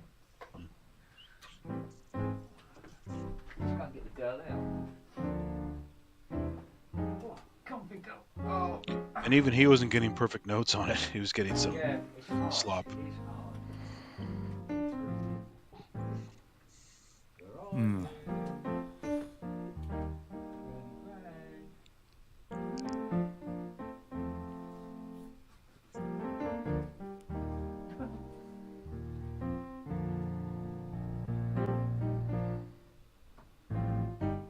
Is that a controller, Justin, or is that? Yep. Okay. Yep, Keylab Mark II 61. Running the Montage VST plugin. I find if I just stick to the motif sounds, then the CPU is kind of okay. If I do anything Montage, like even the trailer toys, the CPU is going to like spike up to like 60% or whatever. Did that montage come when you bought the new one, or did it had a separate purchase? Was it? What, the plugin? Yeah. No, the plugin comes free when you get a Montage. When you get it, okay. When you get the M8X or the M7 or the M6, it comes with a download code for the VST. That is just a pain to install, though. Ken, have you tried that Montage VST? Yeah. Is it? Do you like it, or you prefer the hardware only? No, I like it. At the moment it's literally just a preset player. But Yeah, I mean, you can do a couple things to edit. yeah, there's a it, couple but of nothing significant. We're Oh, waiting. so We're you waiting dumped for it down a June. bunch. Waiting Okay. for June. Yep, So, June they're going to be releasing the whole thing, but it comes free with a Montage yeah. out. So teasing Yeah. you with it. Sorry, Steve. Pretty much. I've really buried this seaboard in its case. So what I will dig that out for you, and we'll have a look at that. And I think you're right. I think there's no fifth dimension on the ground. Yeah, that's too bad. Yeah. Understandable if the keys are that picky. I get why they didn't have that feature on there. Yeah. Or they hadn't even thought of that yet. I bet they thought of it. They just probably figured they couldn't do it. So. Yeah. Because I mean, it's already a challenge, as you say. Yeah, exactly. So, although I was getting quite good at it, but it's keeping it up, Yeah. Yeah. So, but I like the way it has sounds built in. That's the real- what was appealing when I first saw that. Even though it was horribly expensive, I Yeah. thought how great to have a standalone. Yeah. That is nice. And that's why I still want to get a Rise 2 at some point, because I want to try that MIDI out so it can be a standalone. Yeah. And so I could just hook it to an iPad, basically. Yeah. Not be relying on a Now, fucking funny enough, computer all the time. the iPad app is sort of like a selection of sounds from Equator, and it's fine. Just the iPad and a Rise. Happy as Larry. I've been sitting up in bed before now playing a Rise in bed, and it's great because Bluetooth it, so there's no cables or anything to worry about, and just giving it some. Love it. And there's next to no lag, even though it's Bluetoothing. So, and I love it. Oh, the Bluetooth is excellent. Yeah, they're very Yeah, good. absolutely. Sometimes it has its moments. The Rise 1 sometimes has its moments where it went, I'm sorry, where's the iPad? Did you get the Rise Bluetooth to work on WIDI? On PC? Not with PC, but I couldn't get the WIDI to work very successfully Really? on PC. Full stop. Yeah, it was very funny. It didn't like it at all, and it was like. Is it the specific type of WIDI you have to use, or there? Well, it's supposed to work on both platforms, but it really does work better on Mac than that age-old story. It works better on Mac. Yeah, I know. It's It comes crazy. up on The so problem many is with things. Windows, the problem's not with WIDI. It's the Bluetooth. But I figured with WIDI they bridged the gap, but I guess they didn't. Yeah, well. Because Windows Bluetooth is shit anyway. But Well, this is the thing. You see, I had Bluetooth on the motherboard.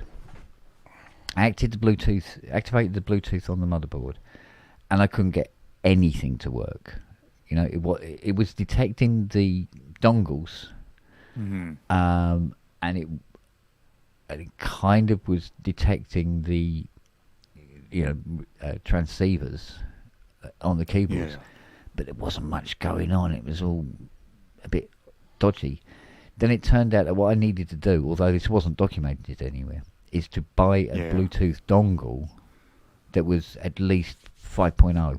yeah, Plug that in, and then you thought, oh yeah, I can see them now. Oh yeah, you want to transfer data, but it was losing keyboards here and there, and one keyboard wouldn't work, and then the other one did, where it lost communication and stuff. It was just a pain in the arse. So I gave I think about 6 Woody buds and a dongle to Ian. He took them home with him because he said he'd like to try out Woody. So I said, yeah. Because I tried the X key okay. Bluetooth on Windows. It sucks as well. So it's not just Woody, it's X key, it's everything. It's yeah. I mean, to be honest with you, anything bloody Bluetooth on a PC is a pain in the ass. Yeah. You know. But it's just so dumb. I can use it on my iPad or my Mac with no problem. And then you go, oh, here's a computer. Here's a Windows laptop that's probably nicer, and it doesn't work with it. So. Yeah. No, all forms of Mac Bluetooth I've had 0 problems with. It's just like, just work. No problem. But the Windows stuff is all like, go and get the cable, you know. So, that's pretty much what tends to happen with that. So, that was a expensive trip down a shit road. Steve Elbow said WittyBud Pro actually works on Windows, but I haven't heard much about that one. It does, but you know, it's, again, compared to how little effort you have to put into it when you use it on a Mac, as opposed to the, you know, hoop jumping that you have to do to make it work on PC. It's plug and pray as usual, right? So, yeah, exactly. Yeah. Oh yeah. That's Windows. Yeah, I mean, once they finally standardised the sound cards, for instance, a lot of those problems disappeared. You know, it just takes time, and they eventually standardise things, and it starts. You go, it's not a problem anymore. I remember with all the games and stuff like, is this a sound Christ, blaster? yeah. Is this a Gus? Yeah. Is this this? Is it a Is this? it set to 220? Is it set to 420? You know. You get your DMA IRQ. What's your DMA IRQ? Yeah, but, like, piss off. And then you had to do that thing with using the mem thing, where you used to have to try and get as much high mem free as possible, and that way you can use the higher res audio. And it's and go into the config file and the auto exec bat file and change things to make it work and drop this out. If we drop the CD device out, we'll have more room. I'll be able to run it in 640 by 480. Yay! Oh boy. Yeah. Those were the days. But the thing was, you knew how to do it, and you could nail it, and you could make it work. But I started losing track of all the new things that were coming out. So I'm glad they standardised. Well, Sound Blaster standardised it in the end, didn't they? Yeah, I think they did. You could just plug in an AWE32 and worked. High mem sys, that's it. They running high mem sys. Bosh. Get that 640k as free as possible. Yeah.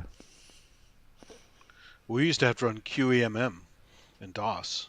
Oh yeah. Because things didn't have enough memory just for DOS. Yeah. Yeah,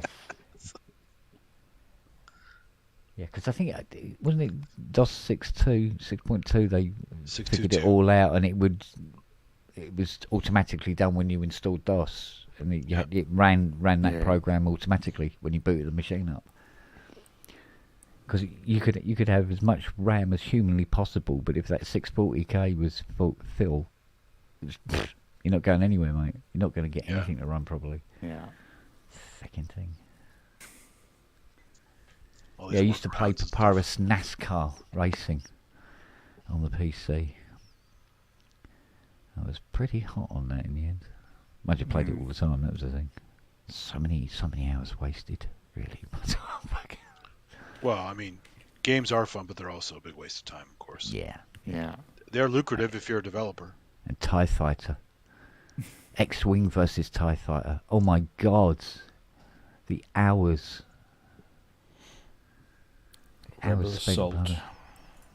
Yeah, that was later on. I never really got past the early ones.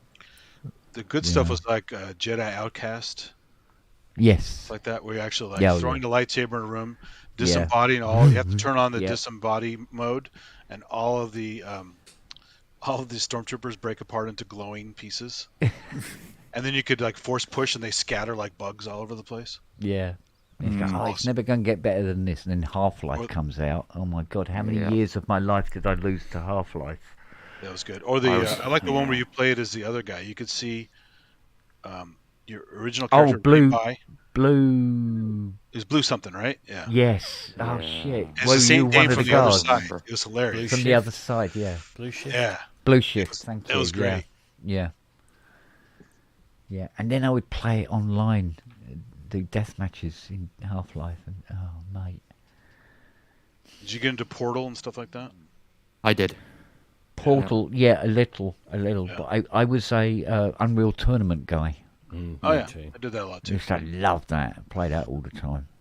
We did Unreal Tournament and Quake 3D stuff, like maps at work, after hours, and low gravity Yeah. modes with Yeah. rocket launchers. It was fucking Yeah. awesome.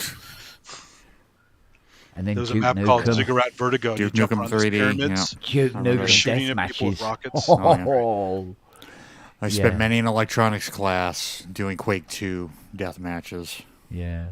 No, I love that Oh yeah, Duke Nukem. Duke Nukem rocket launcher thing. Suck it down. Unreal Tournament had great skins too. They even made a Yeah. skin one time for the Thief series, so you could be guards versus thieves. It had all the dressing of thief, but in an Unreal Tournament, power. It was really cool. There used to be those insta-death matches where you had the plasma gun, but it was one kill, one hit. One hit. kill. Well, the railgun was my favorite. Yeah. That was- Yeah, the railgun. Yeah. I used to jumping around with the jumping boots and used to get really good at that. Too good, in fact. Too many hours Yeah. wasted. A lot of hours wasted on Doom. Do you know? I never original really got into Doom or Quake. Not as I was much more as of a I Mac guy back then. Yeah, I played Yeah. Marathon a lot. You ever played Marathon? I was always Awesome. like, Duke Nukem, Unreal Tournament, NASCAR racing, X-Wing versus TIE Fighter. Basically, Marathon became Halo. It was one of the older. It started with Pathways into Darkness, Yeah, exploring the tombs under like the Incan Empire or whatever, and then the aliens from there got involved, and they had this Marathon game, which is a smart AI beaming you all over the galaxy, yeah, with Space Marines. You're Space Marines, and then later on it became Halo. yeah. So there's a whole long history of that stuff. Well, I you used to mean have the a big lot stuff? of email correspondence with Larry Niven, who wrote the Ringworld books. Ah, yeah. And he'd said to me he said there was a point when he was approached by,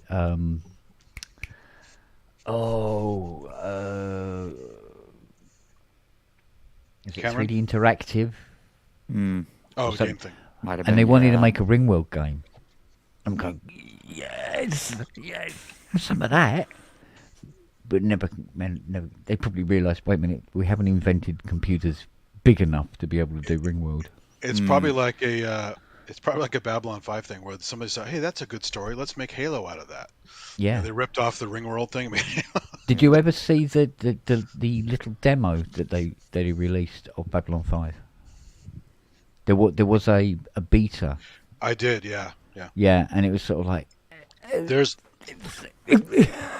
a mod pack for one of those space fleet games with the big old ships, and you can actually Yeah. recreate episodes of the show. People have actually written mod packs with all the speech and all the ships and stuff. It's pretty elaborate. I forgot the name of the game, yeah, but it's one of those giant fleet games.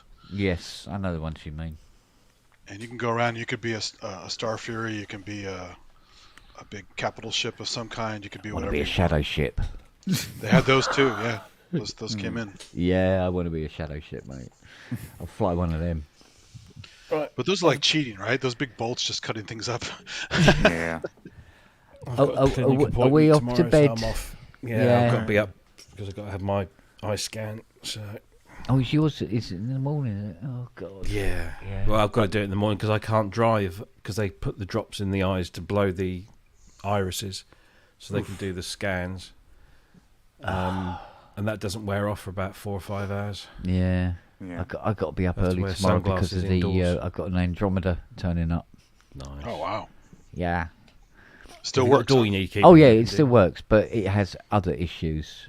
So I said, well, we'll look at the other issues, but as long as does Alesis A6 and then goes into a menu, we can talk. If it just says Alesis A6 and doesn't do anything else, skip. Oh, that's the Yeah. death screen, basically? That's it? Yeah, when it won't boot up, that's it, you're man. done. I hadn't heard that. That's wild. Yeah, that's it. You are done. Hmm. Nothing Yikes. that can be done about it. And from what I'm gathering, it's always the same custom. I The think A6? it's a main processor that just goes, Yeah. no. Yeah. It's a completely custom chip, and it's got like something like 129 legs. Yeah, they're ASICs, right? They're custom. Yeah, and it's weird. It's got 100. You think it'd be an even number, wouldn't you? But No, 129 legs. It's like, Even would be too easy. yeah, and it's so custom that it's like, no. Mm. Good night, Vienna. So that goes up the wall. Yikes. Yeah. Right. Have a good one. I'll see Yep. you. So, yeah. Yep. Later. Everyone, take care and look after oneselves, as always. Bye. We doing another one Thursday? Don't see why not. I don't see why not. We can. My life is pretty empty at the moment. I might have some more news by Thursday. Who knows? You never know. Yeah, but you can't show anybody. No. But you could probably play it off, just off camera and just annoy everyone. Go, ooh, what is it? Can't tell you. Or But top listen, secret, yeah. It won't Yeah. be Thursday because today's Wednesday. I keep thinking today's Monday. Yeah. Anyway. Oh, don't. Yeah, I nearly did it as well. Yeah. Hmm. Right Still, then. it means weekends are coming quicker. So right. Yep. See you later. All Take right. care. Take care, Yeah. everyone. Bye. ya. Bye, bye, bye, bye.